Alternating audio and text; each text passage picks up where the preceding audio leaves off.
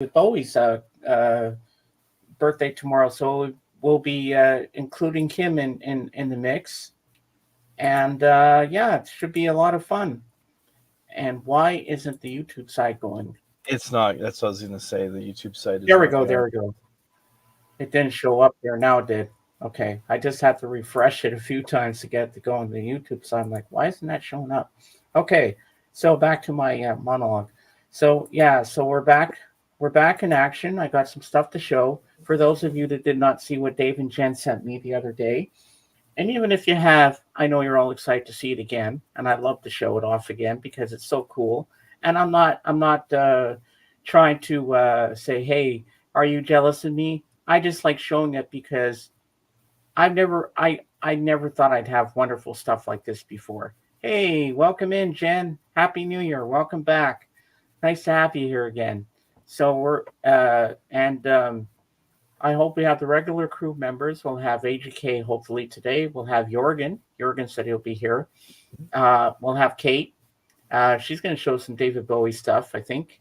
And so we're going to have a good time today. And so everyone, grab your favorite beverage and your favorite snack, and let's get this party started. So now we're gonna say hello to my best friend and wingman and co-host, Dave. Welcome back, Dave. Hey, how's everybody doing? It's good to see everybody again. It's been a while, a couple weeks. Seems like it's been a lot longer. We've just been, the holidays I know are busy for a lot of people, so seems like you got one thing blends into another thing to another thing. But we're back. We're back and we're here today. We're back in action. Yep. Mhm. I just gotta say we are live to AGK. Hello, Mike. Uh, we are live. I'm just telling a few people: Zombie, Jimmy Nickel, and now AGK. Uh, we whoops can't spell. All right, AGK is done, and if he doesn't see my message, then you'll have to text him after. Okay. All right, hey Mike, how you doing? Nice to see you. Mike, do you have a wrench? Yes, you do. Okay, wasn't sure if you did or not. Yeah, so I see you have a new background. Yeah, just temporary for right now. Still organizing the streaming room. Yeah, I was like, okay, are we having a stream this week or not? Because I schedule it a little way ahead of time. I usually do it on Friday. I Mm. schedule our streams for Sunday, but I think I did it Wednesday. Yeah, I think you did do it on Wednesday. But yeah. Yeah, I was so excited that we're doing. I said, you know what? I'm putting it all together. I had a hell of a time to find a picture of Elvis that would fit the for the avatar for the thumbnail. Hmm. I cut half his body off, but Hi, that's Bob. okay. But at Yeah, least it worked. Hey, Bob, welcome in. Welcome to the first stream of 2024. Yes, we're back in action. We're back to business here. And today we're going to have a lot of fun. And Dave, if you make me big, I'll show off my Elvis shirt for everyone. all right. All right, here we go. There he is. Sun Records. Uh huh, uh huh, uh huh. There's my Elvis dance for you. Okay, you can make me smile. All right. But we're not ready to show anything yet. Okay. Wait, we'll wait till other people get in here. It's a little too, you don't want to rush into things too quickly. Yeah, that's true. That is true. So while we're waiting on more people, Dave, tell us what you got for Christmas. I got a couple records and stuff. Thank you, Mike.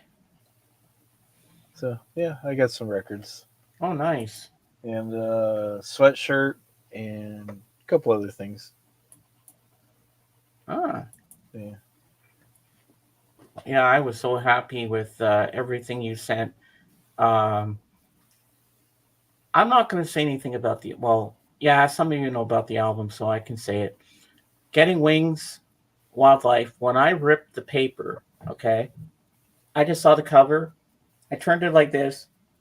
I looked up and I started bawling. I was so happy. I was like, oh my God, he Oh, I knows did. what I I got like. He you. knows what I wanted. And I had a feeling that you had to order it on Amazon because, yeah, I'm hearing a lot of people say that it's hard to find. Yeah, I had to try a couple different online record stores. Amazon didn't even have it, so Really? Well, I saw it mm. on the Canadian Amazon. Yeah, the Amazon here didn't have it, and searched in a bunch of online music stores, and there's one called Drowned Records where I actually found it. And at the time, they had two copies. It said only two copies available. And I'm like, oh, okay. Well, you know what? Getting it brand new is good because I know it's in good shape and it's not Mhm. scratched. Because I heard a lot of the used ones are very, very not in good shape. Yeah. And it's on 180 gram vinyl. And when I put the headphones on, these headphones are so great. Good thing that you got me these things because plugged it in, sat down on my couch, my love seat, Hmm. sat back, cranked it up a little bit, and just listened to it. And I thought, wow, this sounds so amazing. And what a great album it is. A lot of people have mixed reviews about their first album, but I think it's pretty good. I like that song, Bip Bop. Bip Bop, Bop, Bip Bop, Bip Bop, and, or I don't know if I'm doing the lyrics right. I Put don't your know. hair in curlers. We're going to see a band. I don't know what that part has to do with it. It has nothing to do with it. But it's kind of funny when he just randomly puts that in. Uh, well, what band are you going to see, Paul? Explain yourself a little more in that song. What band are you going to watch? We'd like to know. Hmm. But it's such a great album, and I like Love Is Strange. Oh, But it's nice. different from the original because that's a cover. Hmm. Um, and and then because the girl in the song she says, "Oh lover boy, baby, oh baby," that part they didn't put in. Hmm. Uh, got a new strobe type guitar tuner for checking and setting. Oh, that's cool, Bob. Yeah. Intonation. Yeah. All right, let me put this up here. I got the new FPD session box coming later this month. The Blue Hawaii Sessions 4 CD. Wow. Ooh, that is so cool. Well, Very earlier nice. this morning, Mike and everyone, of course, I was listening to Sirius XM. I had the Elvis channel on, and you can backtrack all the different things on demand that you can listen to, and they had the Elvis sessions in the studio, and it's a three-part thing on the making of the album GI Blues, and I heard a song in there called Whistling Blues, and there's actually no whistling in it, but the bass line in this song was so amazing, and you get to hear all the outtakes. And Frankfurt's special was actually a little faster at first until they slowed it down a bit because the guitars are really like going really fast in it. And I thought that was pretty cool. Well, I think we're ready to show some stuff. Okay. So you can make me big, and I'll show you all the stuff I got. Mainly all the Elvis stuff first. So first of all, we're going to start with the Christmas card they sent me. So here we go. Glory to God in the highest. Luke. Nice church in the snow. Hope it's not a snowstorm there. And then we got this. And this I thought was the coolest thing, which I'm going to ask Dave after about, but not yet. We'll get through the stuff first and then I'll ask him about it. Elvis's driver's license. And it expires August 16th, 1977. So yeah. And I got a second one. Well, that's pretty cool. Yeah, Mike, I thought you'd like that. And then we go to this Funko Pop of the Elvis 68 Comeback Special, and it's an exclusive, and it's a diamond collection. I've never seen this one before, so it must be new to the thing. And here's all the other ones you can get. There's Blue Hawaii, Jailhouse Rock, and this one that I just got. Now, before I get on to the other stuff that Dave sent, I got a few magazines to show you that I was sent for Christmas. This is from Terry Venus. He's changing style. There he is on the back. I like the shot of him. So we got that. Then we got this one, which I have doubles of now, because I already had this, but she didn't know, but that's okay. So we got Elvis, remembering Elvis. And I love the shot on the back. Man, if I can get a replica of that guitar, that would be so cool. And I also got an Elvis calendar, which is on my door to my bedroom. But I'm not going to take that down. And as you can see, I got Beatles calendar there. And it came with a poster. That's the first time I've seen a calendar come with a poster. So it came with this. So that's pretty cool. All right, now we got more Elvis stuff. Yes, there's more Elvis to be had. Now this, Mike, I hope you're sitting down because you might faint. So you might get some smelling salts ready when you see this. Look at this. 1955 Cadillac Fleetwood. This is my favorite Elvis item I've ever had. Look at that. Look at the detail on that thing. Sorry about the glare. And then you got Elvis here. And this is going to, when I display it, it's going to stay in the box because, you know, it's worth more money if you keep it in the box. And here's the other one you can get, the purple one. That's okay, but I prefer the pink one. The pink one's always been my favorite. And there's tape on the top and on the trunk. So I'm guessing that the hood comes up and you can see the engine and the trunk opens. But I'm never going to open that because, you know, it'll decrease in value if I take it out. The same with the Funko Pops. You keep them in the box. So now we're going to move on to something different now. Now we're going to move on to a t-shirt. We'll go right side up. We got Jason, Friday the 13th. Hey everyone, I'm Jason. I like to kill people with my machete. Okay, that was kind of weird. And this I had on the other day. This is really cool. And Kate wanted this. She was drooling. My Guns N' Roses shirt. It's pretty cool. And now you're going to love this. A doormat. This doormat is so cool. I even think AGK loved this thing. It's upside down. Okay, I got to be careful I don't knock anything over with this thing because it's kind of heavy too. And it gets in the way. So we got this. Hope you guys can see it okay.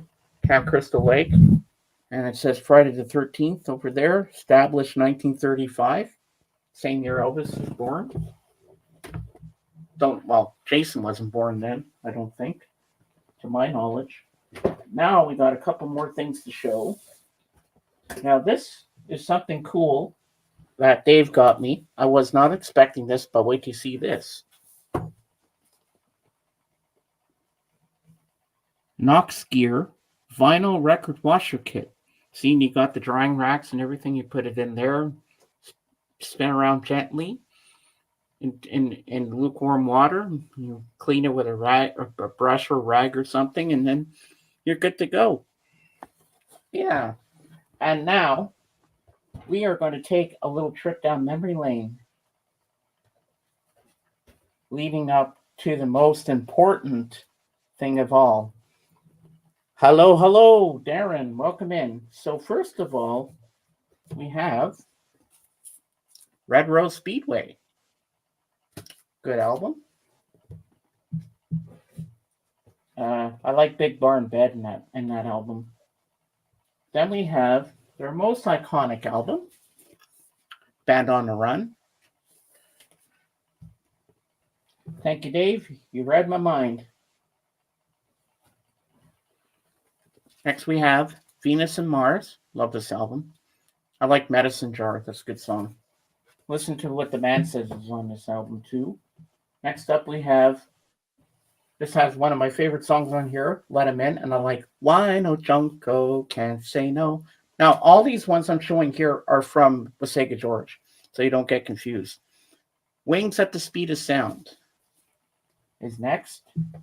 And the next up we have, which I still have to listen to. This is a 3-record set, live album, Wings Over America.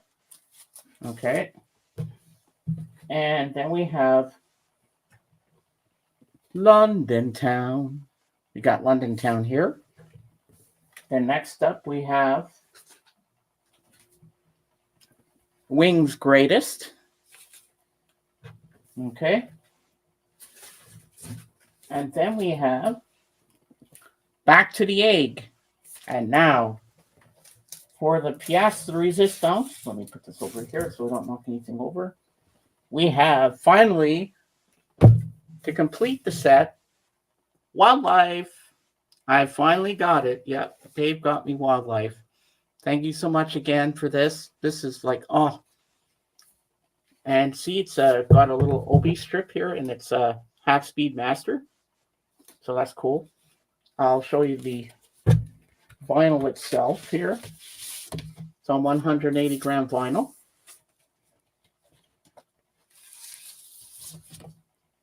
So we got Paul on side one. Whoops.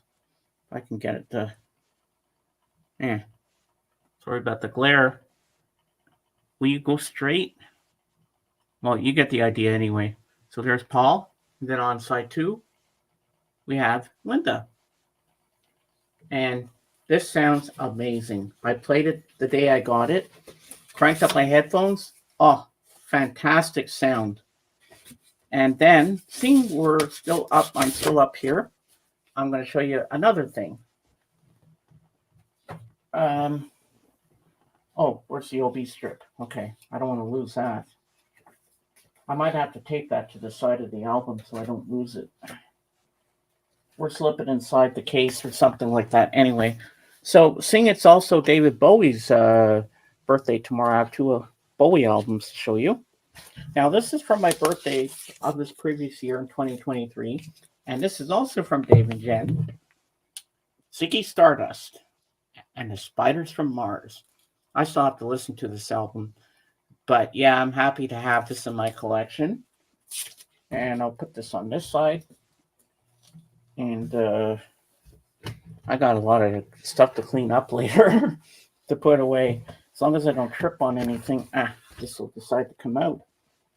And we have the Greatest Hits album, David Bowie Legacy. Hello, everybody. I'm David Bowie, and I thought I'd come and say hello from heaven and see how everybody's doing on Elvis's birthday celebration. So I'm happy to be here today. So here's all the track listings on here for the double LP, which I got from Amazon. And here's the gatefold. And yeah, so happy birthday to Elvis Presley and David Bowie. And I'll put that over there. Shit, I almost fell off my chair. Okay. Balance, James, balance. We don't want to have an accident on screen here because that would, well, might boost the ratings, but it wouldn't be fun for me. All right, you can make me small, Dave.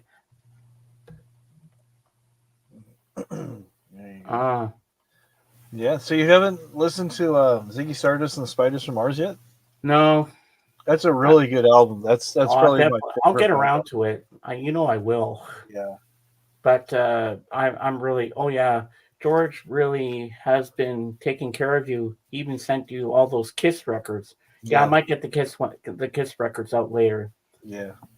I got enough mess here. You know what? Just give me a second. I'm going to put the records up on my love seat. I don't want to knock anything over because I'm going to trip on something. Yeah, when I found that record, I was telling George, I said, hey, I already got that for James. Because he's always like on the ball, like making sure James has all the stuff he wants. And I was like, hey, I just found it. So, but it was nice. He got a lot of good stuff. All great stuff there. So hopefully everybody's New Year's off to a great start, and everybody's things are more positive so far than 2023. It seems like everybody I've talked to just wants 2024 to be better than 2023 because they just say. There we go. I just moved some stuff out of the way. Oh, okay. Trip. They just say 2023, which is kind of blah. So people are really looking forward to 2024. So Yeah. Yeah, too. So I mean, we moved and stuff, so that's exciting. New home, new year. So Mm-hmm. And it's I'll good. be moving sometime in July to an apartment. Mm, Don't know how I feel about that. It is scary. I am scared. I'm a little. My mom and I are a little bit sad yeah, about that. What all's going on? It's hard, but I won't be going for a while yet. So we'll still have a lot of streams to do here in the house, yeah, yeah, and then we'll have some new adventures in the new place too. But it's hard. It's hard to get through this yeah. Change is always hard too. How long have you been at that house where you're at now? since 2018. 2018. Okay, so that's a while then. Yeah, a few years. Yeah, and I'm at the point where I can be open and honest with everyone in here because I know you all support me. I know you all got my back, Mhm. and it's been hard. Now, Dave, I have a question for you. Where did you find these driver's license things? These are so cool. Jen actually did some looking around and found those online. I just absolutely love them. When I opened the card, I thought, ooh, I thought it was an Amazon card at first because it felt heavy. Hmm. And then when I looked, I said, oh, these are the coolest things ever. Yeah, we Yeah, figured that's you'd like those. So. yeah. You know what I like. Yeah. Elvis is my idol. He's my first foray to rock and roll. So you did good. But you know what? Yeah, the only thing I think. This even shocked my mom when she saw this. Hmm. Now this I was not expected to get something cool like this. This must have been very expensive too. I'm not sure what that costs because a lot of stuff Jen checked out and was buying online. So Yeah, and you guys remembered I like the pink Cadillac. yeah, yeah, she picked all that stuff out for you. So Oh, even the doors open. I just saw a sticker there too. You know what? I'm yeah, tempted to take it out and see what's in it, but I'm not going to. yeah. It would decrease in value, don't you think, if I took it out of the box? Well, it's only going to decrease in value if you try to sell it, and then it's like, Yeah, I mean, if it's yours, I mean, I know a lot of people takes like AGK. He takes stuff out of the packaging and puts it in a nice display case and stuff. I'd be, if it was mine, I would take it out of the package, and maybe I'd in the be interested. apartment I might, if I get a nice big display case to put it Yeah, into so it doesn't get dust on it, I might yeah, do that. yeah, But I like it in the case because I like all the Elvis stuff written on the box, and yeah, yeah. I mean, you can keep the box. You can open it carefully and put it like off to the side and then have the thing. yeah, because I like that little moonlight in the back with Elvis, and Yeah, they did a like nice it's job just with the packaging. I The love packaging it. looks very nice. Die cast figure of. I mean, this is great. I mean, the purple one looks okay, but Yeah, this one stands out more. yeah. Pink one's more what he's known for, more iconic. I believe the driver's license. Are they from the state of Tennessee? It says so I right here. Yeah, I believe they And were. it gives a license number. It says date of birth 01/08/35. Weight 170. Maybe that's before I put on the weight. I don't know. Yeah, that's a while back. Yeah. And yeah, and it says expires. It's expires 08/16 77 when he passed away. Mhm. And then it says 21st birthday. Hey, if I get stopped by the cops if I'm driving illegally, can I see your license and registration? And then I show this. Yeah, you might get in worse trouble for doing that. You might not want to do that. I'm Elvis Presley. Oh, We can ride around the apartment delivering mail. LOL. Now that you have a driver's license, there you yeah, go. but I don't have any registration for it, so that's not going to happen anytime soon. There you go. But I know everything's going to be the same when I'm there in the apartment. I'll still have all the same stuff I have now, the same TV provider and internet and stuff. They just have to come in and install it and Yeah. put the modem in my room so I'll be hooked into the Ethernet because I want my computer in with Ethernet, my PlayStation, and my TV. All Ethernet because it's a stronger connection than Wi-Fi. Because Wi-Fi can be pretty messy, but my mom will stay on the Wi-Fi for her tablet Mm. because if you're a streamer, Ethernet is the way to go. Mhm. Was thinking possibly Nevada, also since he spent so much time there. Yeah, that's true. He did. He Yeah. was in Vegas a lot. Mm. Speaking of Vegas, so we got to plan. We got to plan this to surprise Kate. It's fun just messing with her. It just I know, and you know what? she gets worked up. So She gets a kick out of it. She yeah, likes it too. yeah. I mean, not this Friday, but the Friday before last. Hmm. Uh, we got good review. She got good reviews on that stream. Oh, We good. had 174, 154 views on it. Very good. So we're doing good as a team. And we're thinking at one point when we after we do some more and we just get more better and better at what we do together as co-hosting, Hmm. we might try a 12-hour stream. Hmm. We both talked about it. That would be cool. That'd be cool. Sometimes you run out of things to talk about over that long of a time. But I mean, I thought you guys said we were gonna do like a daily podcast or something. No, that That'd be would be too much. I mean, remember when I first started out doing the yeah, streaming every day, then yeah, I passed out one night because it got too much to me. yeah. Like once a week, twice a week with Kate's good, and then when I do this and I do Patrick on Tuesday nights. I mean, or my friend Thrifty Tim on every second Saturday. That's enough for me. That's still a pretty busy schedule there. So yeah, that's good. I mean, it's more convenient for me, and it's more relaxing. So it makes it's easier to do it that way. But yeah, but if you want to be part of our 12-hour stream, Dave, you're more than welcome to show up.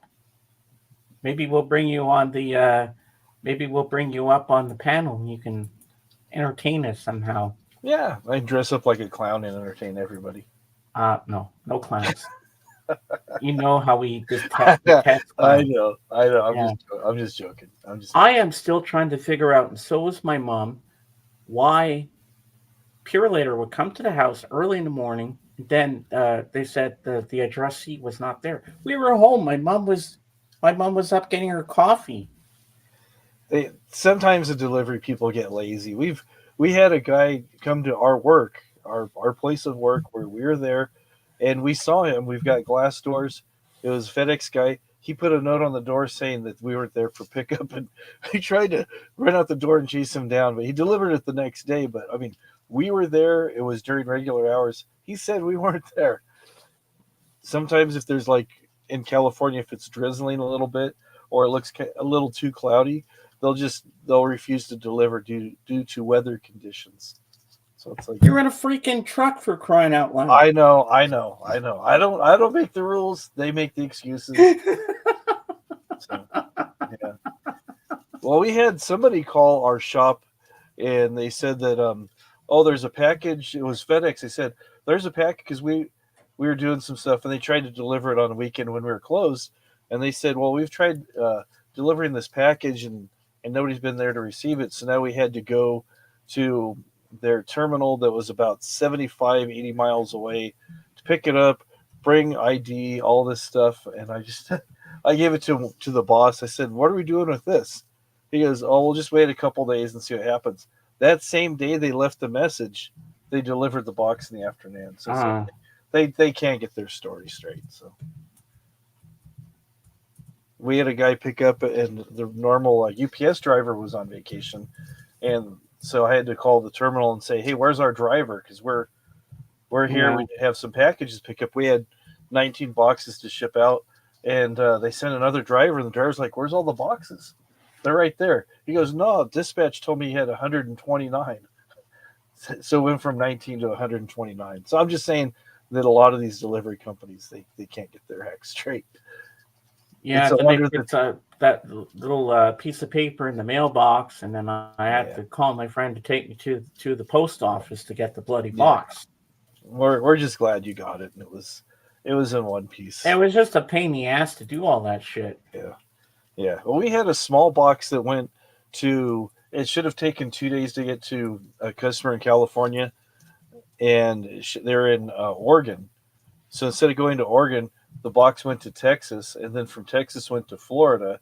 Then from Florida went to New York, back to Florida, back to Texas, and then it came back to us because they couldn't deliver it to the place they needed to deliver it to because they put it on the wrong truck. Yeah, I got scared there. I thought they were going to send it back right away to you. I'm like, no. They always threaten to do stuff like that. You just But you And got at it. the So, end, yeah, at the end of the day, I was happy with everything that you sent us, oh, that's good. and I was. My sister is not home yet; she's still at her boyfriend's. But she'll get. I told her that there's gifts for her as well, so I think she'll Okay, like that. I think My so. mom, my mom really liked the candles. Oh, good, good. Yeah, because she I guess she texted you and Jan about that. Mm-hmm. And you know what? I didn't care that I didn't get walls and bridges because wildlife was my main goal to get. Yeah, I thought that's what you're looking for. And I was happy with that. And I wasn't disappointed because everything you sent me was amazing. And you know my genres of music. You know what I love. Mm-hmm. I mean, sometimes you get me Beatles stuff and some, but lately a lot you've been giving me a lot of Elvis memorabilia, which is good. And I Mm-hmm. like to have a lot of Elvis Oh, stuff in yeah, my collection. And you got me something practical like that record cleaning kit. yeah. Because everybody else can clean their records, but I'm afraid to clean my needle. Um, you know, yeah. It's just really you can just kind of blow across it real lightly, get the dust. Or if you have a really soft toothbrush, you can Yeah. just barely touch it. I wouldn't do too much with your needle. No, I just blow on it, and That's probably the it's best. pretty good because it's one of those little briefcase record players. Uh huh. So the lid's always down, and it's locked up, Yeah, so yeah. dust can't get in. That's fine. Yeah. It's just some places like where we used to live was real dusty and stuff, and I was always if I left a record on the thing overnight, there'd be dust on the record. I'd have to clean it again. It was just so. Yeah. So Darren, you want to come up and join us? I haven't seen you up here in ages. Yeah. If you're okay, you want to come up and join us? I miss you, man. You don't have to show any Elvis records or anything. You can talk about Elvis if you want. Just come up and join us. Um, so the one thing, well, Dave, you're gonna have to do this research because I forgot to do this. Um, what year was David Bowie born? I know they're born the same date, but I think Jen looked it up the other day. I think it was 1947. I think. yeah. So Elvis is older than David Bowie. Yeah. Yeah, because I forgot to look that up Yeah. because I want to 19. have the right information. Because I know more about Elvis than I do Bowie. I know his music, mind you, but James, you need a felt brush. Brush off records before playing and your needle after playing. Oh, okay. Yeah. 1947. Oh, okay. 1947. That would make sense. Yeah. So before I forget, if she's watching, because I gave her the link to my channel, this is my friend from Twitch and Discord. Her name is Millie Mokus. Uh, she's from Venezuela, but she speaks very good English, and she's living in England. And at some point, I will be setting up an interview with her because she's in a band called the Sublimes. She plays bass. She's learning drums and piano, and she has all these guitars. I don't know if all of them are all bass guitars. And she plays left-handed like Paul McCartney, and she's got a gorgeous Hofner bass, the violin shape, just like Paul McCartney. She says Paul McCartney is her hero. Oh, very nice. So I'm looking forward to that. And I'm hoping that the Lamb will be here because I want to bring the Lamb up to meet her so he can take a look at all those guitars she has. Mm-hmm. So her name is Millie Mokus. And Millie, if you're watching, I want to give a big shout out to you.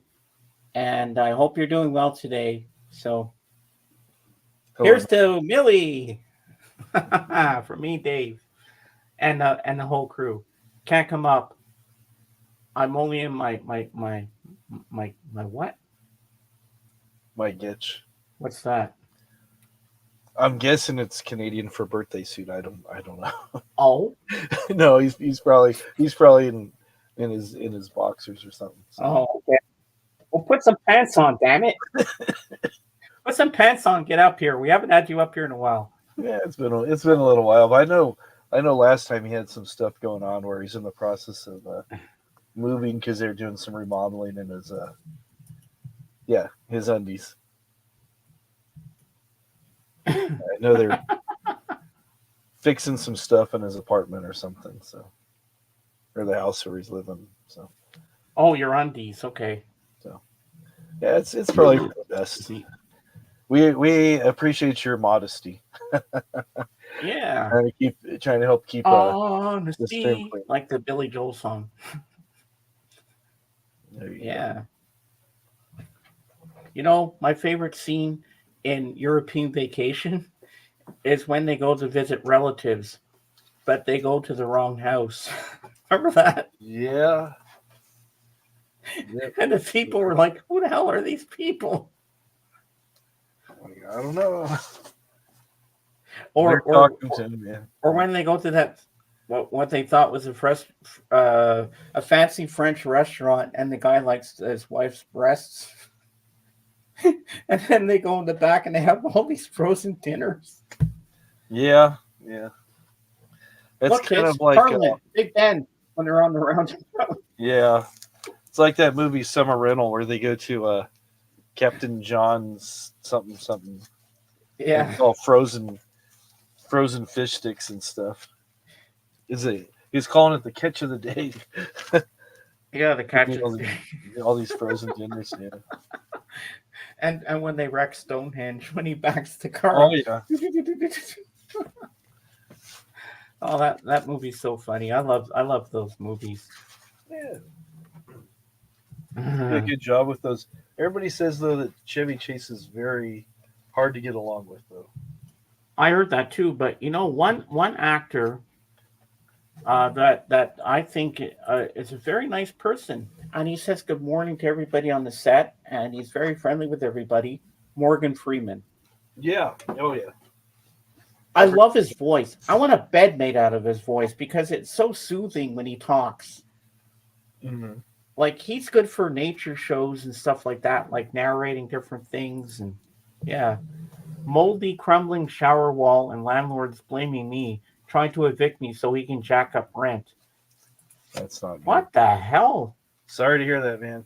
Darren, that's not good. You know what, Darren? Maybe I should send my mom down there. I don't know if that'll be I don't know if that'll be a good thing. Mom, are you still here? Can you help Darren? He's being blamed for a molding, crumbling shower wall. Can you help him out here? Oh my god, that's too funny. Oh, there we go. I got a record in the mail the other day. I had on order for quite a while. Oh wow. Quite a while, meaning about 3 or 4 months. Whoa. I gotta make you big for that. I gotta see this more closer. Holy shit. And a live concert at the Hollywood Bowl, August 18th, 1967. Exactly 1 month after I was born. Oh. And it has an introduction, somebody introducing the band, has his cover of Sgt. Pepper's Lonely Hearts Club Band. I don't know if you've heard that. It's pretty cool. Killing Floor, Wind Cries Mary, Foxy Lady, Catfish Blues, Fire, a cover of Bob Dylan's Like a Rolling Stone, Purple Haze, and Wild Thing. It's just on regular black vinyl, but it comes with this booklet, which is really cool. Wow. I didn't know it was coming in full size. Oh, that's sweet. Oh my god, I'm jelly. And then it has, little things and stuff there. And flip when he sees that. That's if he's into Jimi Hendrix. And you recognize these two ladies? Uh-huh. Yeah. Mama Cass and Michelle Phillips. Yeah. It's like taking stuff. They do a really good job with the packaging on these new releases. Oh yeah, because they were at Monterey Pop. Yeah. And then some more live pictures and just wow, different people. That is so cool. Yeah. I thought that was Ringo there with him for a second with the mop top. Oh no, that's there's a guy who's famous in L.A. called Rodney Bingenheimer, Oh yeah. and he had a thing called English disco, and that's him right there. Yeah, he Oh, a lot of people. that is cool. And Rodney helped promote a lot of bands in the 70s, 80s, and even Yeah. into the 90s. But yeah, has a lot of really good pictures of Jimmy and stuff with Wow. his famous white Strat, right-handed guitar strung upside down.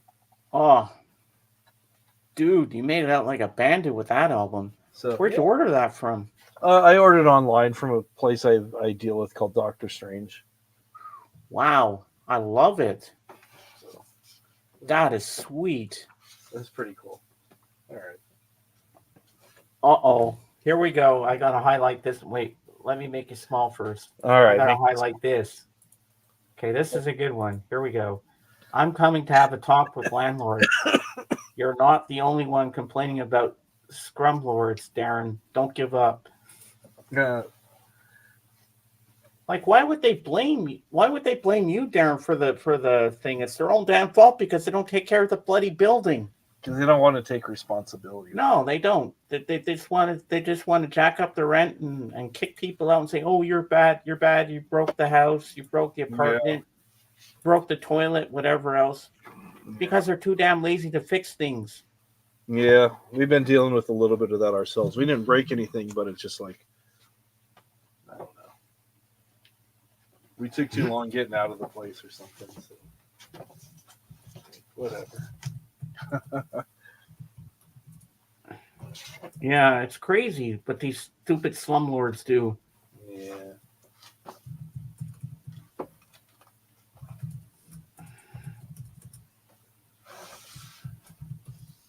Hold on.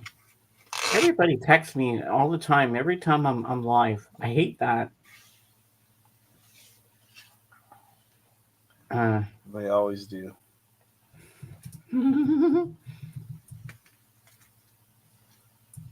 There we go. Okay, I'm back. Yep, these people. It reminds me of a certain movie, which I'm going to show the trailer of if I don't get copyright. I think I'd be able. I think I'll be able to get away with it. Do you think? Hopefully. I think so. Well, we're just going to fly by the seat of our pants. Let's see. There you go.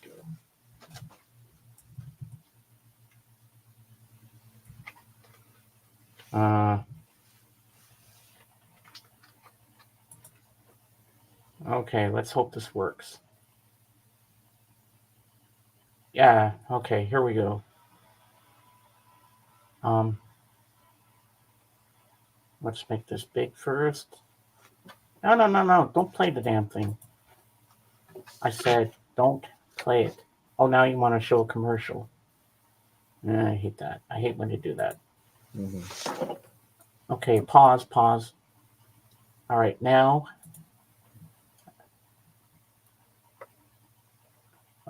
Good idea, Mom. Making sure everything works. Yeah. Because we can hold them responsible. All right. Share the screen. Now, Darren, I'm sure you can relate to this. Okay, this is a great movie, too. All right, ready? In Goodfellas, he was a vicious thug. In Home Alone, he was a ruthless thief. In Lethal Weapon 2, he was a slimy embezzler. That was just a warm-up. In, out. See, that's how the door broke. You're supposed to go in and stay in. You want your electricity fixed? Move. He provides affordable housing for the underprivileged. Joe Pesci, he doesn't want your love. Just the rent. Give me the rent. Give me the rent. Just give me the rent. In my hand, fried cash. I'm Naomi Benziger. You like this car, Naomi? This is my car. I'm counsel for the Housing Authority.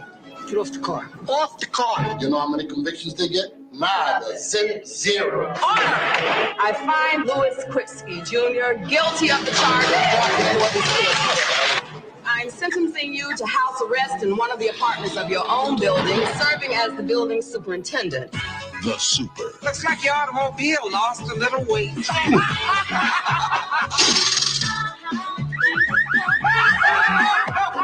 Now he's getting a taste of his own tenement. I want to see something more than the band-aids you are currently applying to this open sore. I know how to play basketball, okay?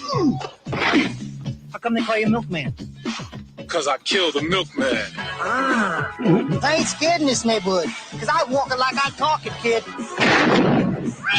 Academy Award winner Joe Pesci is the Super. Once you were a baby, and your mother loved you. My mother still loves. Well, she's wrong. I resent that.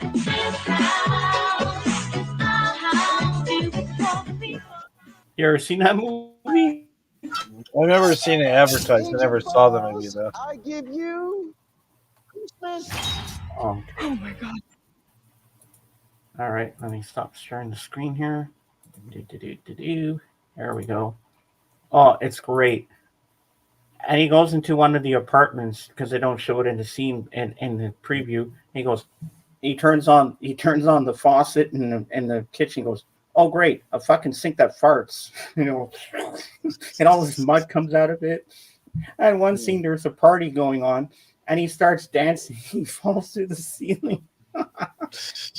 I showed that movie to my dad.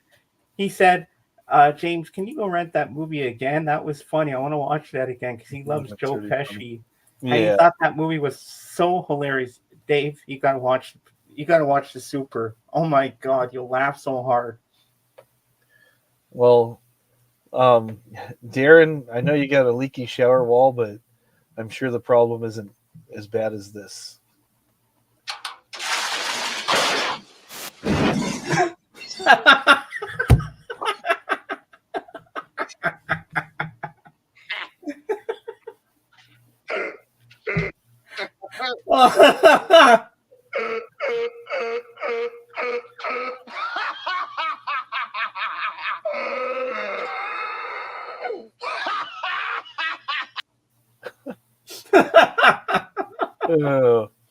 You ever seen that movie, The Money Pit? Yeah, I've seen that. Yeah, great movie. Oh, that's a classic. Oh my God. It's always good.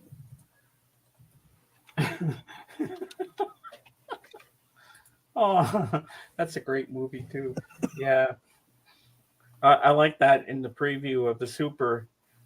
Why do they call you the Milkman? Because I killed the milkman.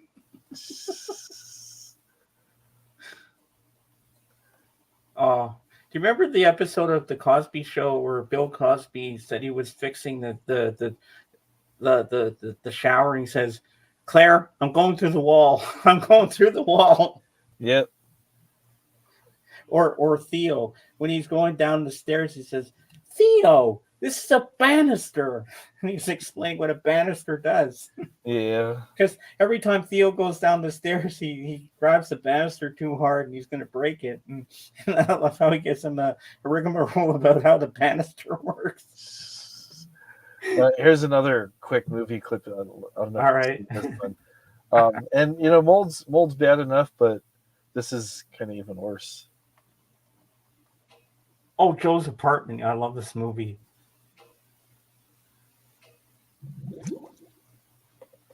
Oh, sewer surfing.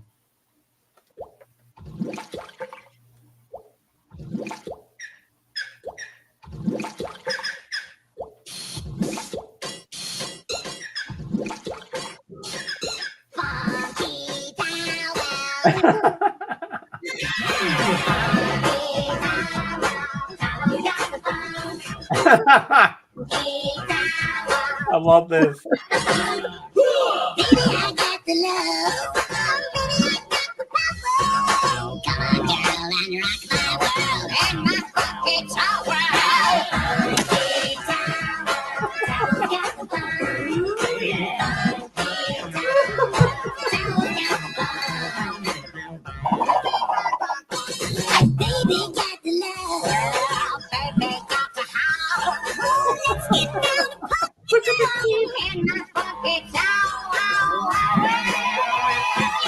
Thinking funk is steaming up the dance floor.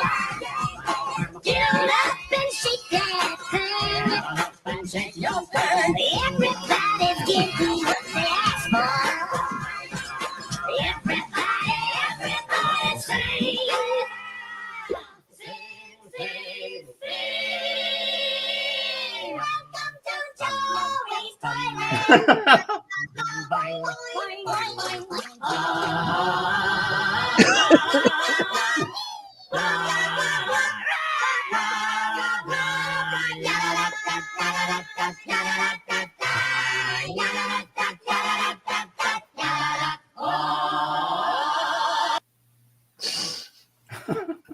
Oh boy.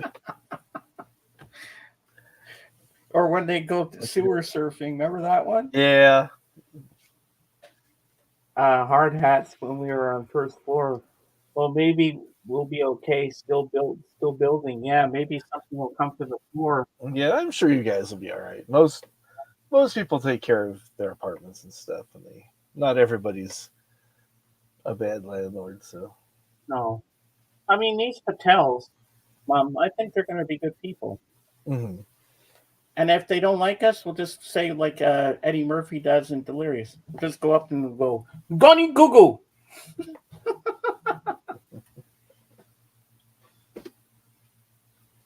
Yeah, I like that backdrop you got there.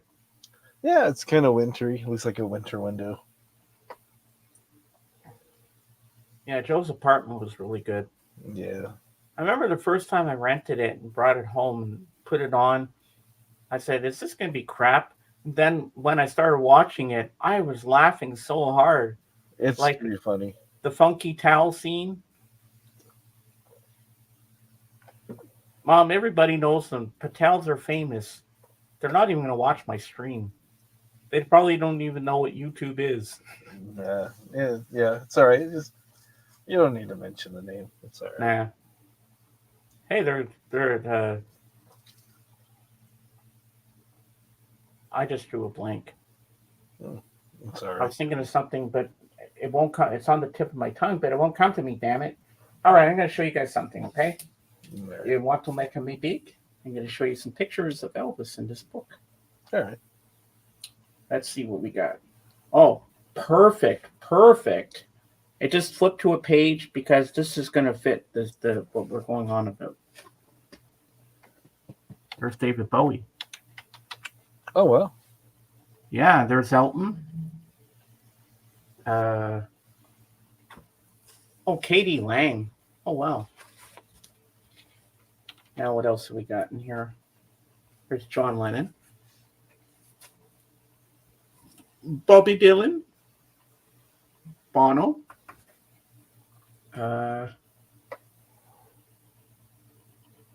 Here's some different Elvis impersonators, and there's a really fat one in the middle here. I don't know how Elvis will show up.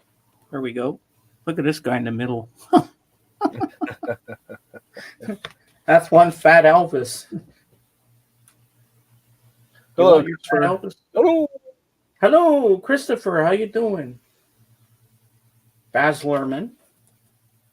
Oh, yeah. There's Austin Butler, who played Elvis in that movie. Pretty cool. Yeah. What else have we got in here? Elvis in the jumpsuits before he was fat. Ooh, Elvis is Back. That's an album I'd like to have in my collection at some point. There's more of his jumpsuits. That's iconic from the Hawaii concert there. Aloha from Hawaii, that's it. This is when he was putting on some weight there. Yeah. These are nice. Mm-hmm. Yeah, good style Elvis did. Yeah. That's nice. I want that. That'd be cool. There's this iconic If I Can Dream. I can't get through that song without crying because it's a beautiful song. There he is all decked out in leather. Yeah, that's think- from a '68 comeback special. Yeah, the gold lame suit. Now that's something I'd love to have. There it is at Graceland, and I was standing right next to it. Yeah, there you go. Oh, they even have a doll of that. What a doll! The nudie suit wearing figure was the last in a series of Elvis, the King of rock and Roll dolls, produced by Mattel in 2001 as part of their Timeless Treasures collection. Wow. Look at that. That is so cool. Oh man, I'd love to have that, but it's probably bloody expensive. I just love this guitar. I want that guitar. That is so cool. Let's see what else we got in here. I don't want to show it all because I don't want to bore anybody with it, but it's cool what we got. That's a nice getup. What else have we got? Girls, girls, girls. There he is in Viva Las Vegas. There he is with Anne Margaret. One of my favorite Elvis movies of all time. That's a nice shot of him there. Mm-hmm. Blue Hawaii. That shirt looks a little too loud. I don't know why they call it loud. What's that all mean? Like the shirt's so bright and colorful, it's almost as if it's shouting, I guess. I don't Yeah. That's when he sings Baby I Don't Care from Jailhouse Rock. Little teddy bear. I like that. That's pretty cool. Jailhouse Rock. They colorized this picture, but it's actually black and white. And I have this laminated big thing on my wall of that actual picture. He had great style. Mm-hmm. I think Elvis was so good with his fashion. You know, he really knew how to. Yeah. There he is in the army stuff. That's a nice shot here. Elvis really knew how to dress. That's a nice shot right there. Look at the old record player right there. Whoops. Yeah. Stupid. I can get it closer there. Can you see that? Oh yeah. It's like what I've got, kind of like a briefcase kind of thing. Yeah. Yeah. They were big in the 50s and 60s, those record players. Oh yeah. That's a nice shot here. Mm-hmm. Like that.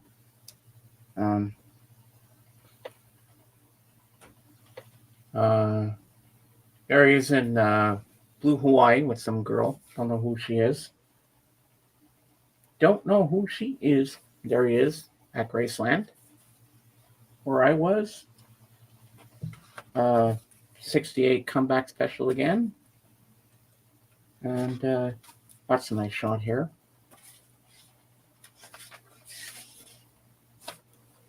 Aloha from Hawaii again.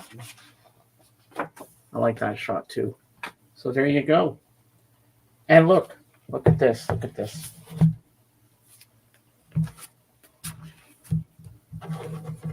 Trying to do a split screen kind of thing.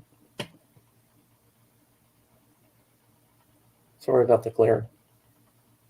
Is that the same outfit? Looks like it. Probably shot on the same day. Yeah, maybe. Yeah, it looks like it. So Yeah. there you go. You got to see some Elvis. All right, you make me smile. Okay. Christopher, hello.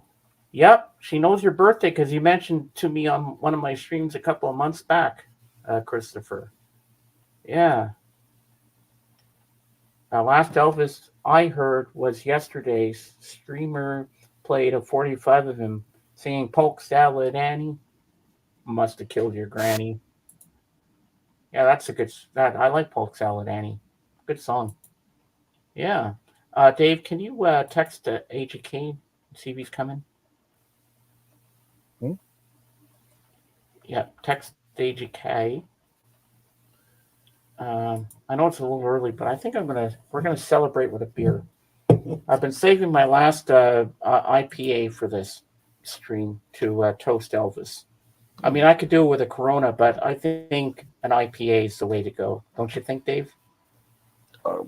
You say so. I don't. I don't know. I'm not a drinker, so I don't know what.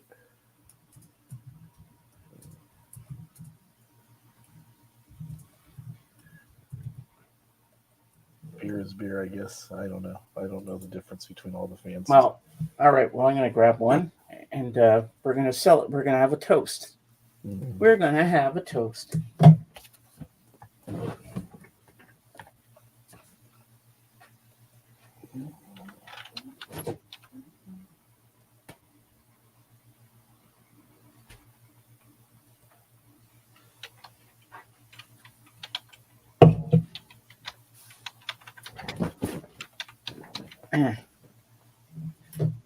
Hey, Trekker. It's a good thing I moved all that stuff, or I've been tripping all over the place, and on camera too. Yep. Well, now my mini fridge is empty. It hasn't been empty in a long time. There's nothing in there. I have to replenish it at some point.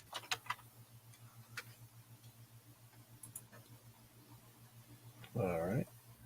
Was it Patti LaBelle that sang that song Pink Cadillac? Aretha Franklin. Oh, yeah. Pink Cadillac. Yeah, I remember that. Yeah. Hello, Trekker. What's up, Trekker? How you doing?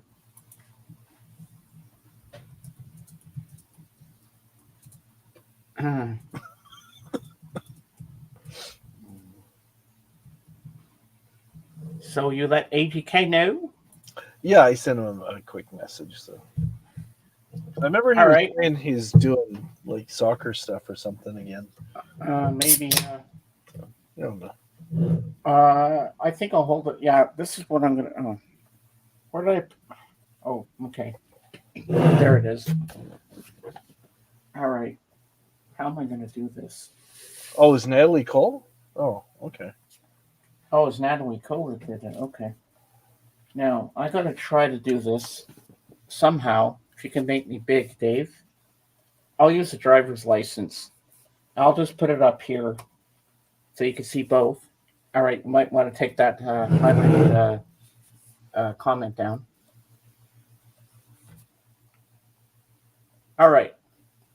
So we got David Bowie and we got Elvis Presley. So I'm going to give him a toast if I don't drop the record. So I want to give a big shout out, big toast to two legends born on the same day, but not the same year. So I want to give a toast to David Bowie, the legend that is. He's an icon. He sang lots of great songs like my favorite song, Heroes. So David, let's dance. And to Elvis Presley, the king of rock and roll, my idol, who I look up to, who was my first foray into rock and roll. I give a toast to you both. Happy birthday, gentlemen. Happy birthday.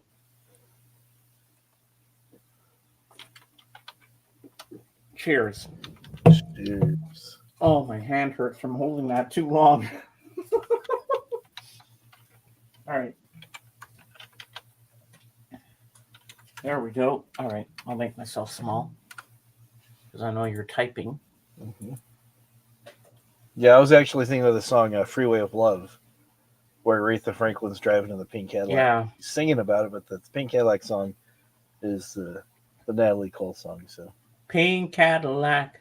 Yeah, I remember that song. Yeah, Pink Cadillac was good. Yeah, that's a good one. Do you like Gio Vanelli? I know the name. I can't think of.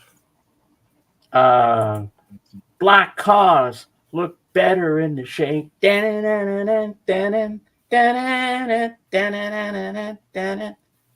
probably heard that one. I probably have, yeah. Do you like Robert Palmer? Oh yeah, oh yeah. Oh, I love that video with the hot babe, simply irresistible. Yeah, I think there's like 3 different ones with the same group of ladies he did. Yeah, I think I had that on cassette back in the day, that album. Yeah. Okay, well, I guess I'm going to go around the panel a bit. I'm focusing more on Elvis because I know more about him than I do David Bowie. No offense to you, David. I love you too. I love your music. You're an awesome guy. I mean, I just gave a shout out to you and a toast to you, but I know more about Elvis, so I'm going to focus more on Elvis Presley. So, do you remember what Elvis's twin brother's name was?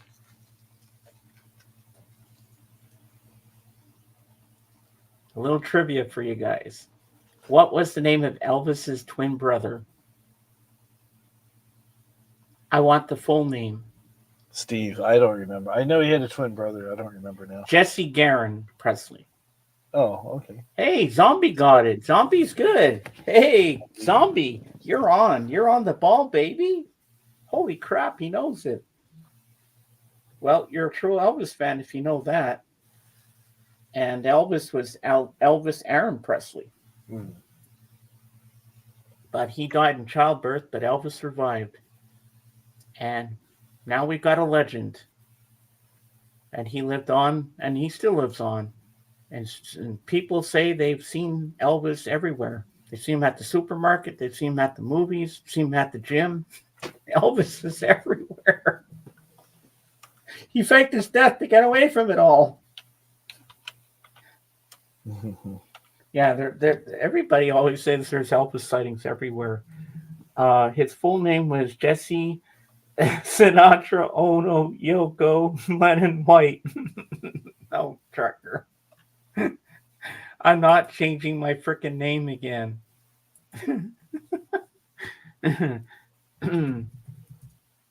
Oh, it's great. Yeah, Elvis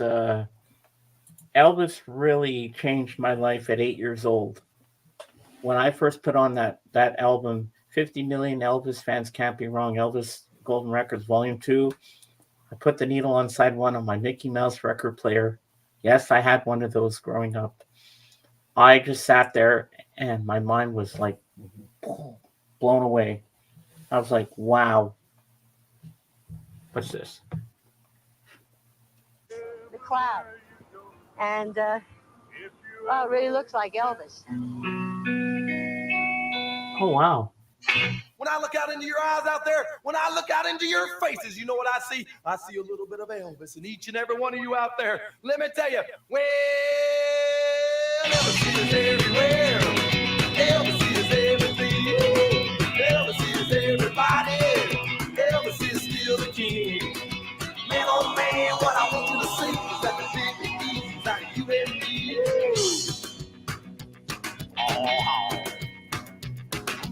Elvis is everywhere, man. He's in everything. I hope I don't get a copyright claim for this. I'll send you the full thing. Yeah, I want to see that. I haven't heard that song in a long time. I remembered that. Yeah. I'll never forget when I first heard I Need Your Love Tonight. I was like, wow. And when I heard One Night with You, then I'm like, I'm 8 years old. I'm bobbing my head to it. You know, when does an 8-year-old bob their head to a song? Mm-hmm. Hardly ever. It's like, what am I hearing? Why am I bobbing my head? Am I getting into this? Am I really enjoying this? It's like words cannot describe that day. If I could go back in time and relive that moment when I first heard that album, I would want to. Is there an album for you, Dave, that did that when you were a kid? That you would like to relive again, hearing it for the first time and having your mind blown? There's been a few albums that have been very impactful and stuff. It was a little bit later in life, but the first record I bought with my own money was Ozzy Osbourne's Diary of a Madman. And I was going through a very rough patch, and it helped me out as a 14-year-old kid. Yeah. So, was that the one that blew you away? Oh yeah. Maybe hearing Jimmy, because I think I heard Jimi Hendrix when I was about 9 for the first time, and I'd say Jimi Hendrix was the first thing that I heard that just kind of like really blew me away. My aunt was playing it, and I go, "What is that?" It sounded like just all kinds of weird spaceship sounds and just the feedback and all the stuff he's doing. So, oh, that's Jimi Hendrix. I play him all the time. I go, but it was just one day I heard it, and it's like, I was just like really amazed. But yeah. Well, my number one record, Sabbath, Bloody Sabbath. There you go. Oh,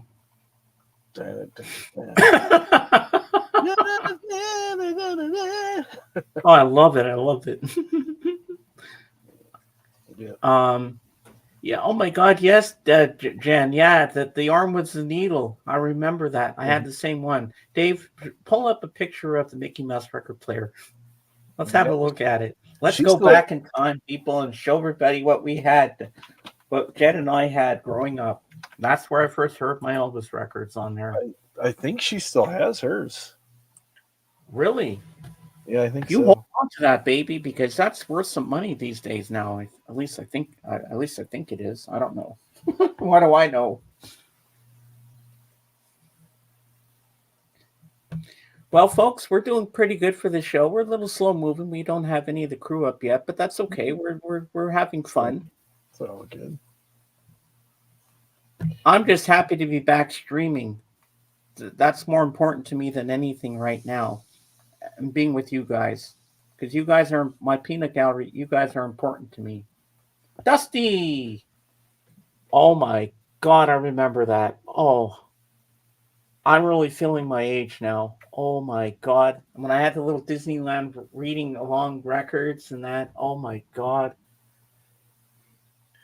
When you hear the bell, turn the page. Ding! Yeah. When Tinkerbell rings the little chimes like this. Ding!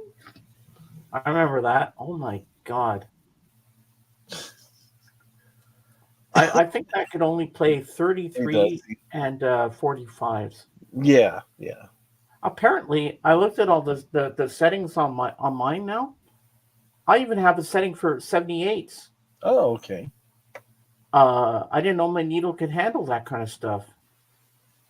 Yeah, probably could. Yeah, she's saying that's it.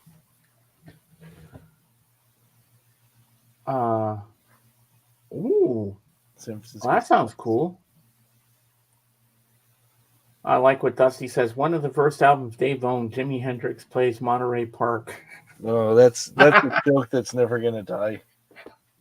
That joke's gonna go on forever, just like Lemon Boy. Yep.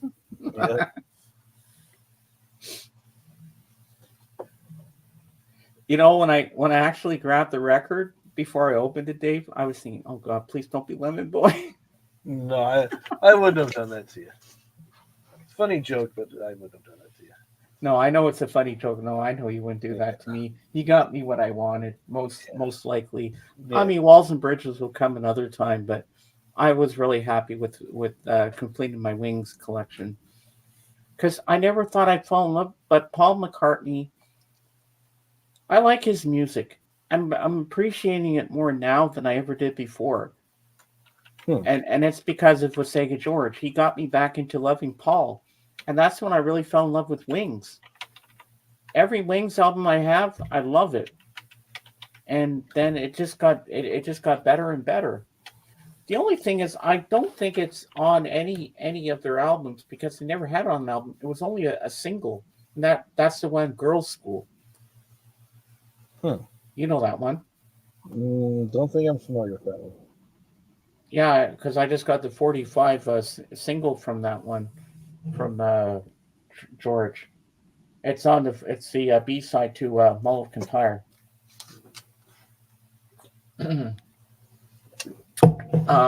So how often do I have to clean records? Not very often. Like you said, you keep your stuff covered. It should be fine. I would just use it on the used ones. I mean, if you've been playing a record, I don't know, a few times in a row or something, maybe, clean it up in case there's a little bit of dust on it. Yeah, then I can clean them like that. Yeah. Yeah. I'm probably not going to open the machine till I get to the apartment and then try it then. Yeah. But I am tempted to try it before that just to see if I can do it. Yeah, it's really easy to use. I would open up and just do it. Then when you're done with the stuff, you just pour the stuff down the sink and let it all take the brushes off the thing. They just slide right in. It's like a little pad. It's like all kind of velvety. You just see where the pads go in and just take those off and rinse those good with soap and water and rinse them off, and then let them just air dry. Yeah, and I saw the guy. You slide it for the different shapes of the record, like Yeah. 33, like 45s and stuff. There's a little thing that you can. How do you know Well, when you there's actually little notches in the thing, and you'll see like the notches that are real close together are for your 45s, and then the middle ones are for your 10-inch, which is like your 78s, and then the very last row is for your 33 regular 33s. Yeah. Yeah, I hope I can figure that out. I hope It's super easy. As soon as you open up, start looking at it, you go, oh, it makes sense. You'll figure it out.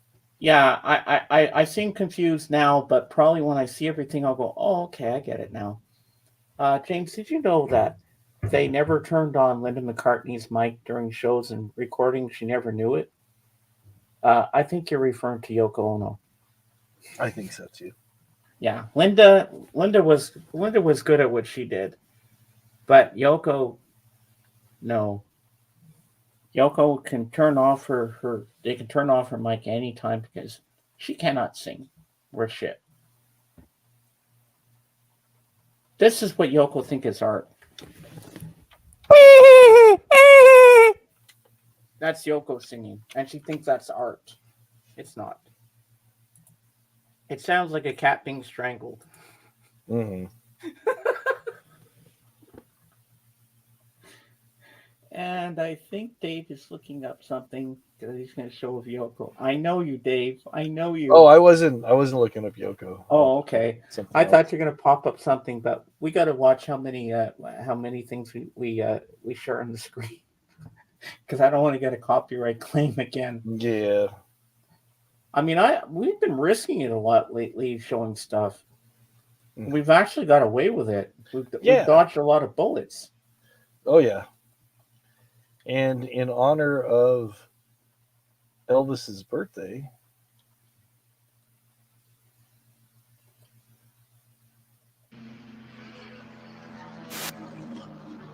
Honeymoon in Vegas. I remember this movie.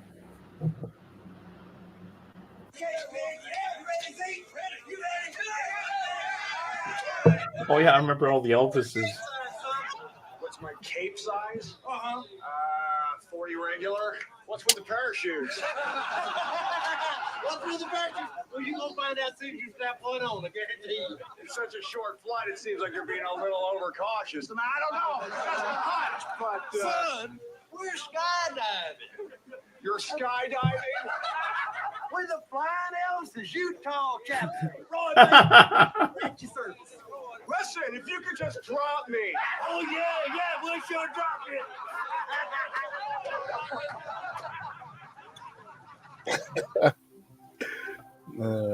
Excuse me. Oh my god, I love that. When they parachute out of the plane with the flying Yeah. Elvises. Yeah. Raising Arizona is your favorite movie? Yeah, he's pretty good in that. What was the one with Kurt Russell where they go to Memphis and they're going to steal something? You know what I'm talking about? I don't remember the name of it. Yeah, but yeah. You know what I'm talking about, right? Yeah. Yeah, it's on the tip of my tongue. I can't remember.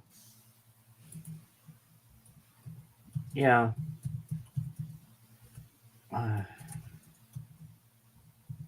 It's crazy. It's crazy.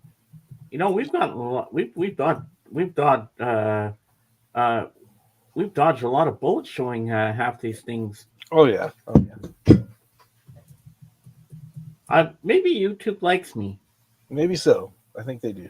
Maybe they're saying, okay, we'll let James slide in with Dave because they're good people. They always support us and say hi to us. Hey YouTube, how you doing? Merry Christmas and Happy New Year and all that good stuff. Oh yeah. See, you treat them nice like that, they'll let you get away with it. Yep. John Goodman is one of my favorite actors. Yeah, John Goodman's pretty good. He's a good guy. Oh God, what's the name of the movie? Remember Heartbreak Hotel, where they kidnapped Elvis to sing for his wife? Mm-hmm. That was good. Oh, speaking of Elvis, I mean, I watched a movie on Plex that JJ put up for me. It's called Priscilla, and it's directed by Sofia Coppola. Oh, okay. And if you keep them short, they don't seem to care. Yeah. Yeah, that's true. That's true. If you find a minute little clip, you're fine. Yeah. Like when I showed the Roadrunner theme. Uh, what was I saying? Oh yeah, Priscilla. It's based off of the biography that Priscilla Presley wrote called Elvis and Me, which I've read when I was going to Memphis Mhm. back in 2003. And it was a good movie. Now, what was historical in there, I could remember, and some of it I don't know. Oh, Jen, it's a beautiful movie, but the guy that plays Elvis, I don't know, he doesn't fit the part. He doesn't look like Elvis. I mean, he acted like him okay, but Mhm. like looking wise, no. Kurt Russell could be a dead ringer for Elvis. I mean, remember Elvis the movie? Yeah. I mean, Kurt Russell looks like Elvis. He could act like him, but Austin Butler was great as Elvis. But this guy, I don't know if he fits the role. I mean, it's not going to spoil the movie for you, Jen. But I just didn't think this guy was fit to play the part. I mean, he did okay. I mean, Sophia could have got a better actor to play the part. But anyway, it's still a good movie. I really enjoyed it. The ending was kind of, I'm not going to spoil the ending, don't worry. The ending just kind of left you hanging. You're like, what? That's it? That's the end? That's all I'm going to say. I won't even give it away. I'm not going to spoil it. But it was a good movie. They really did a really good replica of the inside of Graceland because it looked real. It looked like the real Graceland. And it was just so, the sets were so amazing. And I was like blown away. I was like, wow, they really did their homework on Graceland. And that's what really moved me. But years ago, they did a 3-hour TV movie called Elvis and Me. Hmm. It was a little different. It was longer than this one, but I think that one was more historically correct because I wait. I don't think I read the book then. No, I didn't. No, I forget what year that was, but I remember seeing it and really liking it. But I hadn't read the book at that time. But the book, sometimes the books are always better than the movie, or maybe the movie's better than the book sometimes. You never know. It's vice versa, you know, vice versa. You never know what's going to be better, the book or the movie or whatever, you know. But Elvis and Me was a very good book, and she really described Elvis to a T, the way she knew him, the way he acted around her. I mean, this book just was so beautiful. Where is the organ? I need crappy records. He'll be here. He'll be here. He said he's going to be here, Christopher. Don't worry. We just have to be patient. He'll be here. I know he will. He won't let us down. We just have to wait and see. But he'll be here. Uh, and I think Kate's going to be here today because I think she said she's going to show 2 David Bowie albums that she has. But I don't think she has any Elvis to show. Do you have any Elvis, Dave? In your collection? I have a CD. It's like a greatest hits. It's a 2 CD thing. Oh yeah. Yeah. But I know it. I'm not going to show any of the Graceland pictures again because we've done it up team times. You know, it kind of gets repetitive. That's why I kept my Elvis stuff to like a little bit limited this time. Mm-hmm. You know, because I don't want to go through every Elvis thing over and over and over again. But one point I want to bring up again from that Memphis trip is when that moment in the meditation garden when I was standing in front of his grave and just hearing the song "Welcome to My World" on the headset. And I said, "Dad, can I be alone with Elvis?"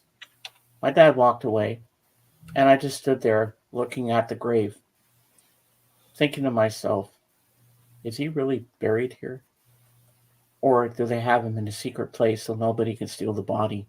I was thinking that. I don't know why that popped in my mind, but you know what? I felt the presence there. I felt Elvis was there connecting with me. And I talked to him for a good 15, 20 minutes almost. And I was talking to him, saying, "You're my idol. You got me into so much music. From you, I stemmed into the Beatles." I was having a conversation with him, and people were watching me and smiling. And they thought it was nice that I was saying that. I was having a conversation with my idol. And I was telling him all the things I got into, how I was in my church choir because of you, because I love to sing. And it's like I connected with him right there. And then at the end of the song, that's when I bawled my eyes out. And then some guy came over to me. I didn't know him. He put his arm around me. He was crying too. He says, "Elvis was the king. He was a good man." And he says, "Don't be embarrassed to cry because I'm crying too." And then I didn't know this Elvis fan, but we hugged each other. We just hugged each other, and it just felt right. And it was just, sorry, I'm getting emotional. It's all right. It was just a magic, beautiful moment being there in front of Elvis and just having a conversation with him. I've always dreamt of doing that. And that was an opportunity for me that I'll never forget. It was special. And then I walked over to my dad and he said, "Did you have a good cry?" I said, "Yeah." And I was about to lose it again. And then, "Dad, can I have a hug?" And he hugged me right there. He knew. He understood. He didn't tease me or anything. He knew. I said, "Dad, this is the best trip I've ever been on." And I said, "I had a good talk with Elvis." And he said, "That's good." He was so proud of me for doing that.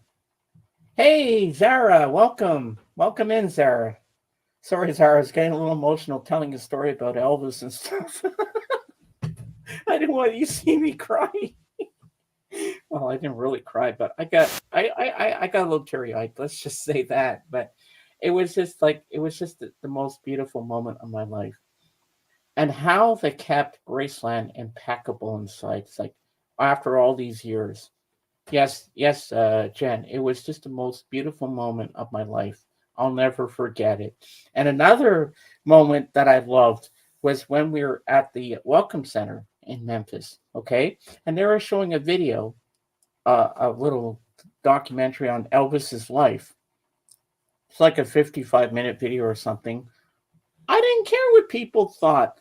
I sat right on the floor in front of that TV monitor and I start to watch it.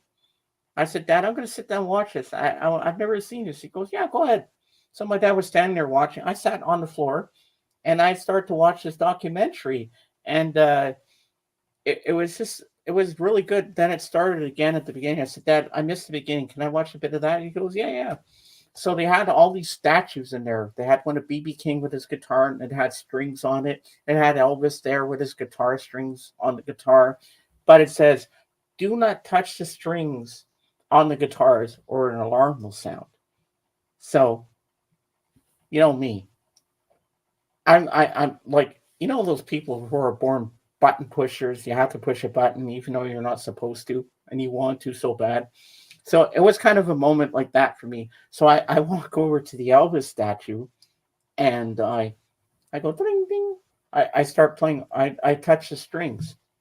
I'm waiting for the alarm to sound. Nothing happened. I was like, what? What's going on here? Then I go over to BB King. I touch the strings. I'm waiting. No alarm sounded. I was like, did you see that, Dad? The alarms didn't sound for me. Do I have a connection with Elvis and BB King all of a sudden? And I said, "Dad, you touched them." My dad touched Elvis's strings. Then he went to BB King. The alarm went off. Then I did it again. The alarms didn't go off. Isn't that freaky? Dave, I think your mic is off. I think you're right. That's pretty wild. Then I said I got one of the security guards to come over and see. "Security guard, come here." you got to check this out. This is freaky. I said, I think I have a connection with Elvis Presley and BB King. Watch this. I hit the strings on both their guitars. The alarm didn't go off. I said, now you try it. I had the security guard do it. And the alarms went off. He goes, oh my God, you must have a connection with their spirit. Hmm. I'm like, I think, well, wait. Oh, no, I think BB King was still alive at the time. In 2003. Was he alive still, Dave? I think so. Yeah. And he says, that's really neat. He says, you must really have a connection with them. Then then my dad and I started talking to the security guard where we were from and everything. He said, my son here is a big Elvis fan, blah, blah, blah. And he said, yeah, he said, I love your Elvis tie and everything. And it was just a great moment. Or I know the story you like, Dave, is when we saw that guy with the cross on the wheel. Remember that story? Yeah. All right, I'll tell that one again because I love telling that story. This is good. I don't know if you heard this one before, Trucker, but you're gonna love this. So my dad and I are trying to find the Elvis statue, which we finally did at some point. So out of the corner, this guy comes rolling down the street.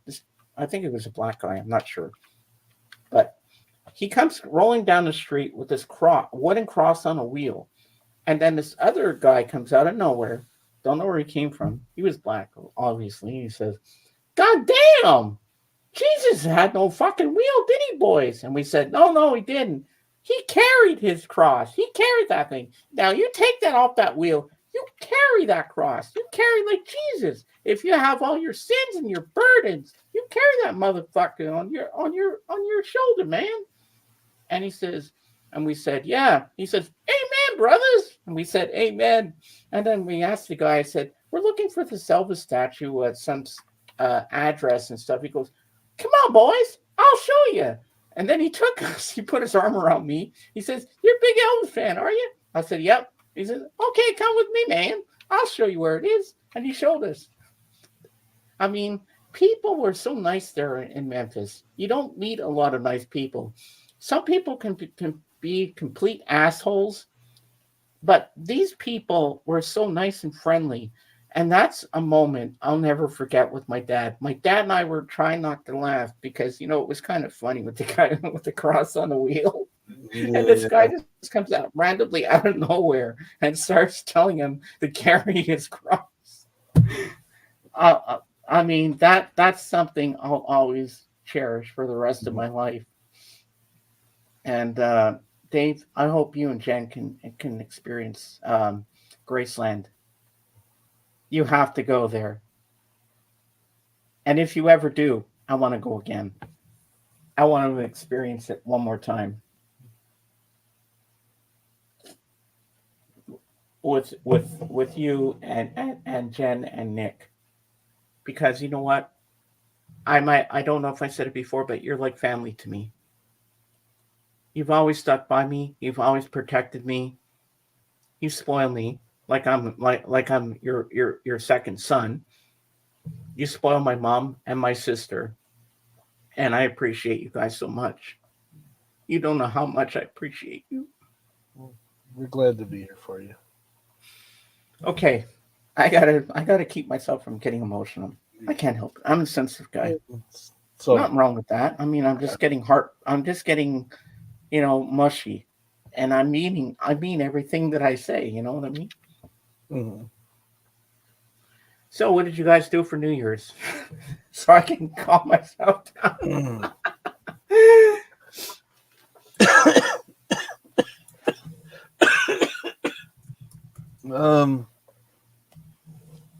Not much of anything. We heard people lighting off fireworks nearby, and that was about it.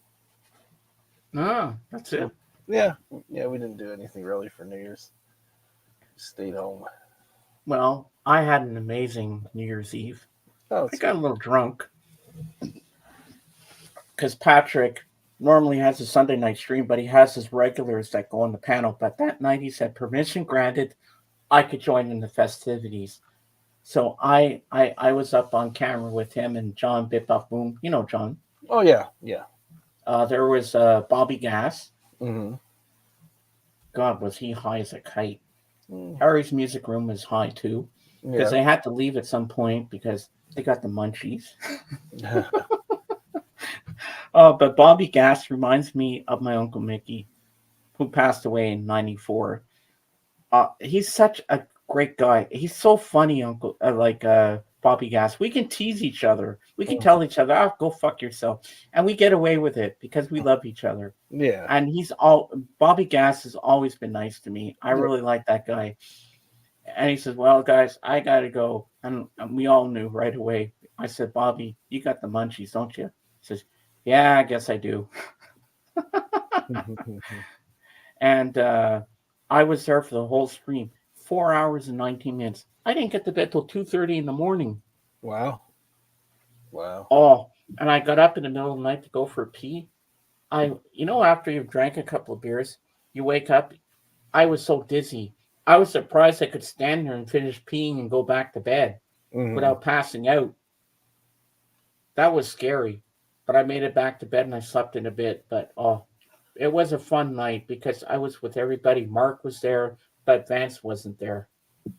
And it was just such an amazing night. That was one of the best New Year's Eve I've ever had. And even George stuck it out. George, Sega George was there. He came in and he stuck it out for the whole time that I did. Mm-hmm. And it was such a great night. I mean, such a great bunch of people there. And John and his wife Sarah were happy to see me. And they were like, "Hey," they're like, "James, you stuck it out tonight. You stayed the whole time." And my mom didn't mind. She said, "Yeah, it's New Year's Eve. Have fun. Stay up late. Just sleep in a bit in the morning," which I did. And it was just a beautiful night. I wish you, because I saw you come in there, Dave. Yeah, we were listening most of the time. We're still shuffling stuff and moving stuff around, trying to, So I didn't have 6 White Claws. I had one of these Greystone IPAs, and then I had two Coronas. And I'm like, what was I thinking? I was like, oh my God. Yeah.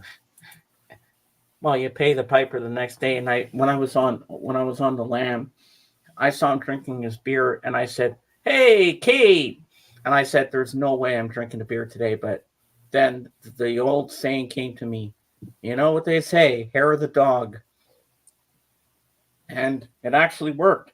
Put the dinky out for Kate. Okay. Hello, Kate. Welcome in. Welcome in.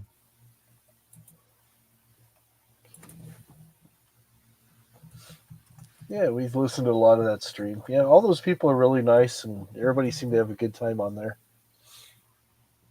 And Miss Ewing popped in. Yeah. Hello, Caitlin. Kate's in the house. She's quiet as a mouse. I'll have the honor of bringing Kate up. It's been a while since I brought someone up. Yeah. And I'll probably do the same with the organ. Well, we have half the crew today, so that's good. Yeah. Did you hear from AGK? No, I have not heard from some. I'm assuming he's probably sidetracked doing other stuff. He's a busy guy. He's a pretty busy guy. So. Well, he was in my unboxing the other day, so that was good. Mm-hmm. I should have asked him then if he was coming today. I'm kicking myself now for not asking. Oh well, he'll be here. I know he'll always be here for me. Yeah, yeah. I mean, we're doing pretty good so far. We've gotten this far. So there's the link for you, Kate. Get your butt up here and join us, and we'll have some fun. Yeah. When the clock strikes, we're going to rock around the clock tonight. We're going to rock till broad daylight. We're going to rock around the clock tonight. Bloody Mary for hair of the dog. It is healthy. Tomato juice with a celery stick for stirring. Ooh, that sounds good, Bob. But wouldn't tomato juice be heavy? Because sometimes when I drink tomato juice, when I'm not hungover, I mean, it tastes heavy. I mean, wouldn't that be heavy after a hangover? Drinking tomato juice. Maybe it settles your stomach. I don't really know. Uh, uh,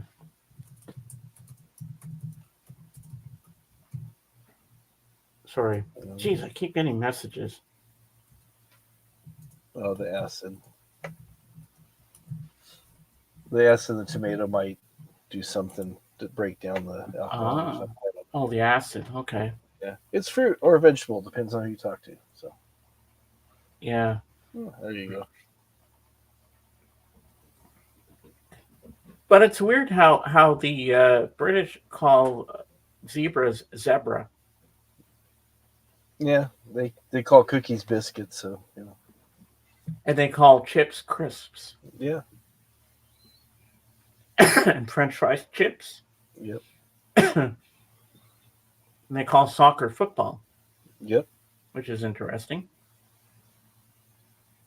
One day I'm gonna, if I ever have to land on my stream again, which I will, obviously, I'm gonna ask him if he's on the panel with us. Tell us all the British slang words that you know that you can teach us, stuff that we never heard before. And I heard "wawa." Mm-hmm. It means headache. Yeah. I only found that out on Breakfast with the Beatles. I never knew that before. Hmm. And if someone says they have to walk the dog, that usually means they're going to use the restroom. Oh, I never knew that. That's You never knew new. that? Yeah. No. Said, oh, I'm going to walk the dog, mate. Yep, they're off to the restroom. Well, my dad used to say, I have to see a man about a horse. Mm-hmm. That's going to the toilet. Or he says, I have to go put an edge on my skates. Mm-hmm. Laptop. She's having laptop issues again. Oh, no. Kate, you got to get a new laptop, baby. What are you confused about, Christopher? He's asking if we know any Swedish words used in English. IKEA is one. That's the only one I know. I think loofah. I think that's another word, like a sponge. Loofah. Loofah. I don't know. I know one that you use, Christopher, all the time on I'm going somewhere funny with this. You're gonna laugh. And I think Christopher is gonna laugh too when I say this. Oh, smorgasbord, that's another one. Yep. Smorgasbord, yeah, that's one, yes. Yep. And something you always tell Christopher, this is something you always tell Jorgen. You got your records at the toilet store. Ombudsman. What's that? What is that, Christopher? I don't understand.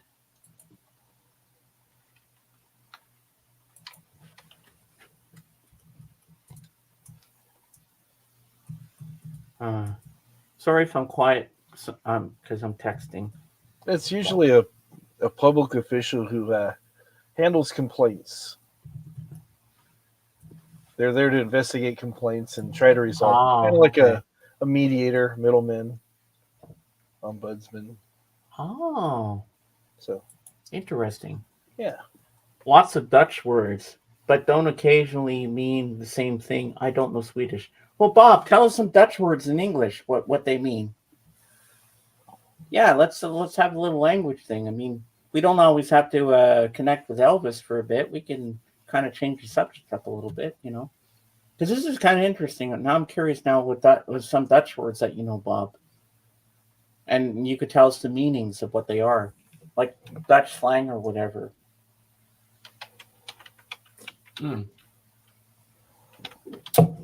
We've hit onto something.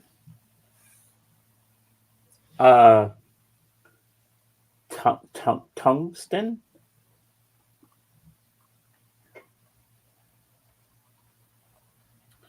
I don't know what that is, Christopher. Where's Jorgen when we need him?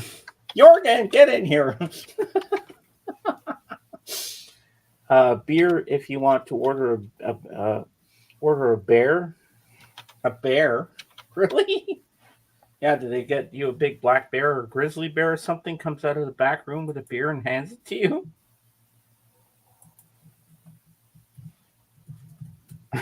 I don't know.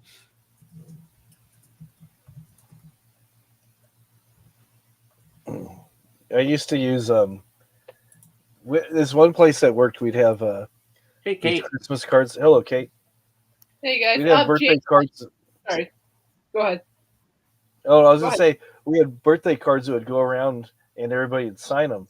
And I'd go to Google Translate, and I'd put something, I'd translate it to a language I knew they didn't know, usually like Dutch or Norwegian or something, and I'd put it in quotations so they think it was a really nice birthday sentiment. But what I was really writing is, "You're old and you smell of cheese." Oh my god. And they go, "Oh, that's the nicest thing anybody's ever said." Yeah, like beer. Beer. Because when I used to go to the Montreal Expos at the baseball team at the Olympic Stadium in Montreal, the guy would go up and down the aisles and go, beer, beer, beer, beer, beer. Beer is French for beer. Yeah. And what's that, Christopher? Lingonberry. Dave, what's lingonberry? It's type of berry, actually. Lingonberry. See, we're doing different languages, Kate.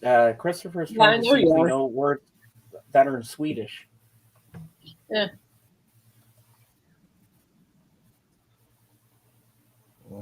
So, Kate, did you say you had some David Bowie? I didn't have time to show it. Look it up, buddy. I'm sorry. That's okay. Things have been kind of busy lately.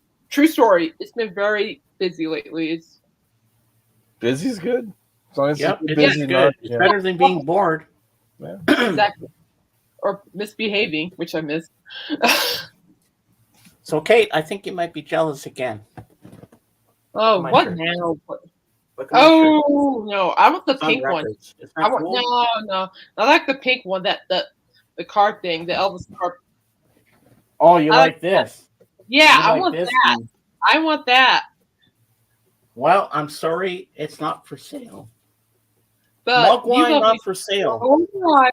With Hi, Jen. Mogwai come much responsibility. Hi. No. Yeah. It's not for sale. Yeah. Hey, Patricia, is there any way that could be in the yard sale? Nope. My mom likes it too, so it's staying with me. It's not going anywhere. Puts her in the Iron Maiden. Excellent. Yeah. Yeah, I'm sorry, James. Things have just been busy. I'm selling stuff. Oh yeah, Tim Raines. I remember him. Yeah, I remember Tim Raines from the Montreal Expos. Do you have Tim Raines in a baseball card? Huh? Tim Raines. He's an Expo, Montreal Expo. He's the guy that started that coffee place, right? Okay, well, okay. Can you type the name in the chat and I can take a sneaky peeky? It's right there. It's Star Trekker just said it here. Tim Raines. Oh, sorry, guys. I'm tired. Yeah, I know Tim Raines. Vladimir Guerrero, I'm not familiar with. I know. I don't have. Oh, that is Vladimir Guerrero Jr.'s father. I know. I don't have a Vladimir Guerrero. I have Vladimir Guerrero Jr.'s card, and they're going Tim Raines. No, I'll take sneaky peek. Why don't you all ramble, and I'll take sneak peeks. I know I got a lot of extra over here. Most of the words we use in Swedish are from German. Oh. Yeah, my mom says smorgasbord is an arrangement of cold cuts. I was showing you this earlier, James, the gatefold on this.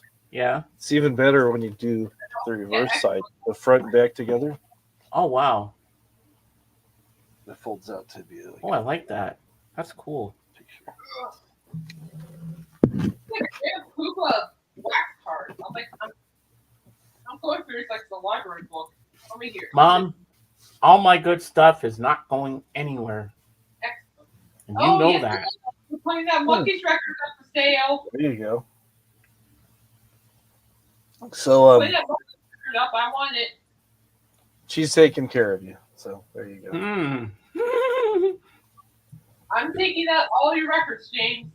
No, you're not. It's all coming with me. Yes, I Oh, am. very cool. Yeah, I've always liked Maiden. Maiden's one of those bands. It's like, I have a rock ring. I have 2 rock rings.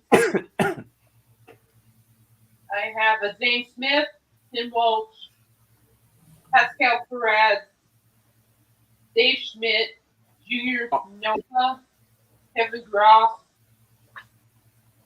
Bill Samplin, Lino DeShields, Dave Martinez.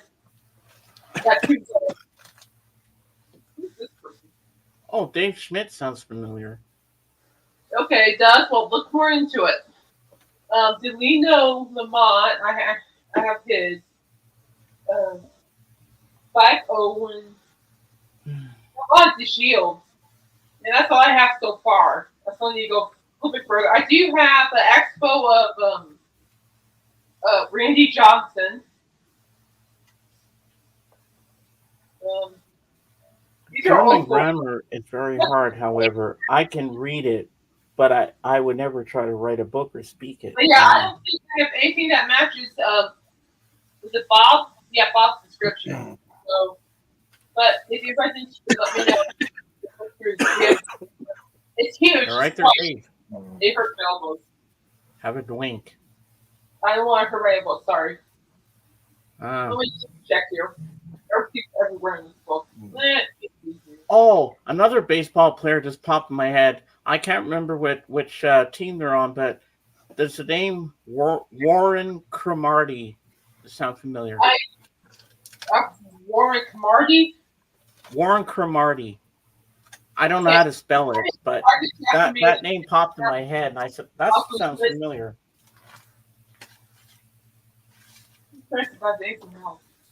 I got 3 really. I need to get these graded. I have 3 Nolan Ryan Astro cards. Same card. Oh, wow. But I want to get these graded.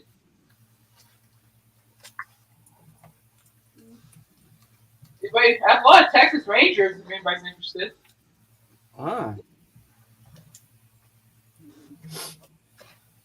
I will show you this book, but it hurts my elbows. It's just not worth the pain for me. Sorry, guys. That protects my elbows. I remember their manager of the Expos at one point was a guy named Jim Fanning. Jim who?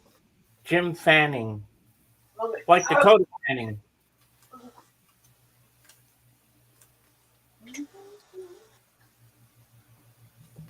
Apparently, I've been sitting on a gold mine on these because a lot of these cards are going for big money. Wow. Yeah, I didn't even know about that. I started looking them up. You'll be rolling in the dough there, Kate. Ching, ching. Then you'll have enough. If you sell most of these baseball cards, you'll be able to get a better laptop. No way, Vegas. I have a backup laptop I was just for writing. Yeah, because at some point, if we're going to do a 12-hour stream, we need something that's going to work for us. Yeah, I gotta go. Okay, if anybody's interested, I have a Gold Cup Xbox card, Zelino Shields, and that's going for big money. This is like 91.90. Okay. Pop. Kate, I just remembered another Expo. I think he was in the 60s, but Dave, you might have to look him up after I say it. Rusty Staub. So, whatever you're asking for, I don't have it. I'm sorry. It's spelled Staub for the last name. Rusty Staub. Okay. I'll take a look. Better laptop and more carnival rides. Oh, that's what my mom said to you, Kate. Better laptop and more carnival rides.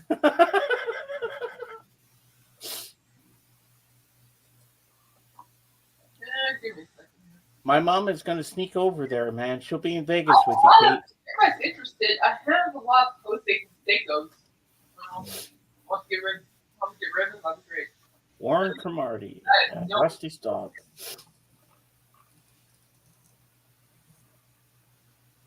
No, I'm sorry. David's looking up some information on Rusty Staub for us. That's fine.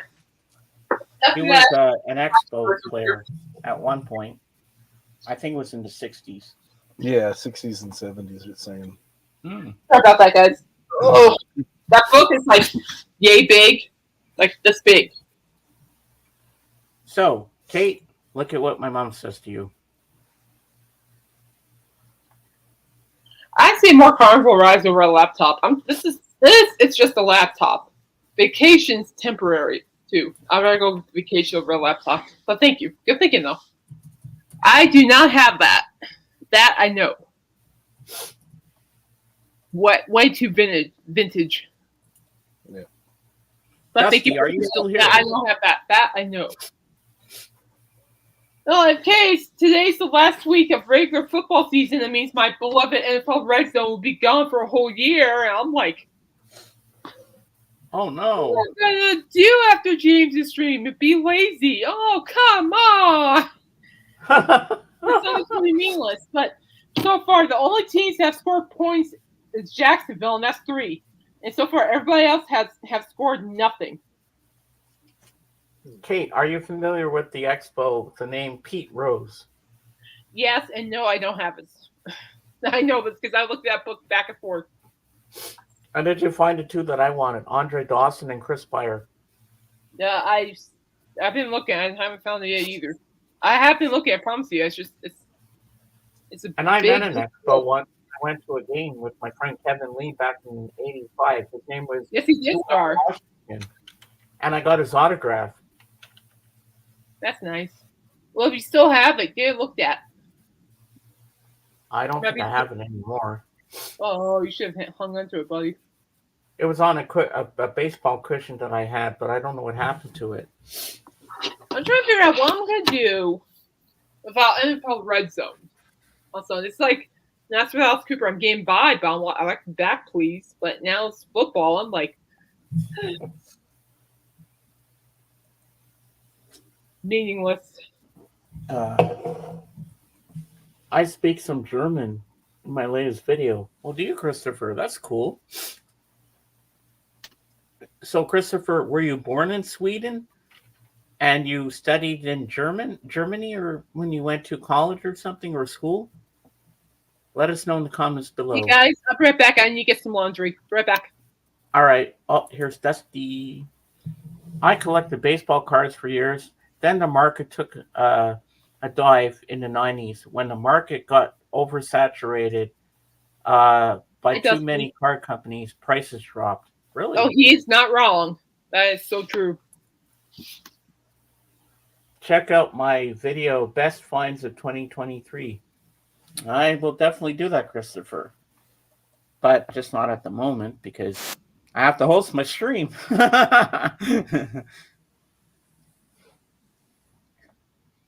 I love how Dave is always looking up stuff for us so we learn something new every day. It's great. Yeah. See, we even get some history lessons in here, not just themes. I learned German in school. All Swedes get to learn English and or German, French, Spanish.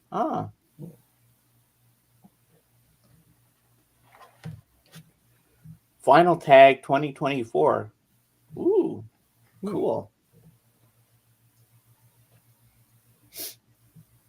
Yeah. And what does Christopher always ask to see when he's in here?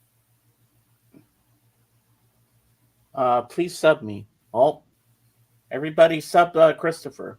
There you go. I'm already subbed to you, Christopher, so I don't have to worry about that. I think I am too. Everything's good in that department there.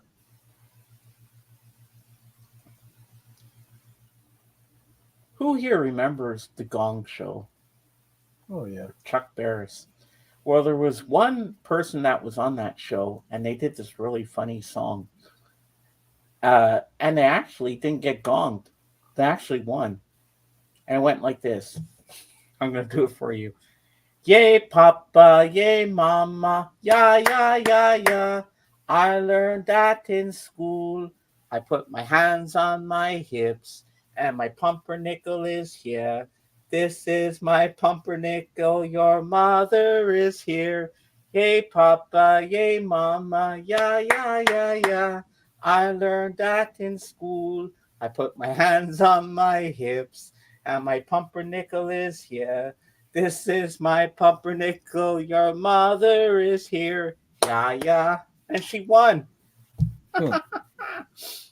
And actually, Wow. what it means, the pumpernickel was her bum. Oh, okay. Because she went like this. I'll stand up. And she went, and my pumpernickel is here. Hmm. I thought maybe she had it in her back pocket or something. So I No, don't know. no. No, that was kind of funny at the time. And don't worry, ladies and gents. If my voice is okay to sing today, I will sing 2 Elvis songs for you later. But I'm going to stick to the 2 ones that I've done before because they're the easiest ones to sing. You know the one I love, Don't, and Can't Help Falling in Love. I might end the stream with those because I know everybody loves that when I sing. You know, I know you all want me to sing Elvis because I like singing for you guys because it's entertaining. And when I move to the apartment, Miss Piggy will be with me too, because Okay. Miss Piggy's part of my entertaining for you. Because I know everybody loves Miss Piggy. If I didn't have her, it wouldn't be fun. Now I hope Jorgen gets in here soon because it's after 3 here. Jorgen, where are you? Get in here, buddy. And Christopher, when are you going to come up and join us again? Yeah, We it's love always having good you to here. It's always fun. Okay. All Did you right, hear I'm the back. song? Sorry, I just Did had you hear to. the song, Kate? What song? The Yay Papa, Yay Mama, yeah, yeah, yeah, yeah. No, please don't sing it.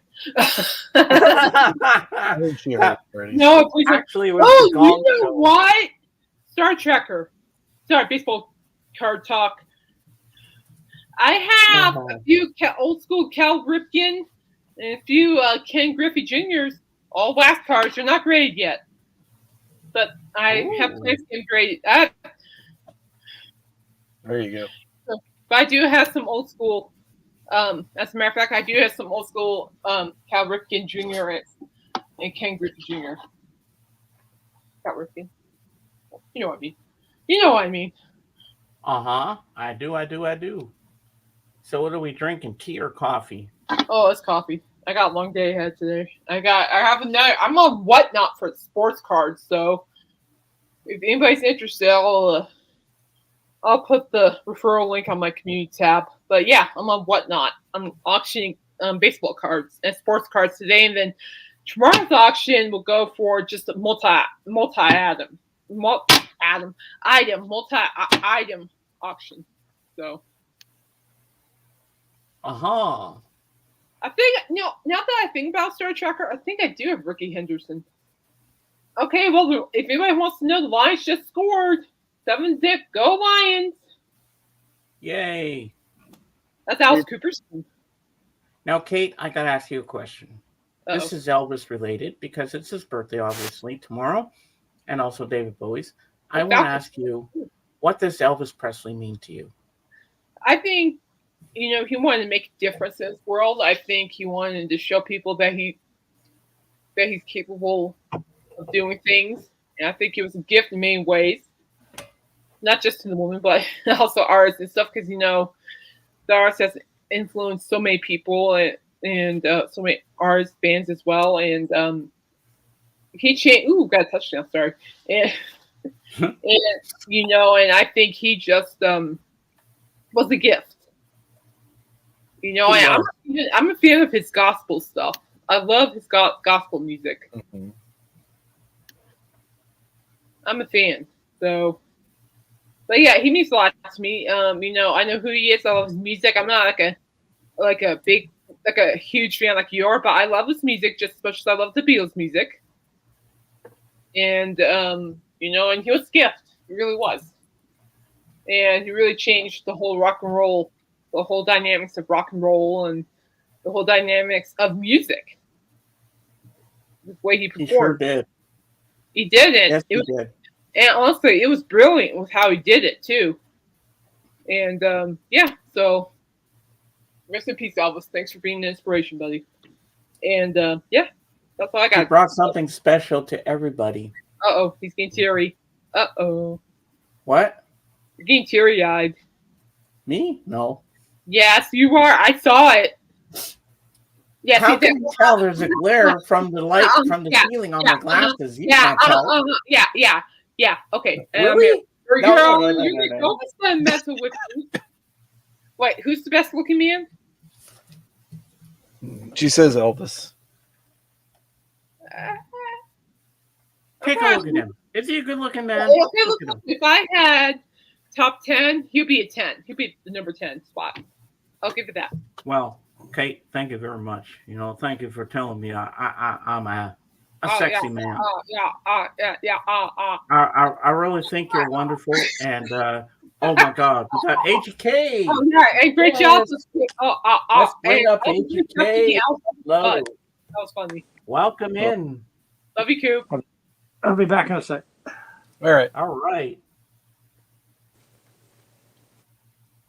All right, so Falcons are being the Saints. She's talking about that foosball again.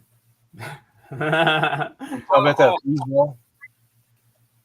He's number 10, but that's the parts I'm revealing, people. That will stay to myself. Thank you. Oh, God. Foosball behind my back. The only reason I'm doing this so I can go to school. Oh, hi, AGK. You going to school? Sorry, Mama. I want The water boy. That's some quality H2O. Hey, guys. Hey, how you doing? How are you? I could be better. What's wrong? Back still? I woke up with I think I've got a frozen shoulder. Oh, those. I had a little bit of pain here last night before I went to bed, and I woke up this morning. I can't lift my arm. Oh, no. That's not good. Do you recall maybe sleeping on it wrong or something? Because sometimes that happens too. No, like I said, it was starting to hurt a little bit before. Like right here, if I push, it hurts. All down here. And So it almost sounds like a nerve thing, shoulder. too. It's right below the shoulder, right there. Okay. It seems like I have to literally use my other arm to lift my arm up and like put it behind my head. Try to stretch it out, That's so I might be sitting like this on the stream a lot. You probably slept on it wrong. No, because like I said, it started before I went to bed. Yeah. Yeah, that's what I I said. had a frozen shoulder. It could be a nerve thing. Nerve things happen all the time without even doing anything. Yeah, like I had a frozen shoulder with this shoulder a couple of years ago. Those are nasty. And I remember how I did it. I pulled it, reaching back behind me, and I remember doing it. And it took 6 weeks or more before it healed, and I had to have a bunch of physio and stuff. Obviously, if it's this bad tomorrow, I'm going to have to hit a walk-in clinic. But this is my good arm now. Like, it's weak. Like, the pain shoots into the hand, down the arm into the hand. That's weird. You probably should go to the walk-in clinic. And I can't lift it past here without pain. Like, I've got no strength to lift it. Like, right there. Oh my God. Fuck me. Oh, man. Okay. I was looking at stretching exercises, and they said, you got to stretch out that.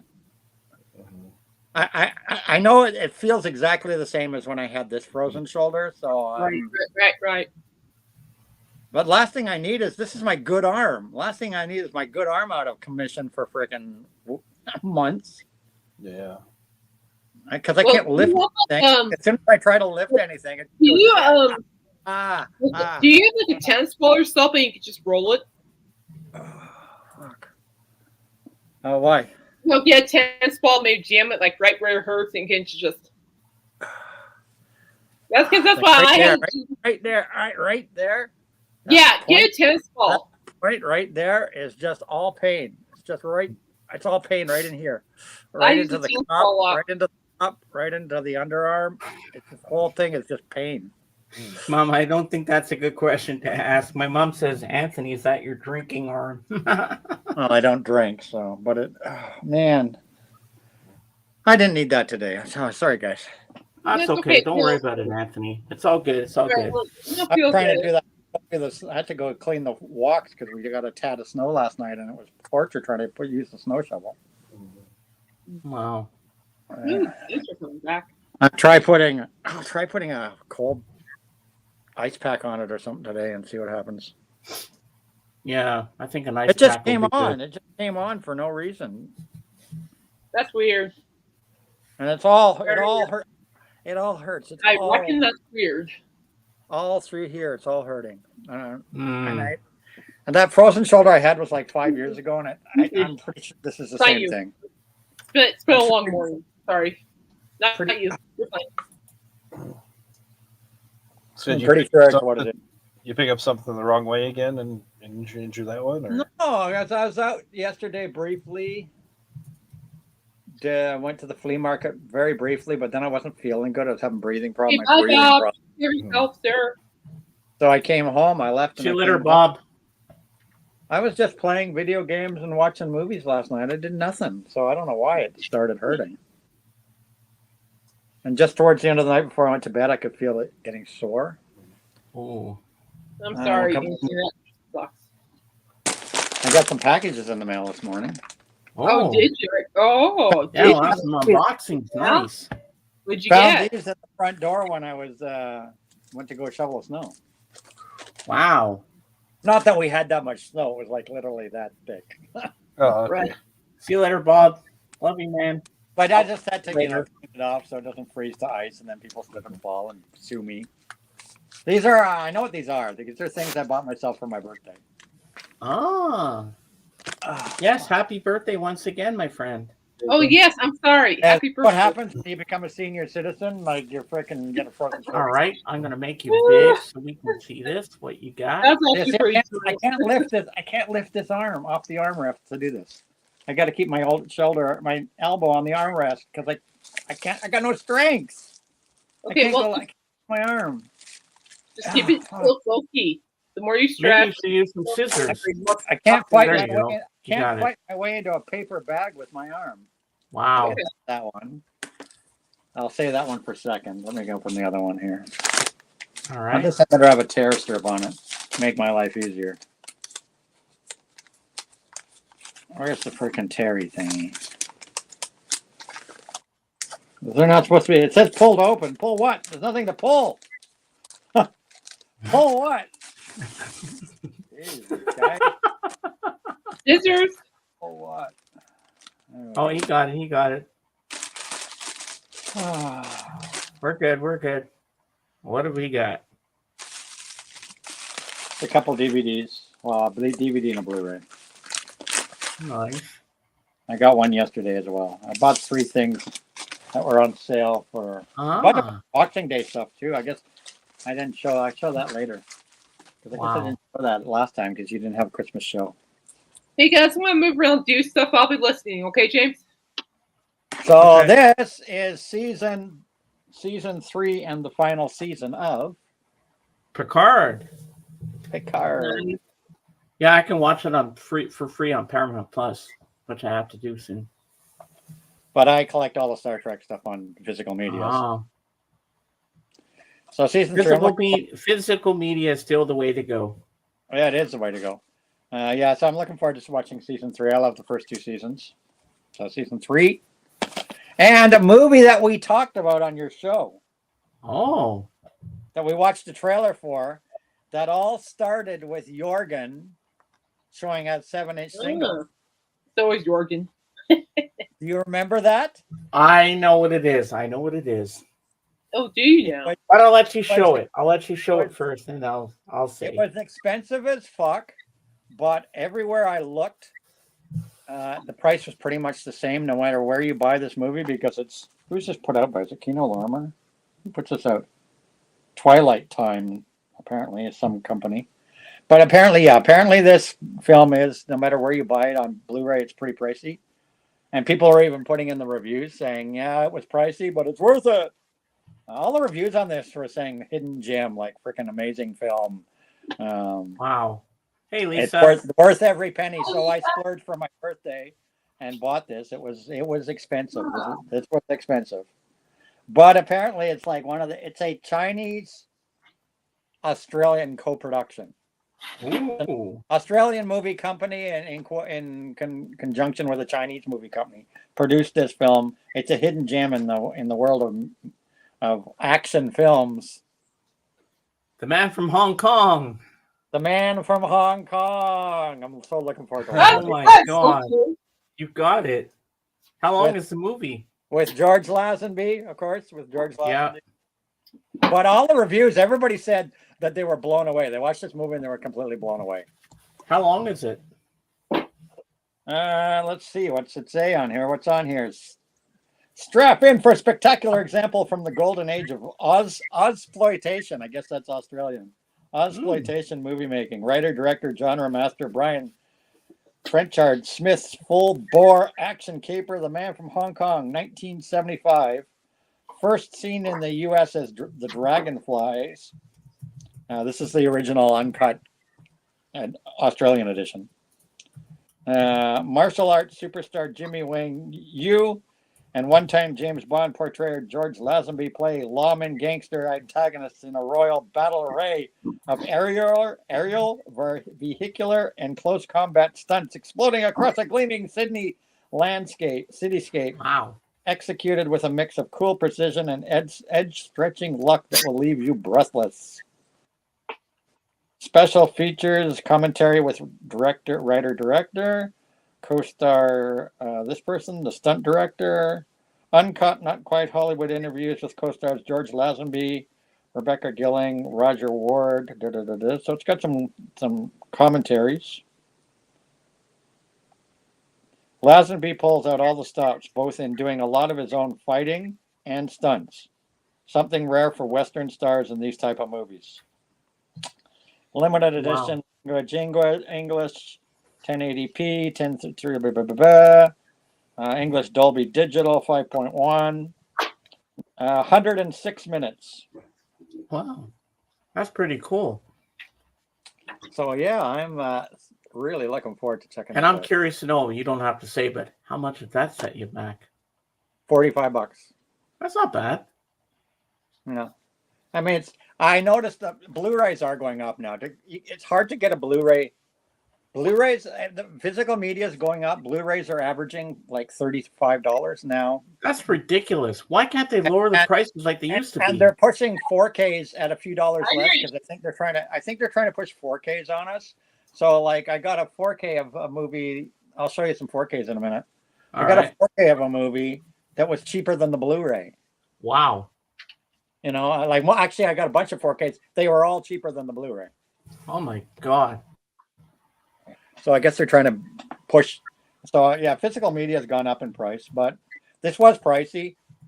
But honestly, films like these that are rare, niche films always are pricey. Like I can collect Lorber films, Arrow films, all these real exploitation and these gems from the 70s. If you want to, want these remasters, they're expensive. So well, the Blu-ray this would be about the maximum I'd pay maybe on a Blu-ray. You know, really? I don't think that. And this one, well, the Blu-ray for Indiana Jones was like $35 for the Blu-ray, but my mom still got it for me on Amazon for Christmas. You see, that's what I'm saying. The price of Blu-rays has gone up. Used to be able to get, but she didn't mind because she knew I wanted it. Yeah, Blu-ray. I want the Indiana Jones too, but it's still a little pricey. And I'm watching for the 4K to come and end up being the same price because if it's $1 difference to get a 4K, I'm going to get the 4K. You know, like why not? But films like this, like 45, it's not that bad. This was the only one left. It's been sitting in my cart for weeks, like in my wish list, and it said left. And I was like, I better just fuck it. It's my birthday. I'm grabbing this thing. Price isn't going to change because I leave stuff in my wish list because prices don't show anything yet. AJK, let me grab another beer. Hold on. Prices do fluctuate on Amazon daily.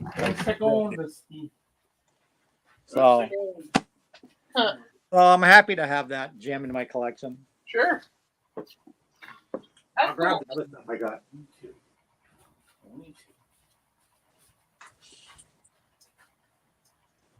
I've been buying a lot of movies over the holidays.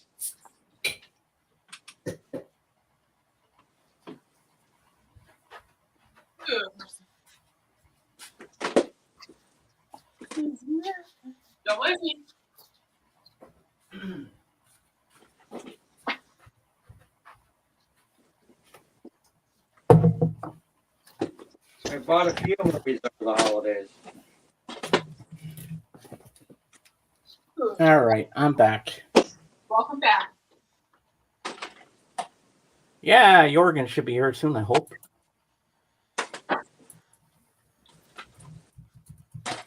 I bought a few movies over the holidays. I just get it. Nice. I'm just grabbing the stuff I picked up over the holidays. I haven't really picked up music. In fact, January is going to be a music-free month. That's a shocker because you're known for buying a lot of music. Nothing. I bought nothing yet in January, and I don't intend on buying anything. Can it be done? Can it be done? Can Anthony control himself? Can it be done? I think I know the answer to that. No. What are they saying? They're saying no. They have no faith in me. Can Anthony control himself from buying records or movies? And I say no because I know you. You get tempted to things. And then you try to have the willpower, but then you have to give in because, well, if the price is right, I say go for it, man. What the hell? You only live once. So yeah, I'm in the physical. I'm buying movies over Christmas. I bought a lot of stuff on Boxing Day sales. Like Amazon had a lot of. Jen agrees with me. She says yes, you can't control yourself. Jen is right. You can't control yourself. She agrees with me. I'll be right back. Okay. So yeah, I went to the store, a couple stores. I went to a used store that had DVDs and stuff. Picked up some stuff there. A lot of Boxing Day. Like most of it was Boxing Day sales on Amazon that I picked up stuff. But I picked up a few in stores.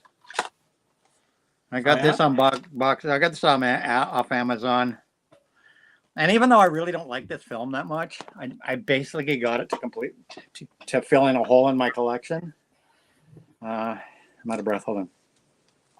And maybe the price is right too.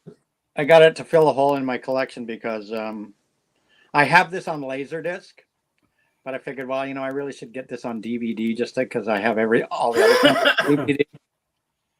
Godzilla. Yeah, that's on 4K now. You should have got the 4K. But this is the American. This is the American Godzilla. That one from the '90s that was absolute shit. Oh yeah. So I got this for like $8. I saw that in the theater with my dad. I got this for $8. So $8? Hey, that's not bad. In my opinion, this one's not worth a 4K or even a Blu-ray. I've got it on Laserdisc. I've got my original Laserdisc of this from when it first came out. But I mean, the action's great, but what the fuck was the Godzilla in this film? He's a freaking lizard, man.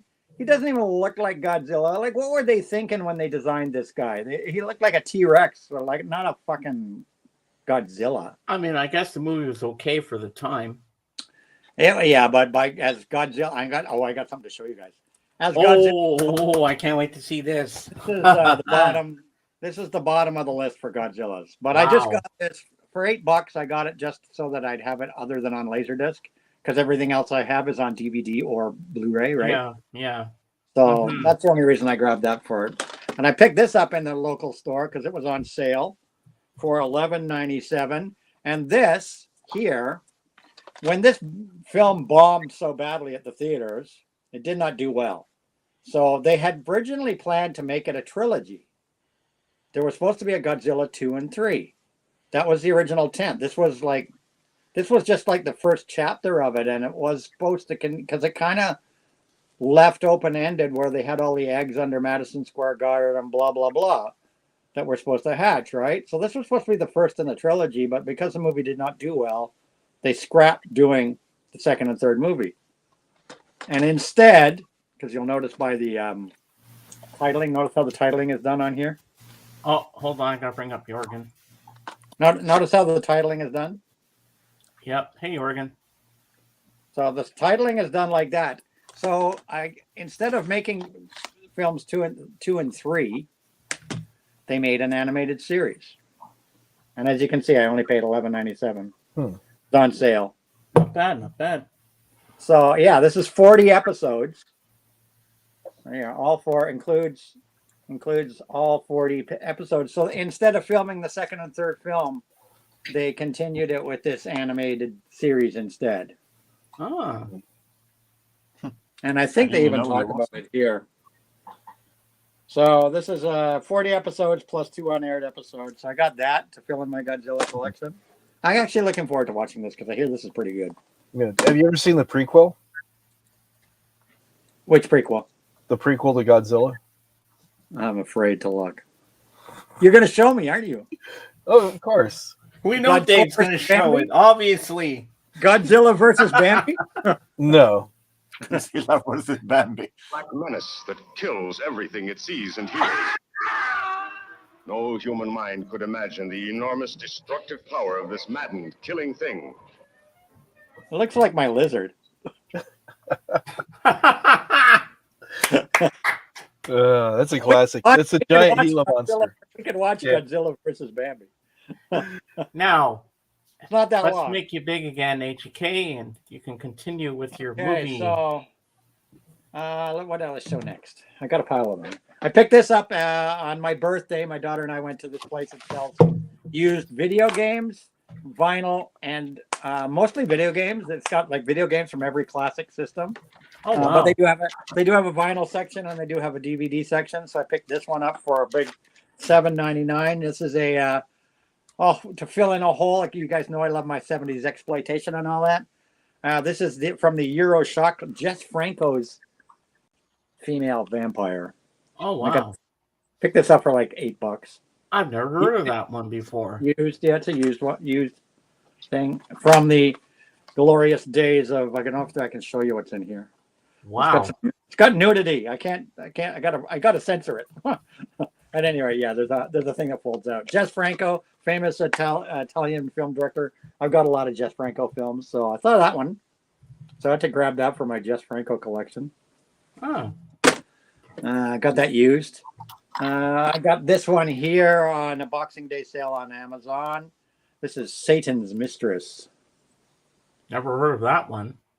And who's in Satan's Mistress? A lot of girls that were Bond girls. Yeah, so Brit. Really? I saw Brit. Yeah, so yeah, a frustrated woman trapped in an unfulfilling marriage begins having nightly sexual encounters with a ghost. As she becomes more involved in the supernatural affair, she distances herself from her husband and children, seemingly descending into madness. Becoming more and more obsessed, she begins painting portraits of her paranormal partner. The film is also known as Dark Eyes, Demon Rage, Fury of the Succubus, and Demon Seed. Directed by James Polkov, written by James Polkov and Beverly Johnson. Blah, blah, blah. So it is, yeah, it's a 70s, I think it's from around 1982, 1982 film. And it starred, there's some things from it. Wow. Another great Gaiello, that era of foreign films. Britt Eklund, who of course played in The Man with the Golden Gun. Mm-hmm. Lana Wood, who played in Diamonds Are Forever. You know who Lana Wood was? Plenty O'Toole. Plenty O'Toole. You know who Lana Wood? Lana Wood was Plenty O'Toole and also the sister of Natalie Wood. Oh. Kabir Bedi, who played in Octopussy. So it's got kind of a who's who of Bond films in it. And then it's also got Don Galloway, who you would recognize if you saw him, and John Carradine. Oh my God. From Kung Fu. So there we go. I'm Nice. looking forward to seeing that Satan's Mistress. That's the original title. So I picked that one up. Then I picked up. You got it. Yeah, I didn't buy it on Amazon because look how much I paid for it. Wow. I got it at the same place I picked up the same day as I bought this. Oh my God, that's so cool. Yeah, $11.99. A DVD is good enough, Well, I have that sitting on the Goldmine Blu-ray and DVD box set. Then I got this arrived. And Oh. I don't know if I ever showed you before a movie called Kill Her Goats, probably way back earlier in the year. This is I'm sure you remember did. Kill Her Goats? Uh-huh. This is by the same director. This is his new film. Then I pre-ordered. I was in the crowdfunding thingy for it. I haven't opened this yet. It's really heavy. There must be some shit. I think there's some autograph stuff in here and lobby cards and stuff. Oh, It's wow. It's his second film. It takes place in the same town of the first film, West Craven. It's Fog City. And it's another slasher horror, all practical effects. And this is that a steel? Yeah, this is a limited edition. When you did the crowdfunding thing, you got a limited edition steelbook version. Wow. I've never heard of that before. So this kid just came out. This just came out. It just arrived the other day. I ordered it. Wow. But it's really heavy, so there's a bunch of stuff in here. I think there's a book and some lobby cards, and I do have an autograph. It came with an autograph card from the director. And of course, I got what was it? Kill Her Goats, and I got the soundtrack. Remember, I think I showed you guys it, and I loved that film was a riot. All practical effects. This is old school 80s style slasher horror with practical effects, no digital shit. So this is a new one. This literally just came out like a couple weeks ago. And that's the crowdfunders steelbook edition thing. And Jorgen, after he's finished showing all his movies, he's got a surprise for you. This is a 4K. This is a 4K Blu-ray, 4K and Blu-ray. So. And then last but not least, I think I showed some of these I showed before probably, and some I didn't. I can't remember what I showed on your show. That's okay if you show them again. Refresh our memories. I bought a whole whack of 4Ks. Oh, I know I showed this, right? Yeah, I remember that. Yeah. Earlier in the month. And I know I showed this that I got earlier in the month. Yeah. And I'm pretty sure I showed this that I got earlier in the month. Yeah, you did.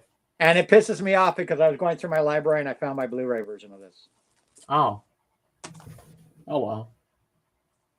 I went through my library when I got Fast 10. I went through my library and said, I don't have Fast 9. What the hell? I'm sure I bought Fast 9.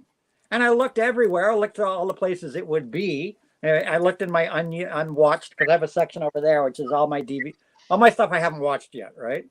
And I went through that. I pulled it all apart. I go, fuck, I don't have Fast 9. So I bought this. And then about a week ago, I was reorganizing that shelf. And sure enough, the fucking Blu-ray was there.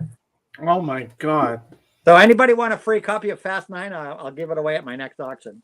Because now I have two. So I'll keep the 4K. I'll watch the 4K. So Anthony, I got that. Yeah. But these ones here, I don't think you... Yeah. I all got on Boxing Day sales. I'm sure pretty sure you didn't see any of these. These were all Boxing Day sales. Okay. The first because I'm playing the game on my PS5 now, and I'm completely addicted. I think I put like 40 hours in. Okay, you want to see this? Yeah. I played like 40 hours of it in the last week, and I'm like, if you go see me streaming now, this is all I'm playing right now is Avatar. So I got the. You got the Way of Water. Yeah, I still have to get that. The 4K version. Oh wow! So I got this on Boxing Day for $20. And good price. I'm playing Avatar on my PS5 right now. It just came out in the beginning of December. They had it on sale on Amazon for half price for Boxing Day, which is amazing. Wow. For a $90 game to be on sale for $45, only 2 weeks after release, I had to go for it. And I wasn't sure. I wasn't sure if I wanted to play it or not. And then I bought it because it was on sale for Boxing Day, and I have played nothing for like the last week. I have been completely absorbed. I'm playing like 5 hours a day. I'm completely addicted to it. It's such a fantastic game. Probably the best game on the PS5. It's gorgeous. Would that be something you'd be interested in playing, watching Kate? the movie. It's like watching the movie. It's fun, you bet. So Avatar on the PS5 is freaking amazing. So I saw it before, so I'm saving my money. So I haven't seen this yet, so I'm looking forward to watching that. It's good. I saw it on Disney Plus. Yeah. To have it. I have the first one. I have the first one in my collection, so obviously I still have to get the second one. I'm a hard copy guy, you know. So and it was on sale, $20, 4K. Good price. These were all Amazon Boxing Day prices. Wow. They were all between $20 and $25, all 4K. Most of them were like $20. The only one that was 25 was this one. Right? Are you impressed by all this? The only one that was 25 was this one, which is still a bargain. Oh, look, it's me before coffee.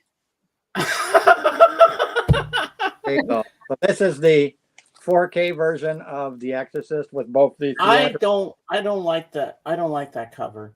Why not? They should have used the original with the priest under the light. No, I kind of like it. That's creepy. Yeah, but this has got both the theatrical and the extended director's cut on it. Yeah. In 4K. In 4K. I'll show you mine after. And that was 25. That was only 25 for the 4K. Wow, that's pretty good. Yeah, that's why I jumped on these. And then the next one I picked up, and I'm looking forward to seeing this.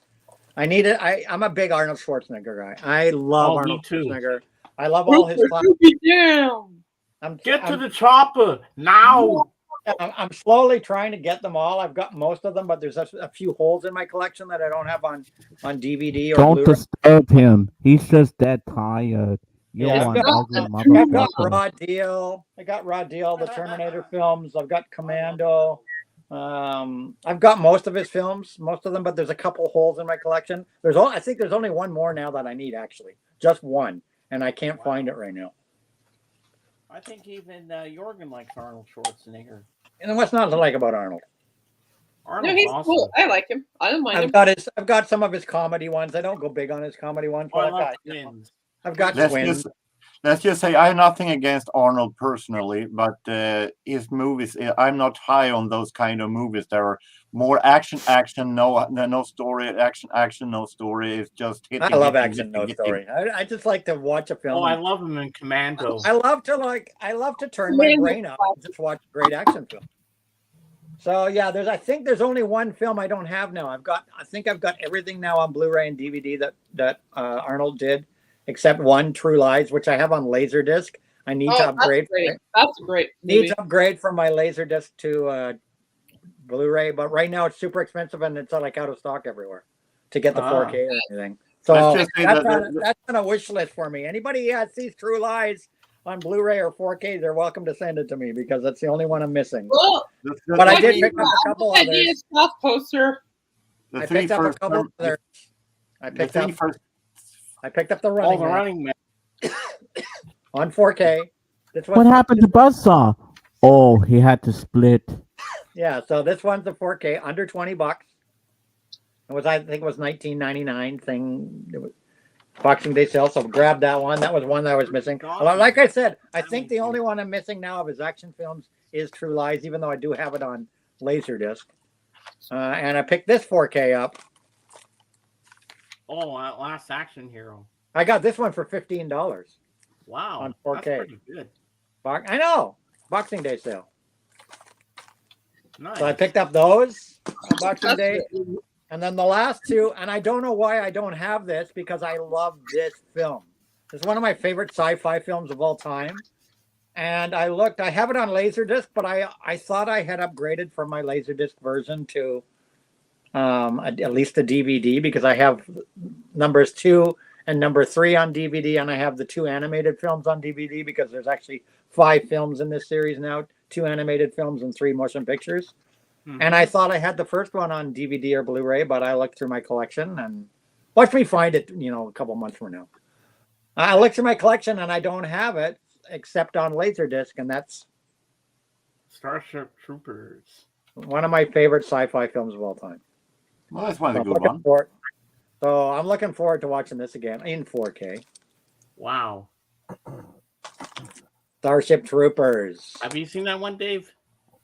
This is the 20th anniversary edition. 20th anniversary edition.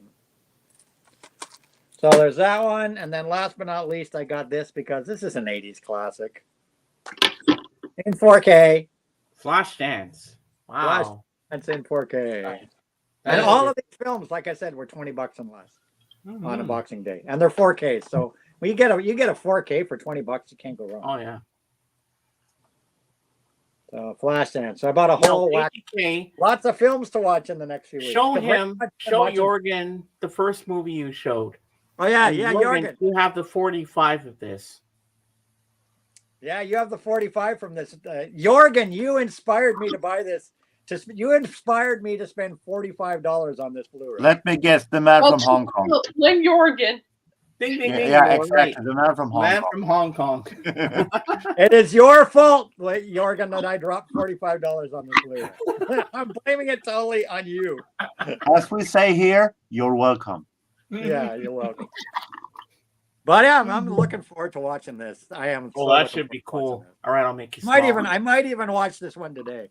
So Wow, that's so cool. I was going to say, they are actually. I actually like the three first Terminator movies. Is good ones, so I can give Arnold that. I like all of the Terminator films. I do like the Terminator franchise. I like all the films. I like the TV series that came out. It's a shame it only ran 2 seasons because it was good. Yeah, I'm a big Terminator. After the first three, movies, I think it became like Star Wars. It became a little too. Well, yeah, Christopher Nolan took running over. about. I think Christopher Nolan did a good job directing the one that he directed. Dave, I'll be right back. My first bathroom break of the stream. Okay, well, But yeah, make no sure vinyl, you no vinyl. mute the mic. Well, I guess I did get vinyl before the New Year's, but no vinyl in January. January is going to be vinyl-free month for me. Well, I don't know if I'm gonna buy anything. If people want to play bets on, April, if people want to place bets on whether I can not buy any vinyl in January, do you guys think I cannot buy any vinyl in January? I think something I'm will gonna come buy across any, it. but I can't. I'm saving money for vacation. I mean, if people want to give me vinyl, that doesn't break my rule. I just won't purchase any vinyl. Let's just say that I'm saying, like I said in one Facebook group, that if this lack of great income will come, it will be a lack of vinyl in January. Not freely though. $50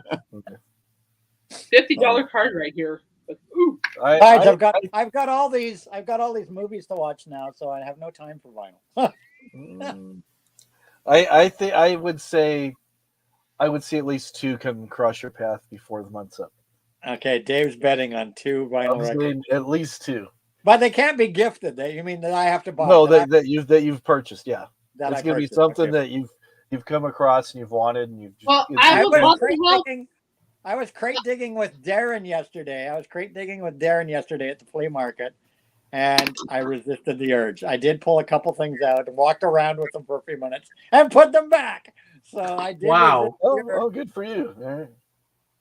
You had the willpower to put something back. Oh my God!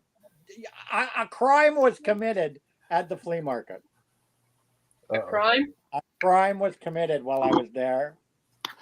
You know the guy with the record place that had the Star Wars on Laserdisc thing? You know that place? Yeah. So what he's done since the last, and I haven't been there in months, what he's done since I was there last is he's divided the records. He's got dividers in them. You know, where he writes the name of the artist. Like he uses, some people use records in record store and then they can write the name. Yeah. Mm-hmm. He's taken laser discs and made dividers out of old laser discs and written like Alice Cooper on it, or A or B, or certain group names. And you got you got the whole laser disc is there as a divider. But he's written on that, like the top half of the laser disc is sitting out, so you see all these shiny silver. Lisa, we can't. You see all these shiny silver laser discs dividing the sections. So I saw, oh fuck, he's got laser discs. Why would? Oh man! And I started looking at the laser discs. Like I pulled to look at the dividers. There were all these like super rare anime films that were there, now ruined because he decided to make dividers out of them. There was some super rare anime on Laserdisc there. There was remember that Star Wars?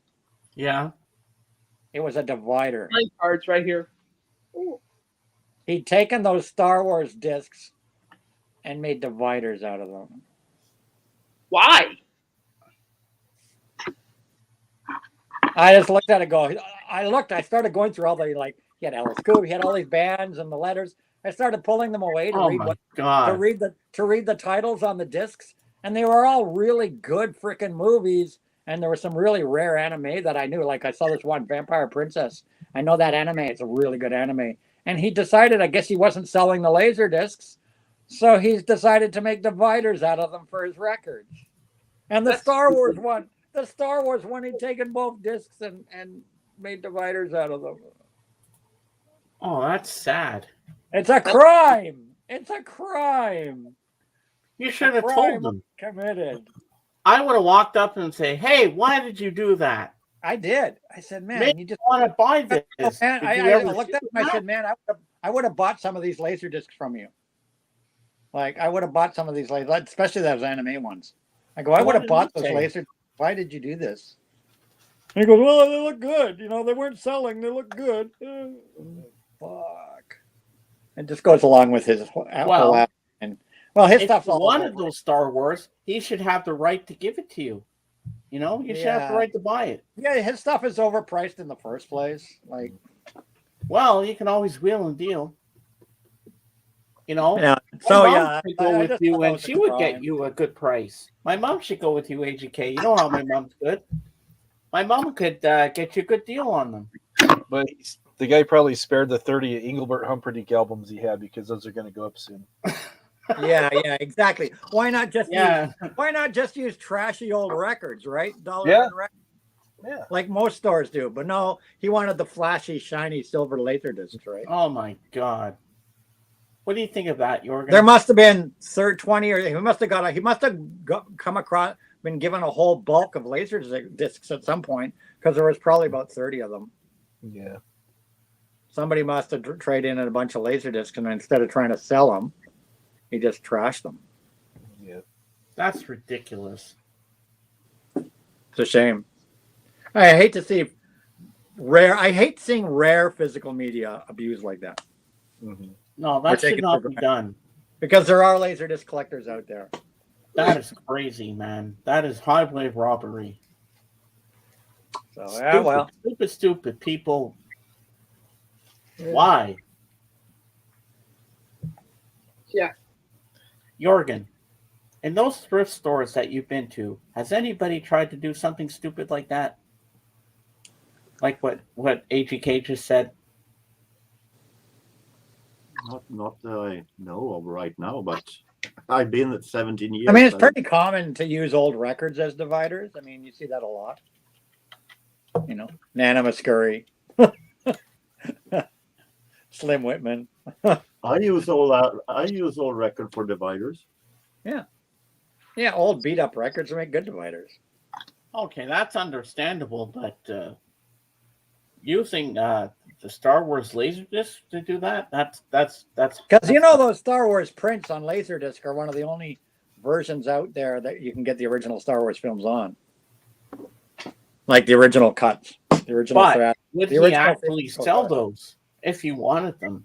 He has. And you know, I had kept looking at that one every time I went in because it was on his. And I told you every time you should buy it. I know, and the only reason I didn't buy it was because the only reason I didn't buy it was because the cover was water damaged. The cover was kind of trashed.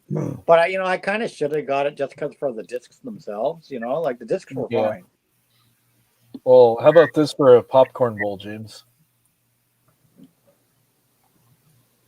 Yeah, that's very popular. They melt records. Oh yeah, I see those all the time at our art show. I have one. I have one. You take a blowtorch to them or whatever, and you melt them, and then you bend them up, and you make bowls out of them. Yeah, I've seen that before. That's actually kind of cool. When I worked at a thrift store here, I would think this was around 2005, 6. We had a woman that came out and bought this stack of dollar bin of 10-cent records that we had just to make bowls out of them. Hello, Dan. You see what that is, James? I should show you one other Our thing. day's night. I should show you my Christmas and birthday presents. That's pretty neat.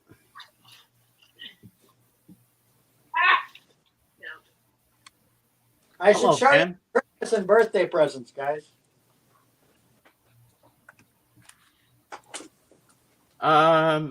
Refresh my memory, Dan, who you are. I don't remember you. I might know you, but I'm not sure. Dave, who is this Dan Matthews? Who are they? He's Dave Matthews' brother. He's the roadie for Dave Matthews Band. Is he? No, I'm joking. I don't know.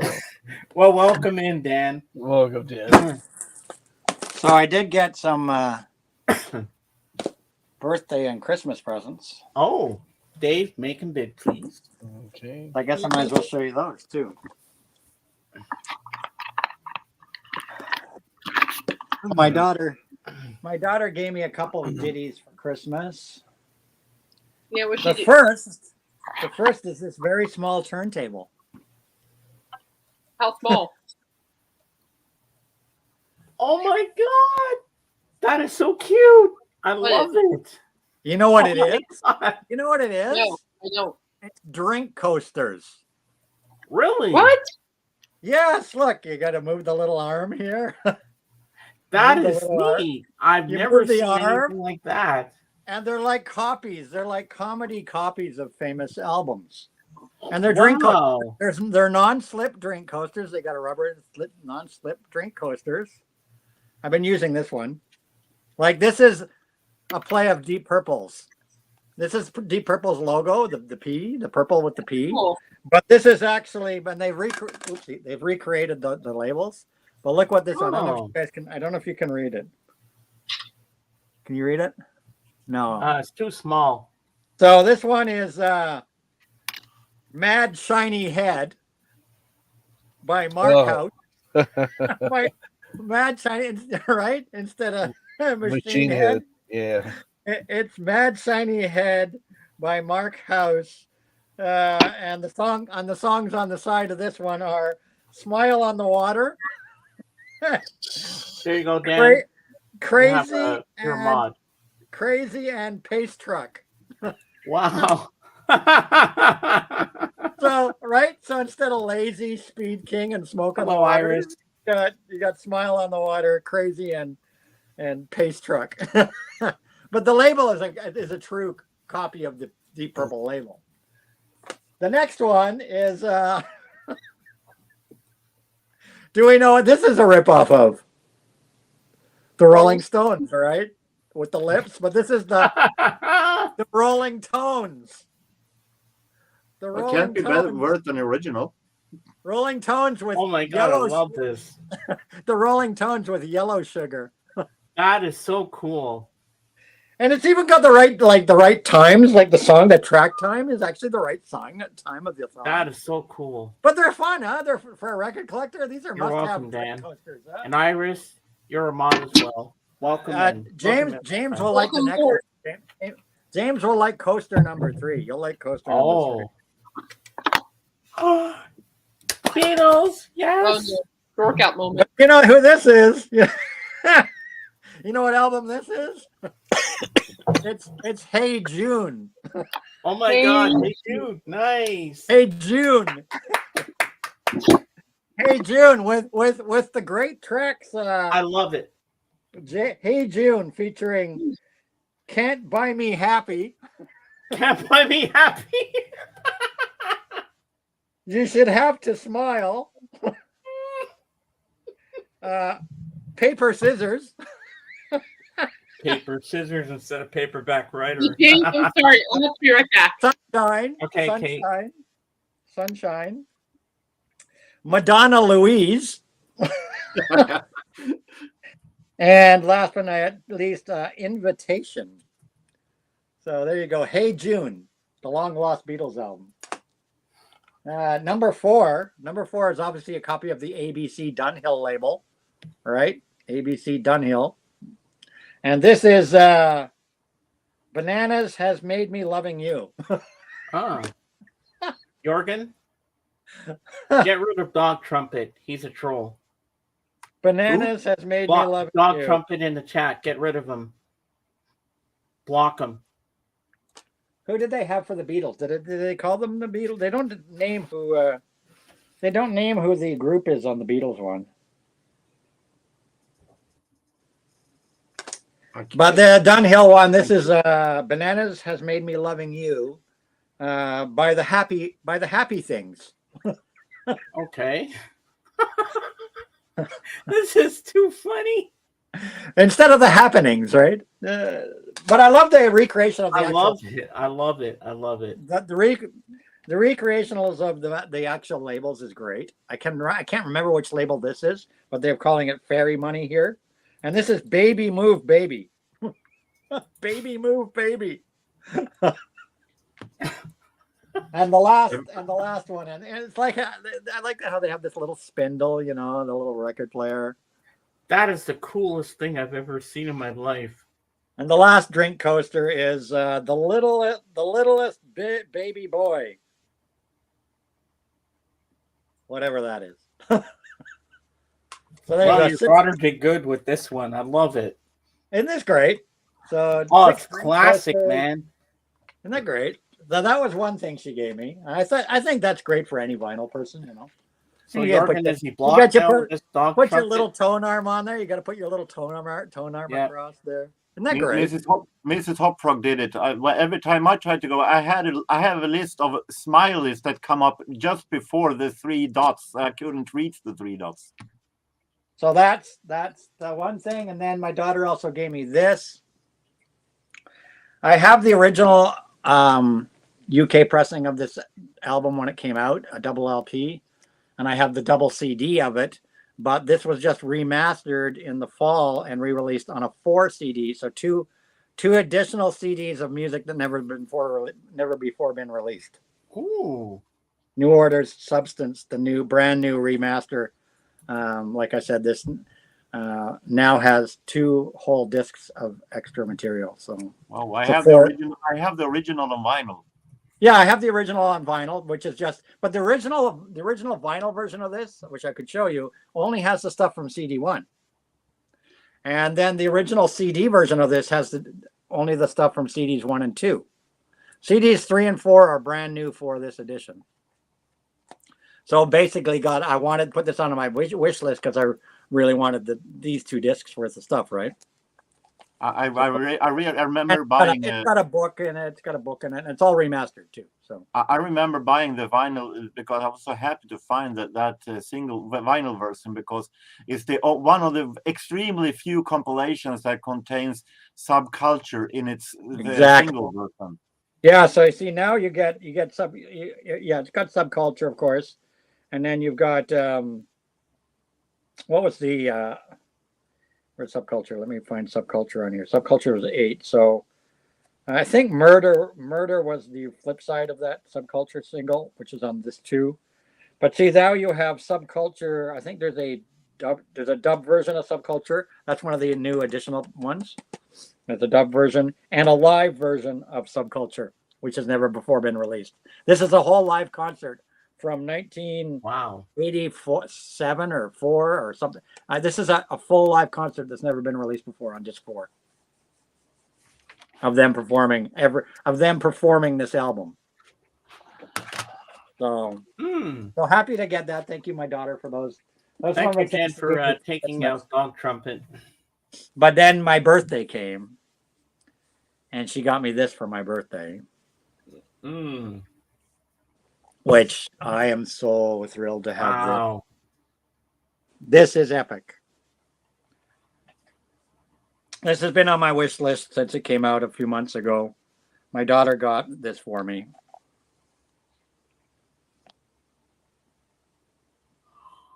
Oh my God. Whoa. This is the official God. And see the cover? See how the cover is so cool. I love it. Shiny? This is textured. It feels like Godzilla's skin. Wow. Awesome. This is a hardback book. It goes goes right up to today. This is everything for a person like me who's a Godzilla fan. This is the entire history of pretty much. It's a hardback. I'll just show you a little bit. So it goes through the various eras, as you can see. The Showa era, the Heisei era, the Millennium era, the Reiwa era, the American era, and Godzilla and other media. Oh, I love it. This is a hardback, freaking gorgeous book. I'm not going to show you every page, obviously, but I'll just flip through it a little bit here. That is amazing. It's got the movie posters. It's got scenes. It's got behind the.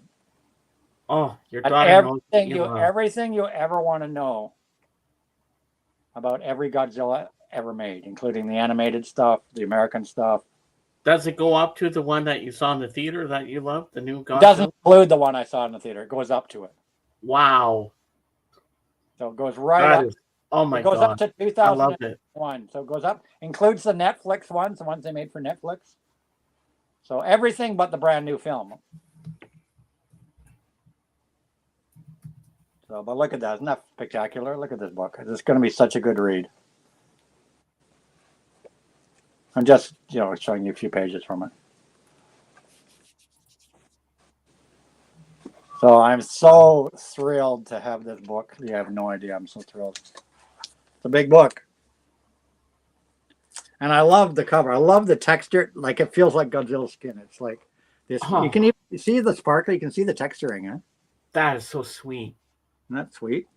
Dang, that is so cool. That's the official Toho thing. What do you think, Jorgen? You like that? It looks really cool, really awesome. Yeah, it's incredible. All hail the king. All hail the king. Oh, your daughter got a really good gift for you there. I know. I'm just like, wow. Thank you. I bet you hugged her tight. That was such a great birthday present.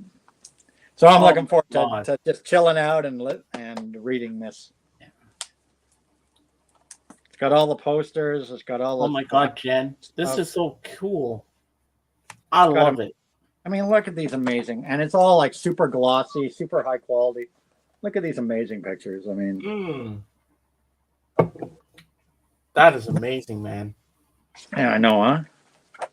Yeah, that's Son of Godzilla. Is it from all the pictures or only the original one?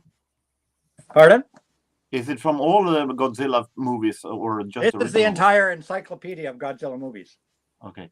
Beginning to end, right up to now. Like even if you go to the back here, it includes things like Godzilla video games, comics. Look, pictures from Godzilla comics.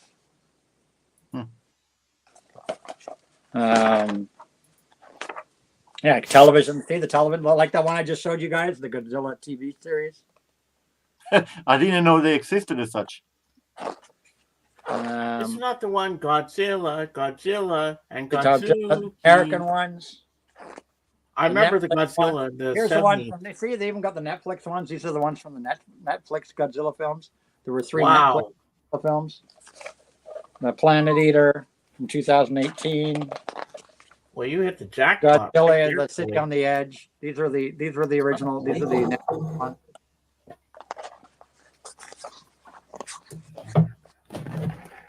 Planet Godzilla, Planet of the Monsters. So it's got everything. Shin Godzilla. There's Shin Godzilla from 2015. Yeah, this is an amazing, amazing, amazing book. Official guide to the King of Monsters. There you go. That's it. That's everything I'm showing today, guys. Okay. Cool.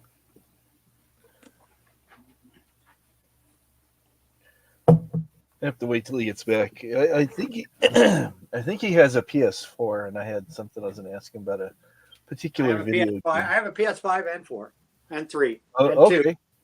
I have a PS1, 2, 3, 4, and 5. Okay. And a PSP and a PS Vita and a PS VR. I can show this as related to New Order.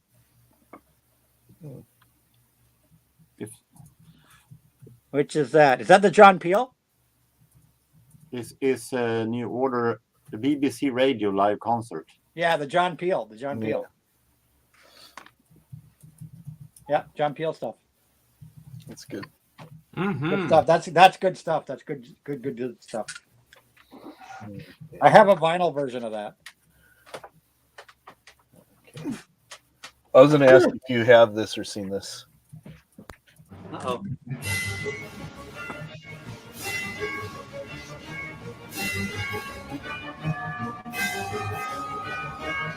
Yes, I have that game on my PS4.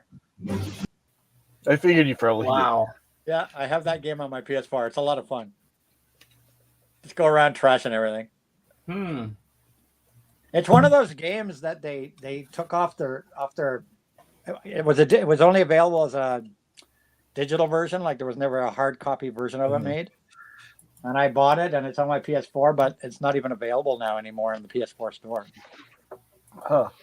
I mean, I can still download it. Because I own it. Yeah.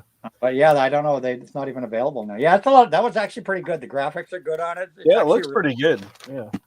Yeah, it's a lot of fun. You battle, you fight it out with the different monsters and wreck locations in the process. It's actually really well done. I'd like to see them do on like a next gen version now, because that one's from maybe, I'm guessing maybe 2015 or 16, somewhere around there. If I were to take a guess. So they're kind of due for one, especially with next year being the 70th. It's the 70th anniversary now in 2024. So maybe we'll get something in the 70th anniversary. That's why we got the new film. So HK, I wonder if you remember this. I'm going to show a clip here. Let's see if you remember this series from Saturday morning cartoons from 1978. Here we go. Are you ready?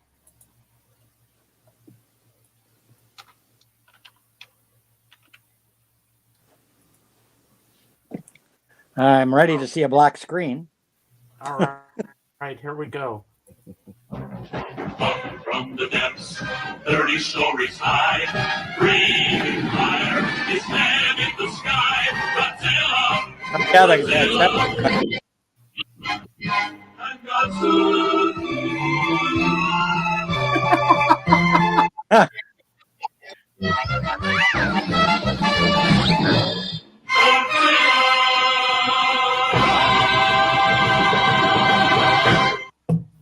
Gee, I should look and see if that one's available too. Why do I have the feeling that that was not one of Hanna-Barbera's most successful cartoons? Well, I mean, I got the 1998 series, right, that I just showed you guys. So let's see if the... I used to watch that series back in the day. Godzilla cartoon. Let's see what they have. They have the new one, obviously. The one I got. Doesn't look like the old one is available on disc. That's from 1978, that one. Yeah, I don't see it listed here. Or at least they don't list it on Amazon.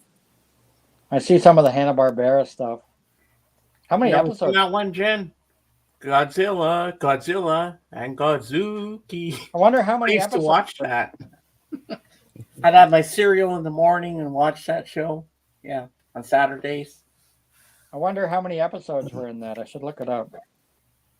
And I remember the humans had this little button they pressed to call Godzilla when there was enemies, and they had to get Godzilla to fight.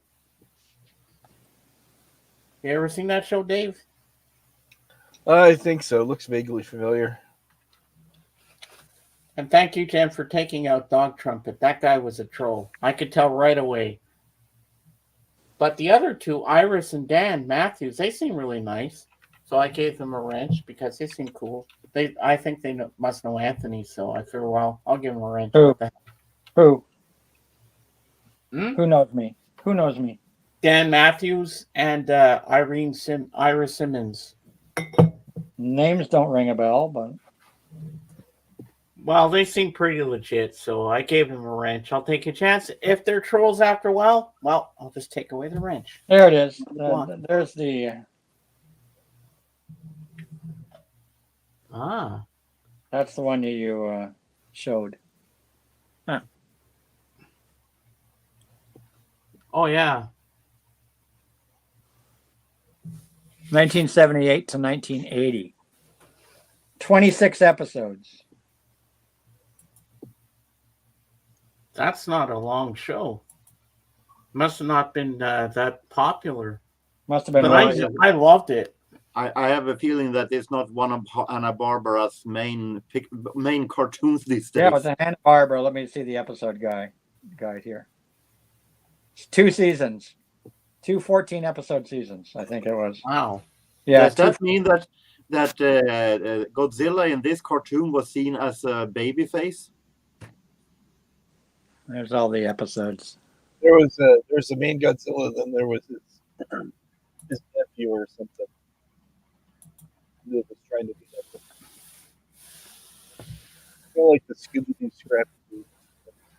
Yeah, it's like available to buy. That's weird. Yeah, I guess they because it was a Hanna-Barbera thing. I guess they haven't got the rights to it. You know who played in it?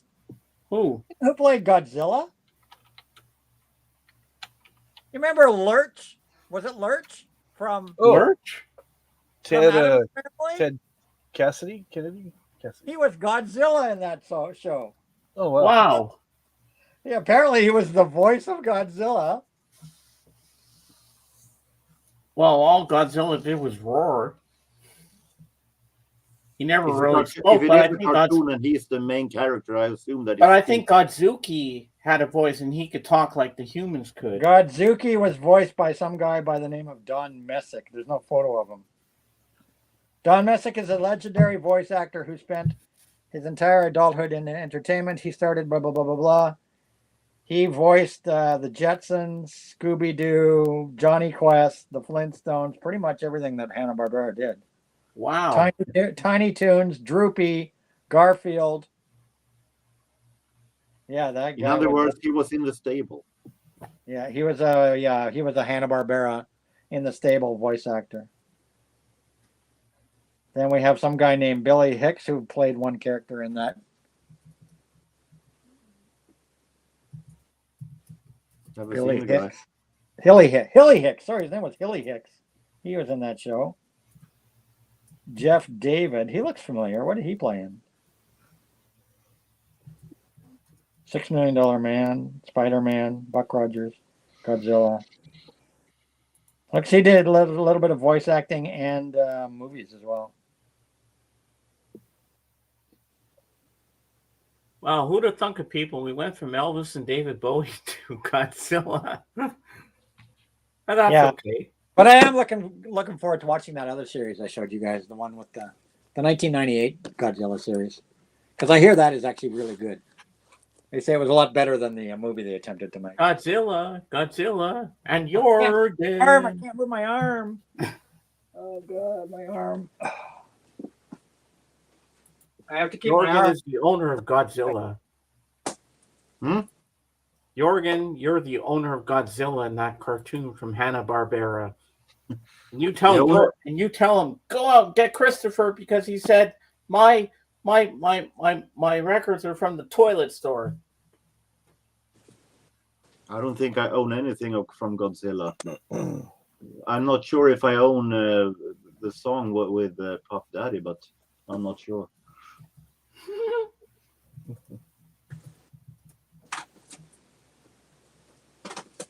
But I've seen the movie though.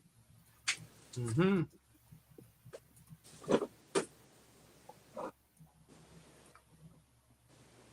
Well, I like Godzilla King of the Monsters. That's one of my favorites. Hey, Michael. Michael Nolan's in the house. Hey, wait a minute. I thought Elvis's avatar would show up here for an interview. I was hoping for that too, but it didn't happen, Michael. So thank you very much. It is what it is. But welcome in. Kate will be back soon. She's doing something, but she'll be back. But she's on camera with us, so stick around. And Michael, if you ever want to come up on the panel, you're more than welcome to. If you want to join us on here and talk with us, you're more than welcome. Just say the word, and Dave will put the link out for you. Yeah. You're more than welcome to be up here. Because we do have to do a camera test at some point, because I want to make sure I can get you up here when I interview you.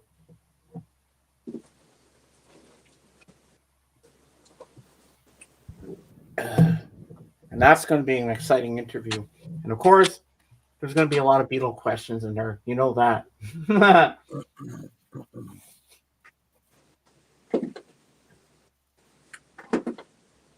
So, Jorgen, have you seen any Godzilla movies?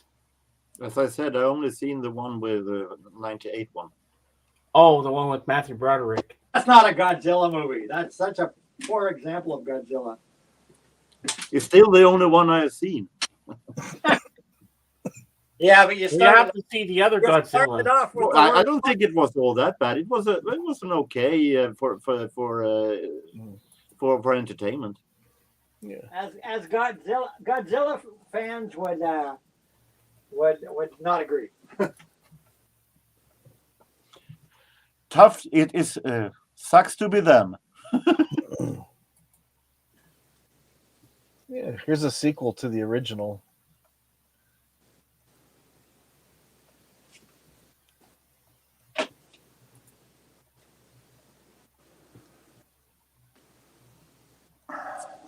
Not playing. There we go.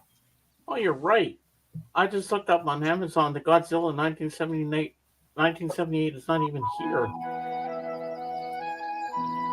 Oh yeah. This is part 2. Brace for impact, people. Anthony, look. Yeah. This is Godzilla Part 2.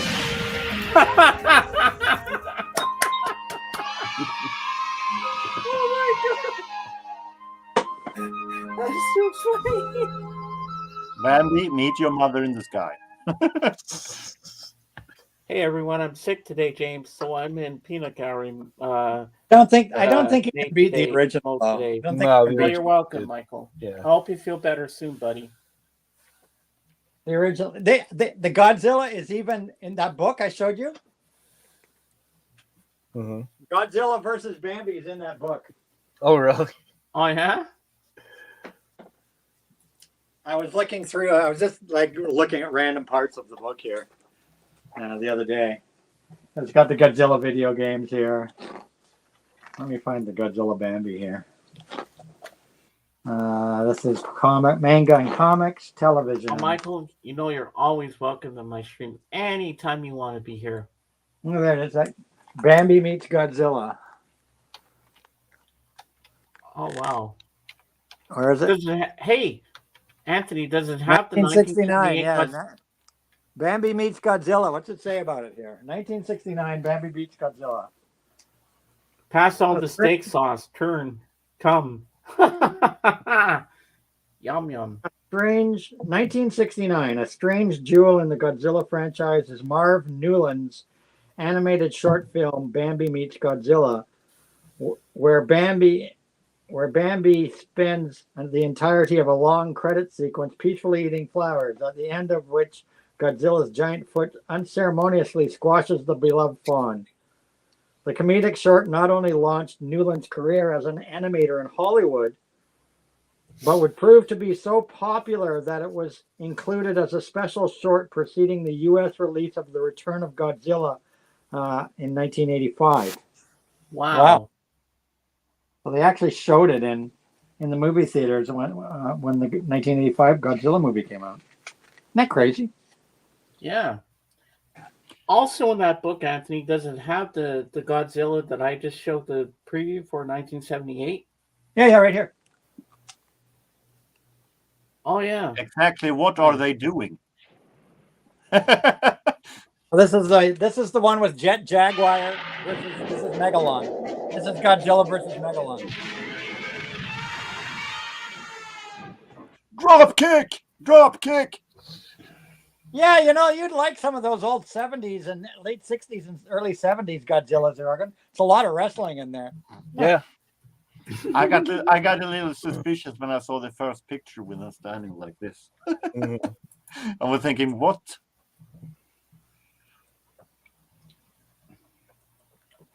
It is Bambi. Bambi and Godzilla is one of those weird mashups. It's like when I saw that they made a matchup mix between Transformers and My Little Pony. What do you transform into a pony?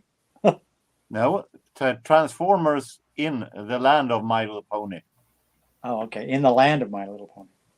I thought it was. And what do they do in there? Pony I haven't read it yet. I haven't read it. I only saw that it existed. I felt like it was such a weird combination. I felt like now Health has freezes over. Dave, is there a video for that? Transformers in the Land of My Little Pony? It is a comic. It's not a cartoon. Oh, dang it! I was hoping there was a video for that. Oh, that but would have been speaking funny of, to see. Speaking of Godzilla doing wrestling moves.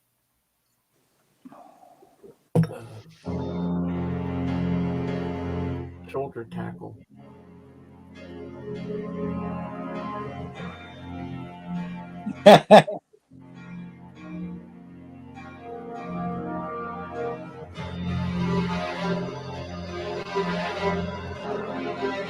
I hope I don't get shut down for this.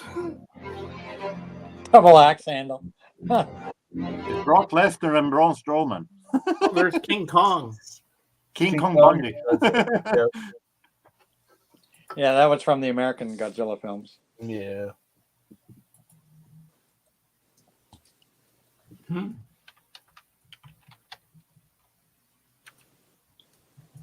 Yeah.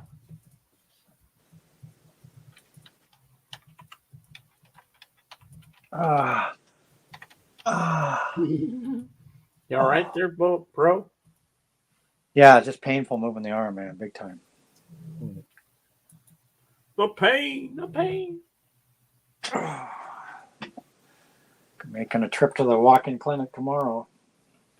I think you should go to the walk-in clinic. You might need antibiotics for that. Yeah, I think that would be a very, very smart move. Booking my doctor is like you got to book. It's like 2 weeks in advance or 3 weeks in advance. Welcome back, Kate. Yeah, I'm sorry. Not intentional, guys. I probably need some sort of anti-inflammatory or And Kate, something. look who's in the chat. Who? Michael Noland. Oh God! I mean, hi. that was sincere. I like how you hesitate and you go, oh, hi. Hi. We're happy to say hi. He did chant, "We want Kate," did he? Hey, Jenny, welcome. Oh, Jenny. How you doing I today? love you, Michael. I'm just kidding. Jenny, we've gone from Elvis to David Bowie. Now we're into Godzilla stuff. Oh, you're sick, Michael? I'm sorry. I'm sorry to hear. I hope it's nothing severe, because I hear like the cold. There's the cold flu flus going around. Don't forget COVID. Nope. We don't want COVID, man. COVID's still on the rise, people. Yeah. COVID will be here forever. I am so sorry. I didn't think I'll be this busy, but I am. I am so sorry. Don't take it personally, okay? No. I take everything personal today. So, Kate, how is Waffles? Oh, little Miss Waffles, she's good. She took her out because she decided right before I was going downstairs, oh, I'm going to poop on the rug. I'm like, why? Yeah, I'm going to take her out, but she did her business inside the house, so she's good. And then I'd pick up a mess my mom made, which is fine. I'm not complaining. And then, what else? And then there's some messes in the kitchen that need to be picked up. It's been like this for a while. Ah. So you know what Kate got for Christmas? She got the picture disc of the soundtrack of Guardians of the Galaxy Volume 2. Very cool. It's a great album. So you're going to Vegas March. What was it again that you're going to there? June 8th. Oh, June 8th. Okay. June 8th. I'm going to on June 8th. Okay, June 8th. Everybody put June 8th on your calendar. Meet up with Kate. You too, Michael. Put it on. June 8th. Yeah, it's June 8th. Yeah, it's June 8th. Well, let's hope it lost its teeth, Jenny, because, lucky for me, knock on wood, I've never had the COVID. My mom had it. My sister had it, I think. Her boyfriend had it. COVID, but I've been pretty good so far. I haven't had it either. Yeah. Well, I had it, and it's ruined my life, right? Yeah. Oh, man. Well, I got COVID back in 2020. I've had like. I remember when you had it, Anthony. I know, and I haven't been the My mom same had since, it. right? I got all my breathing problems, and I got long COVID. A year and a half now. I've suffered ever since I had I'll it. be right back. Got to go Ever check on my since mom. I haven't been well, so my life has just been completely fucked now.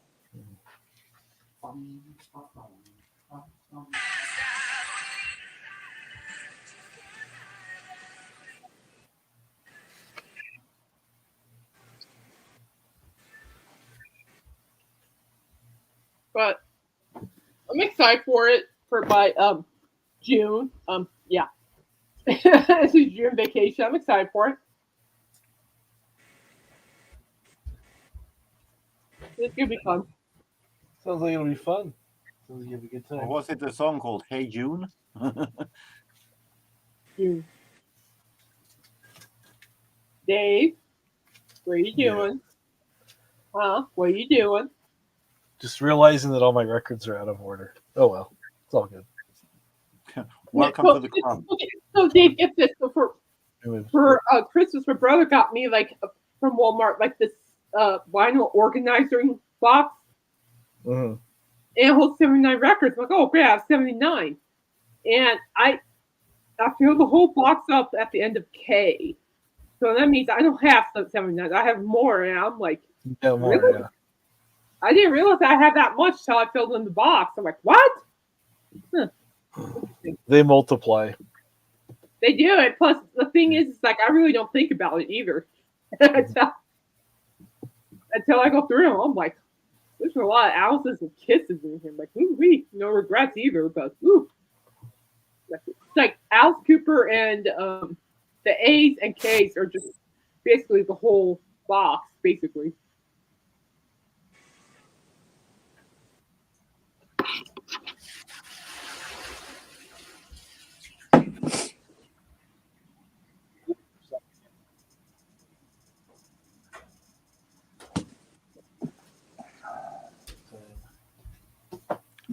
This is a fun stream. No one says anything. Yeah, it's good stream. Good stream. Yeah, I'll say something. You're okay. Did you know that Alice Cooper is going to be in Sweden this summer? He is everywhere. Yeah, I haven't exactly checked up. He's I'm not going to be one of these No, rock it's not. stars, I think. Sorry, you were showing some great metal the other day. Sorry, I missed your suggestions. Yes, I was showing In This Moment, Burning Witches. I love In This Moment. Darn it. In This Moment, Burning Witches, and who else did I show? I think that was the two I showed yesterday. I think it was just In This Moment and Burning Witches. There are no Manimal albums. He's too soft. On Rachel's Ghost, I showed those. Too soft artist. Too soft for my forte. And how dare you think I have Manimal albums? How dare you? Yeah. Nice thinking though. Let's see what did Big Mac say here. Same thing with my work. As long as you don't have a fever, they don't say anything about you coming back. Yeah. That's pretty valid, I would think.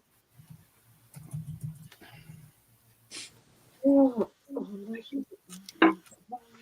gosh.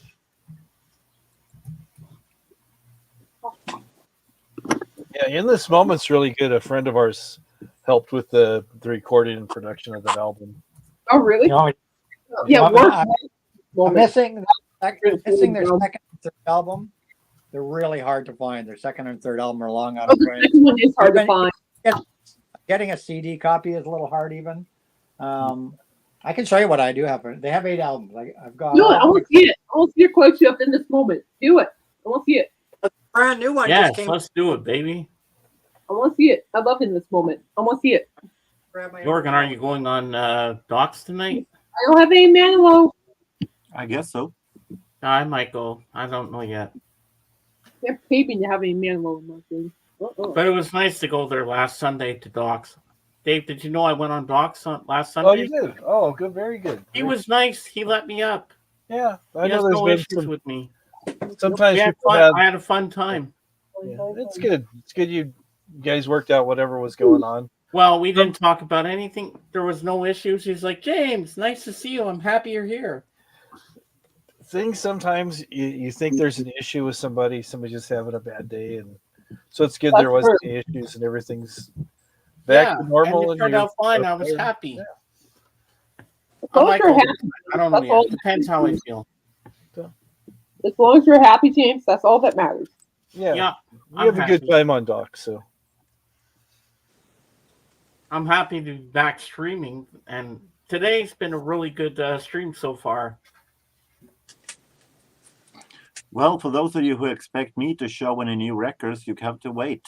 I only have one record that I bought, and that's classical I'm music. just buying records for maybe after Vegas, which will happen. Well, if you want to show it, go ahead, Jorgen. Okay, I got my In This Moment stuff. Cool. Almost see. I'll be following these close for Poshmark tomorrow. I don't so, yeah. like I don't like classic music all that much, but if it is old recordings, I'm all for it, even though I like classical music. But this is Toscanini and Jascha Heifetz playing Mendelssohn and Wagner, and it's recordings from 1944 live. So this is the only thing I bought. Wagner's good. I love Wagner. It has been red days here, so stuff and stores have been closed. Yeah. Uh-oh. Uh-oh. No.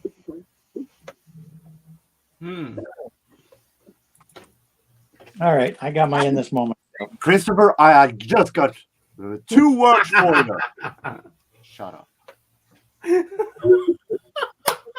What am I gonna do? Oh, the plot thickens. You ready? Mm-hmm. I'm ready. All right. Let's do it. In This Moment time. So I just was able to get, this was just remastered and re-released this summer.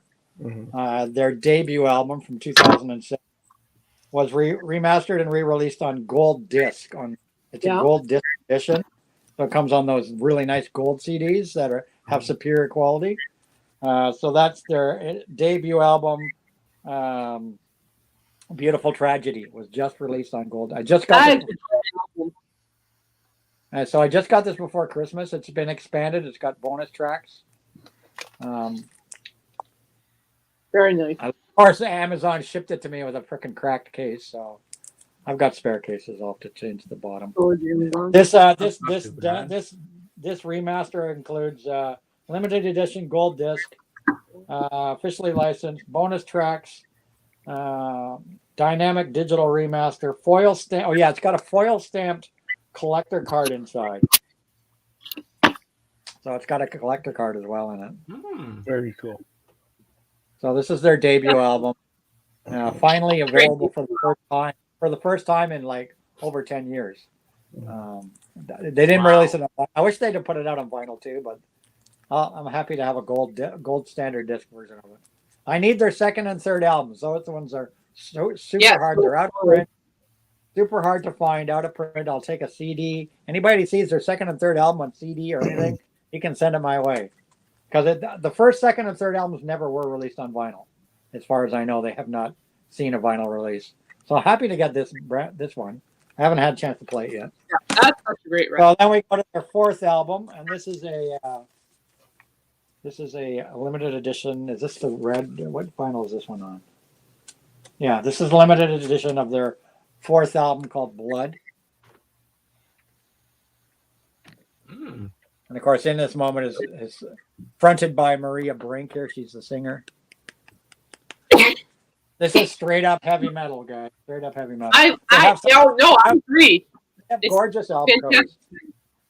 The album art on the In This Moment albums is always spectacular. Anthony. What? Christopher says, I have a bunch of those crappy female. I beg your pardon? Yeah, he has a bunch of them. Well, I guess they're not so crappy if you actually for sale. Oh my God! If you're calling crappy, then why do you have them? Oh, Exactly. I love that. He has them because they're not crappy. There we go. There's Not so crappy now, Christopher. Shit on a stick. There's the band. So that's Blood. That's their fourth album from 2000 and well, this is a 2018 version. I can't remember the original date. This is a limited edition. I'm guessing. Jorgen? I'm guessing it's around 2012 or 13. If I were to take. I never heard of the band. I thought you fell asleep. Then their fifth album. This is album number 5. Or no, what was that? The first, second, third, fourth. Well, Jenny, that's This is Christopher their for you. Black Widow is their fifth album. Black Widow. Oh, classic. Black Widow, their Nice. fifth album. Their album art is so amazing. There's the band. There she is. There's the band. They're such a good band. Their album art is always just next to none. It's just on a. This is just a black vinyl. It's a black vinyl. Yeah, it's a black vinyl pressing. It does have an insert as well.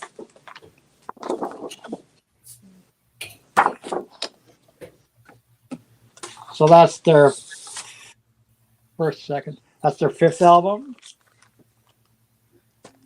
Then their sixth album from 2017, I'm guessing. 2017. Their fifth album was from 2015. This one is from 2017. Their fifth album, which is called Ritual. That's great. I love that one. This album is fantastic. I agree. It has, you know what it has on here?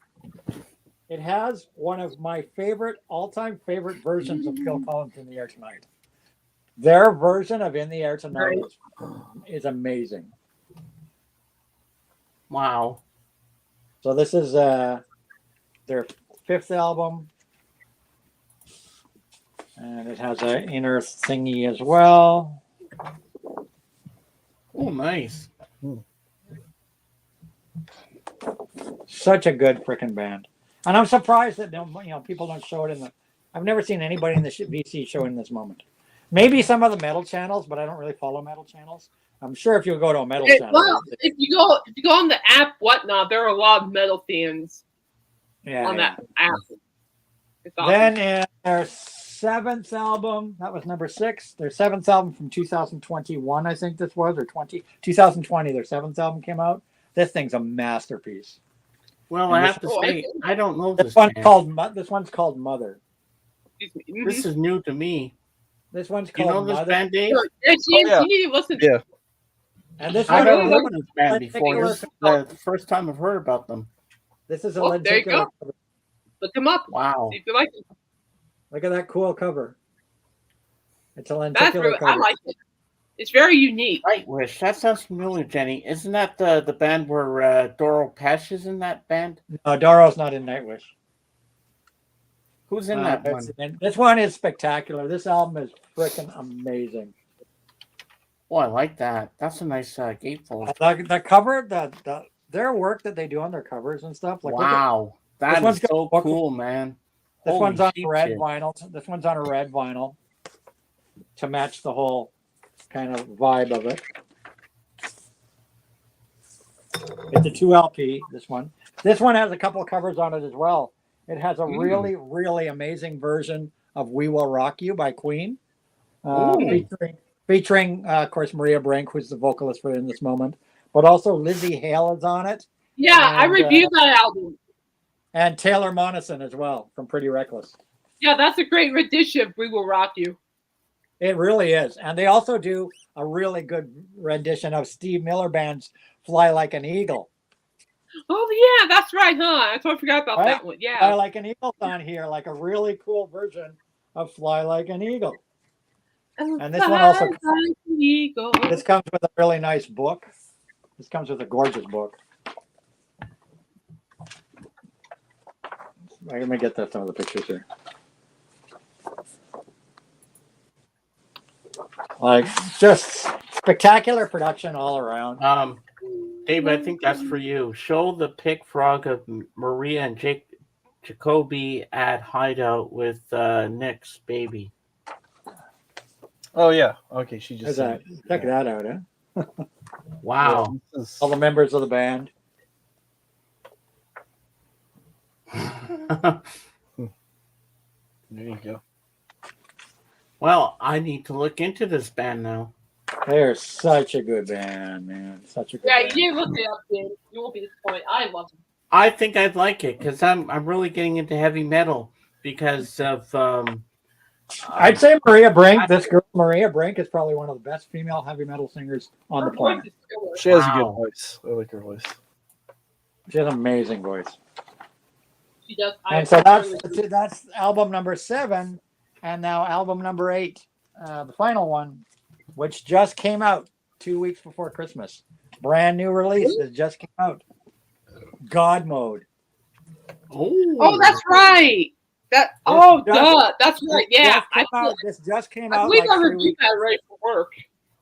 Yeah, this just came out 3 weeks ago. God Mode. Another freaking amazing album from these guys. Look at this, Jorgen. This is on a. I know this is on metal. a AGK knows crap metal. This is on a really cool vinyl. It's good to see that I'm not the only one in the spotlight. There's the inner from it. So, God, Christopher, the brand- what the would you brand- say is It's only good been out- metal? It's only been out like 3 weeks, so. Did you And it see has- this, it has AGK? been Look well. at this. Christopher says, I know metal. AGK knows crap metal. Yeah, you know nothing. You know nothing, Christopher. There Well, you go. what would you say is good metal, Christopher? Explain You, to us you, that. you really have to ask that, James. Psych metal. Because it's probably metal from like the 80s or 70s or something, because he's one of these guys that's stuck in a decade, right? So there you go. There's your in the moment lesson. Very cool. And I'm not sure about the first album, but I know all the other ones were done at a studio called Hideout Studios in Las Vegas. And they're let me produced. Yeah, they're produced by Kevin Churko, who's worked with a ton of people. And a friend of ours worked there at the studio for a long time. And then he started doing some solo stuff, doing some hip hop stuff. He still does work with Kevin. To answer your question, Dave, this I just pulled God Mode out, for example. Mm-hmm. And God Mode, all songs except I Would Die for You, recorded at the Hideout Recording Studio, Las Vegas. Yeah. So there you go. Still recording there 8 albums later. Yeah. Kevin does such good work. People don't recognize his name, but then he's been on a lot of award shows, going up, getting awards with people and stuff. And He Tyler Bates has done some of the orchestrations on this. Mhm. And people will know Tyler Bates is doing music for some famous films. Yeah. Tyler Bates does a lot of TV series. He did the new Hawaii Five-0 TV series. Okay. Yeah, okay. So here's a question for you, Anthony, from Christopher. What kind of metal would you want me to talk about? Come on up. Then he goes here, 70s, 80s, 90s, 2010s, 20s, grunge, metal, hard rock, prog metal. Then he says female-fronted metal. Before you answer, female-fronted metal, I think it's great. all right, before you answer that question, I'm a big fan of female. I'm a big fan of female-fronted metal. I like it too. I'm like, who's that? HEK, who's that lead singer for Ginger? I like her. For who? Ginger? You know that band? Ginger? No, I can't remember her name. I can't remember her name.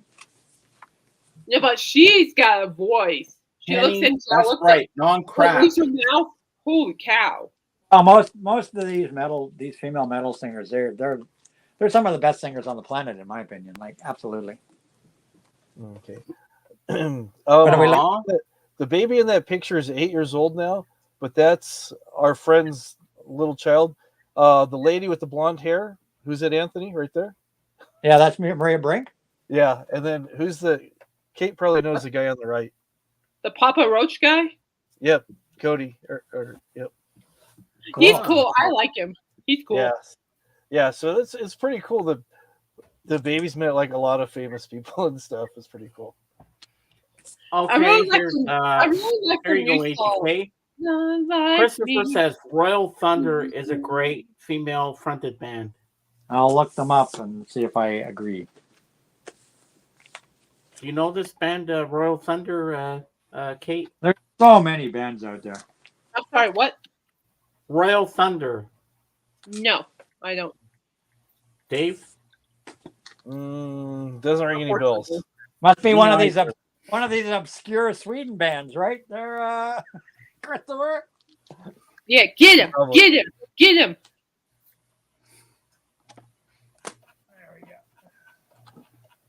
No. Google says Royal Thunder is from Atlanta, Georgia. Oh. Ah. Never heard of them. Me either. New to me. Same. I've heard of Royal Blood. Wow. Yeah. Oh yeah, Royal Blood's good. Didn't you buy a Royal Blood for me? Who bought the Royal Blood for me? Somebody did. I was going to, but I got outbid. Okay. Because I did put a Royal Blood up for sale. I kind of regret selling that one. What about you, Jorgen? I'm curious to know. Do you like a bit of metal? Do we have to go through all these again? I'm curious to know. Do you like a bit of metal? I like what I consider metal. I consider Deep Purple metal. When I grew up, it was called metal. Then the landscape had changed. I don't care about. I like Rat. I like Fozzy, and some few songs here and there when it pops up. But otherwise, no. Oh yeah, now there's so many subgenres of metal. Yeah. So AGK, Jenny's asking, when is the next auction? No idea at the moment. I don't think there'll be one in January because I got the Ghosties next weekend. I've got I might have to have surgery at the end of this month. Oh no. I'm waiting to hear on that. There you go, Jorgen. So if I have surgery, I'm gonna be in bed for a week. So wow. What are you having surgery for? My arm is fucked. So now my arm is fucked today. I got a frozen shoulder today, which is great. Right. Isn't Naz still down with the COVID too? That's not good. Naz has had a hell of a time. He's been sick for a couple of months, like bad. It wiped him out. He's in bad shape. He keeps just feeling better, and then he relapses again. Yeah. He's had it really, really bad. So yeah, I might have to have my hernia operated on this month. I'm sorry.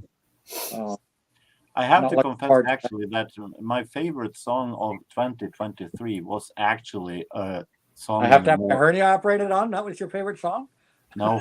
My favorite song was actually a song in the more metal style. My favorite song in 2023 was actually Ghost with Jesus in Oat Mix. I like Ghost. Yeah, I like Ghost. Ghost is very popular.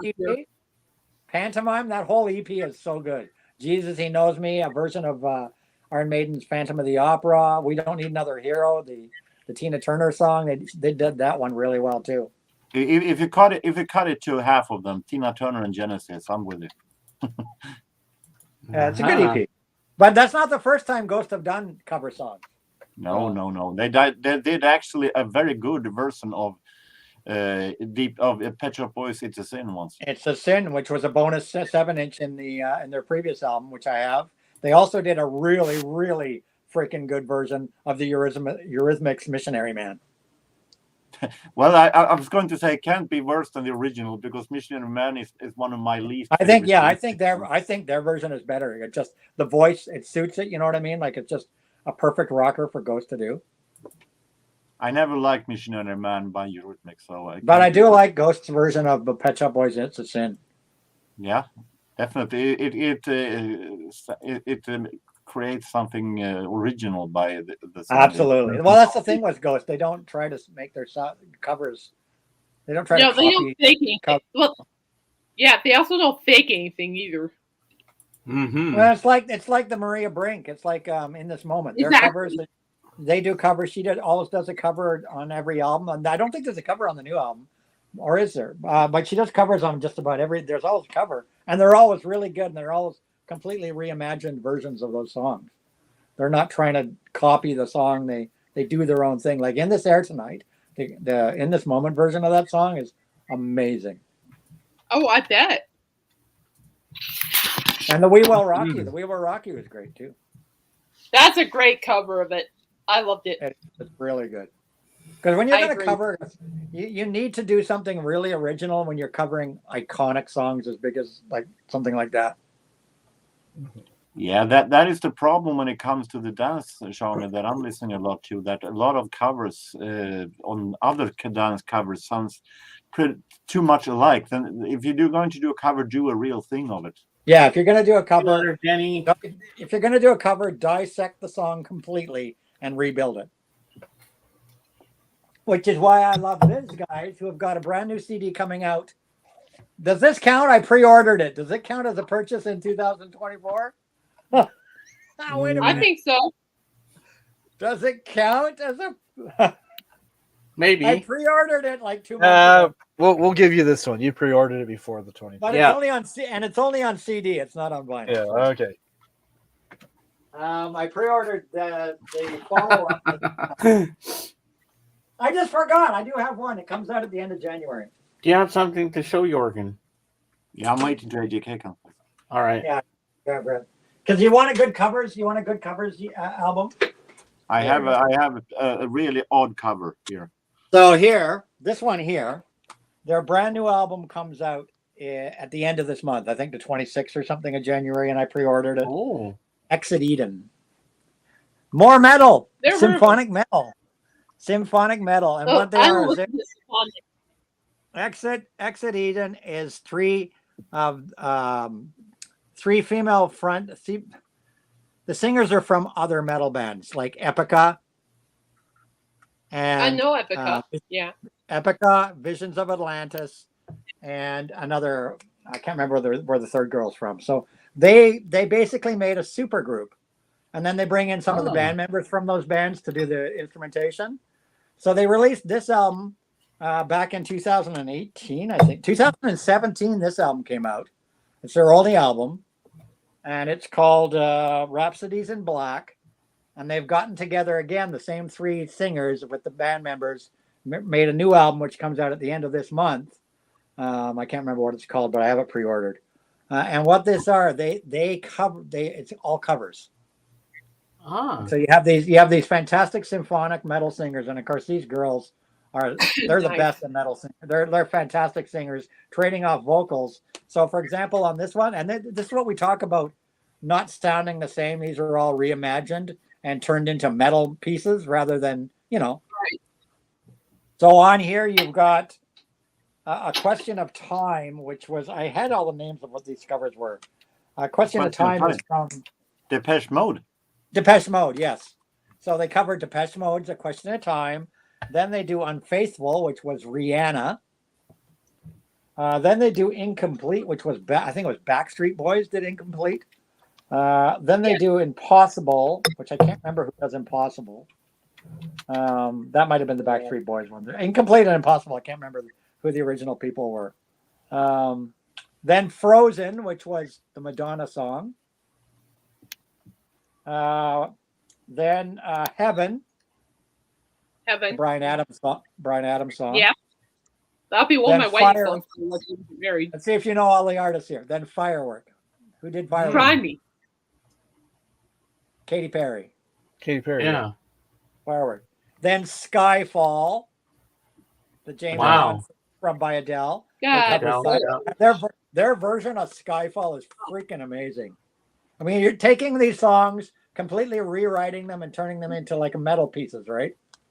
So, and then Total Eclipse of the Heart. Bonnie Tyler. Bonnie Boy Tyler. Then Paparazzi. Lady Gaga. Lady Gaga, that's right. And then finishing off with Fade to Gray. Visage. Monkey. Visage, exactly. Okay, So that's all the songs. Do you know who Lady Gaga? That's right. And then finishing off with Fade to Grey. Check it out. Thank you. Thank you. So AGK, here's a question. Their album. It's all covers. It's all reimagined metal. This is a freaking amazing album. So I'm looking forward to their new album. Nice. That comes out at the end of this month, which I pre-ordered. So I don't think it counts as one of my purchases because I already purchased it in 2023. So here's a question from Christopher for you, AGK. Let's see if I can get the track listing for the new album. So Christopher says here, AGK, Acid Rain, Black Mountain, Blackwater Holy Light, Blues, Pills, and Blood Ceremony. What about those groups? Are those approved? Are those Christopher approved bands? It sounds like it. And okay, this is for you, Kate. I think men usually get hernias and women get hysterectomies. What does he mean by that? All right, for Christopher, I don't know any of those bands except this one.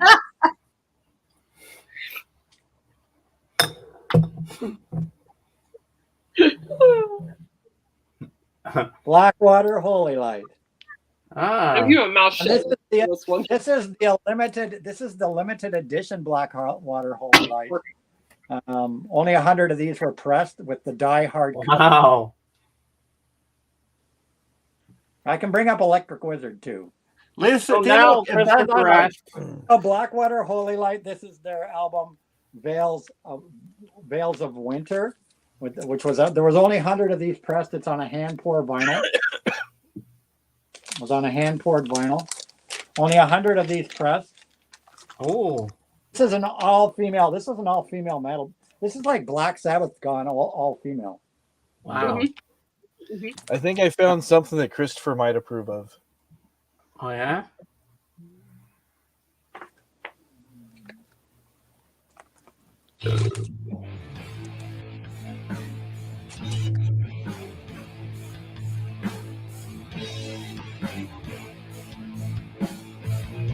Oh, I like this.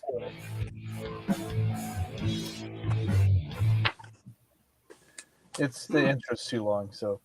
But I'm that's not going to say what I think, but if I say that, this channel will be shut down.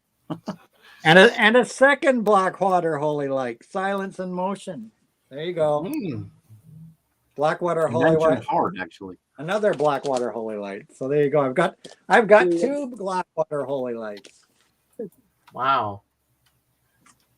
And here's more things for you, AJK.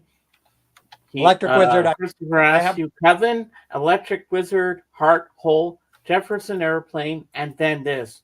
Jess and the Ancient Ones, Nervosa, and Paramore. My daughter listens to Paramore. She's got a whole bunch of Paramore albums on vinyl. I've got Electric Wizard's Wizard Bloody Wizard, and I sold an Electric Wizard at my last auction, guys. I remember that. Yeah, I did. Yeah. Heart is actually good. I'm trying to find that new X-Eden. I pre-ordered it a long time ago. Let's see. Does this count? Because I pre-ordered it. When did I put my pre-order? There you go. I put my pre-order in on when did I put my pre-order in? November 17th. See, I pre-ordered it on November 17th. Wow. So I think I'm safe. I think I'm safe. I ordered it on November 17th. Ah. Wow, So that roll. doesn't count. That doesn't count. But this is their Thunder Mother and Windhand. There's the new album coming out. Wow. I'm trying to look at the track listing to see Wolf what songs. Alice. I don't know I these bands, Christopher. This is all new to me. I'm trying to get the track listing for the new Exit Eden. Hold on. Because it is going to be another covers thing. Okay, Mom. Sounds good. Almost dinner time.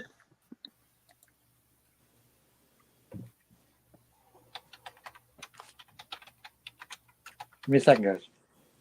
No problem. Take your time. My phone's being stupid. While he's searching, you can show me so I can show an album with a really amazing cover. All right. Dave. Genocide 2.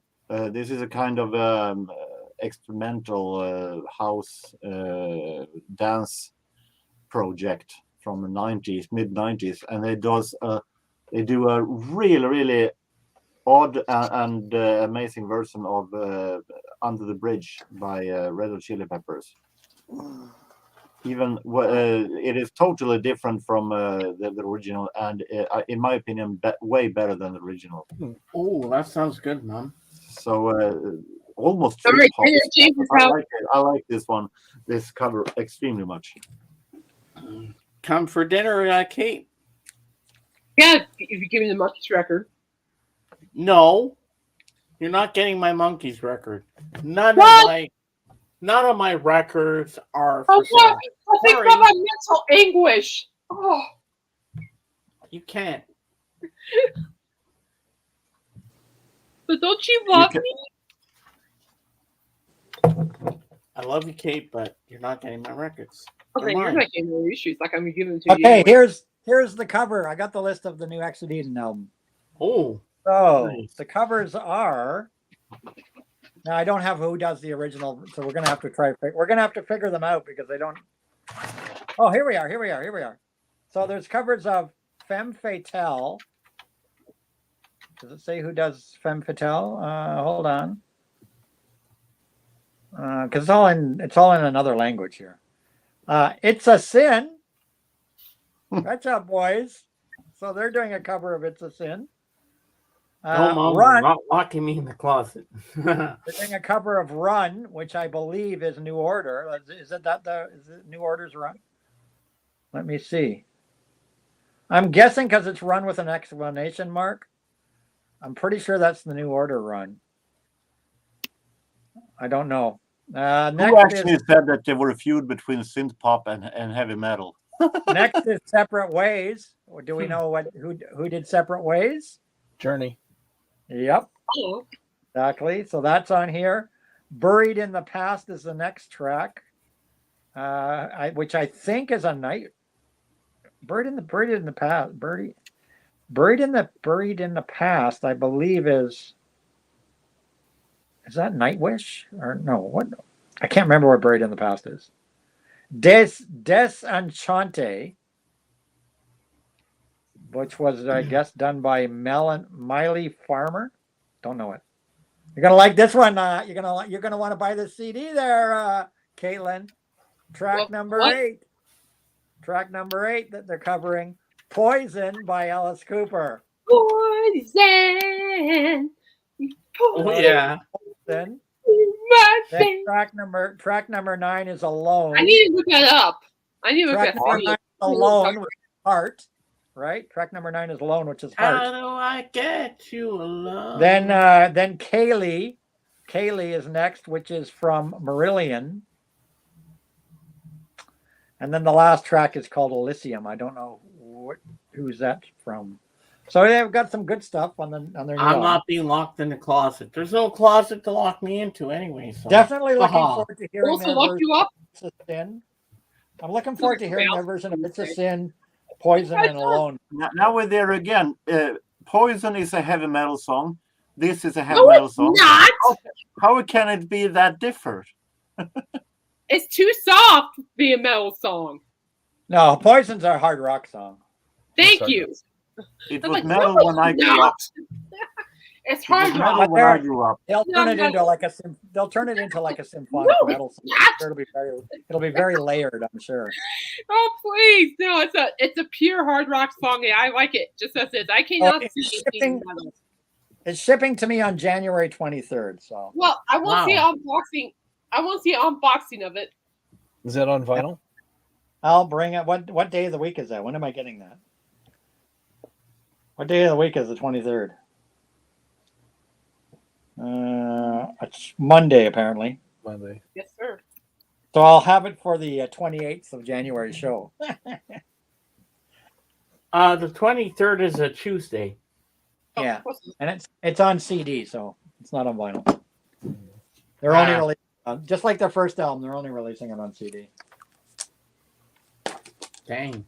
There's a bunch of different limited edition CDs and stuff. I just ordered the regular old everyday CD version. It's weird that it's not on vinyl. Yeah, their first album wasn't on vinyl either, which is kind of weird because all these girls like Epica, the bands they come from, Camelot, Epica, and Visions of Atlantis, they all released their stuff on vinyl. Oh.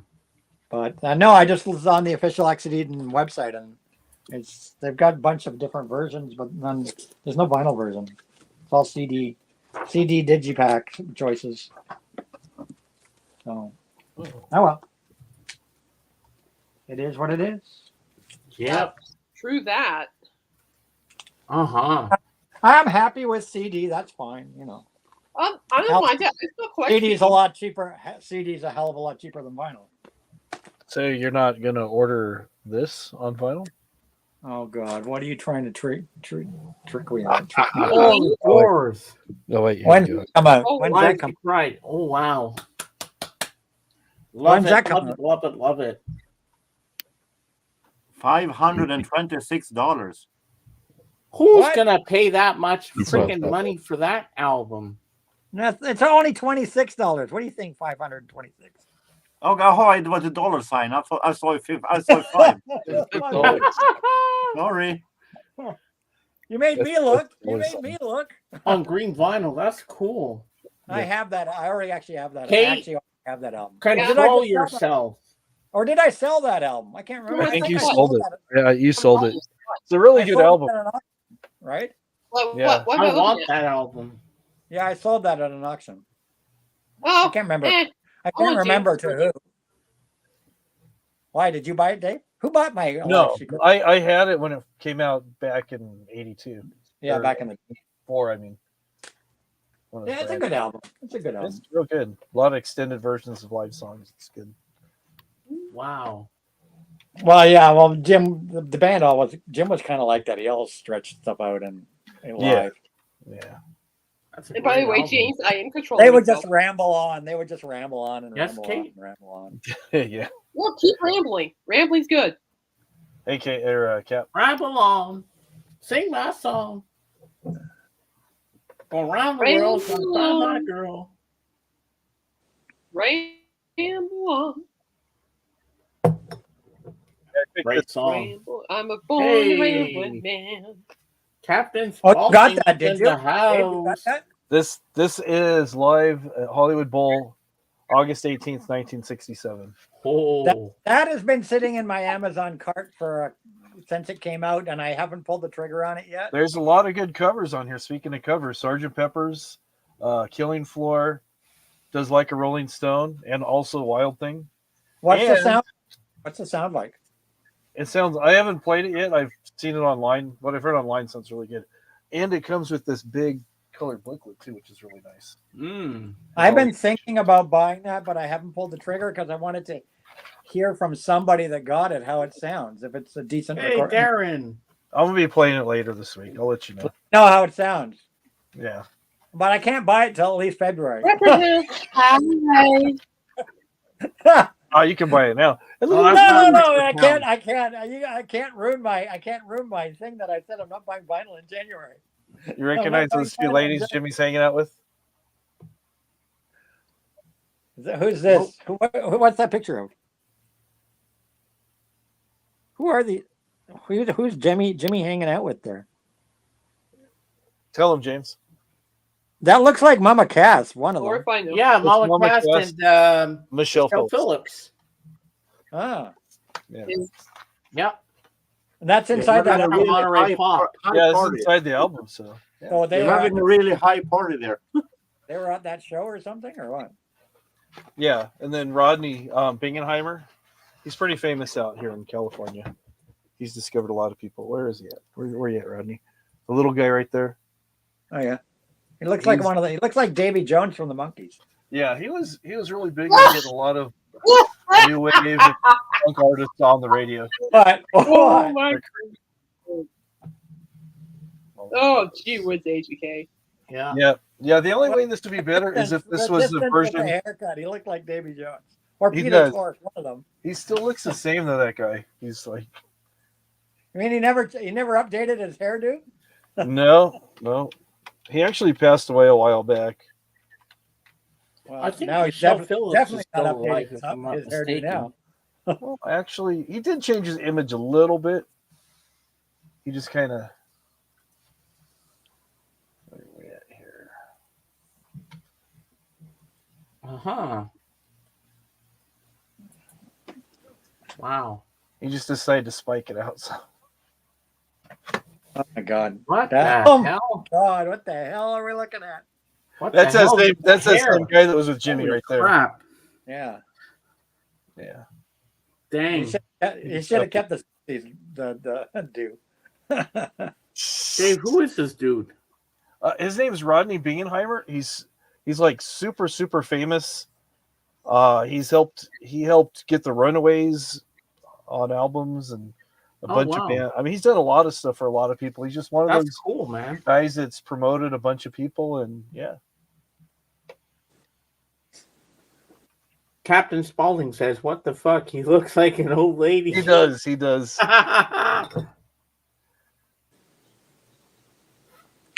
Yeah, that hairdo wasn't very becoming. That's for sure. No. I was trying to find it to share it. I also picked up about 3 months ago. But then again, Robert Smith probably hasn't combed his hair in his entire lifetime. So yeah, exactly. He just Robert Smith's hair is a lifetime work. That hairdo. Wow, it is. How much hair gel has he put out money for during his life? That's a good question, man. I love Robert Smith's hair. I would love just to be like Robert Smith and just have my hair. Yeah. And just leave I it. wish I had Robert Smith's hair. I have Robert Smith's hair every time I have showered. Oh, there you go. Really? Nice. Well, guys, we've hit the 4 hour and 10-minute mark. Yeah. And I think we're going to head off because I have to eat dinner. And I want to thank you all for being here. Kate, ATK, Jorgen, my co-host Dave, and my beautiful peanut gallery for being here today. Thank you so much. Love you, Jen. You're always a good person. And I love you all so much. Thank you so much. And happy birthday to Elvis Presley tomorrow and David Bowie. And may your music live on forever for both of you. So as I say in my channel, Beatles forever. See you on the next one. Bye for now. And we are out.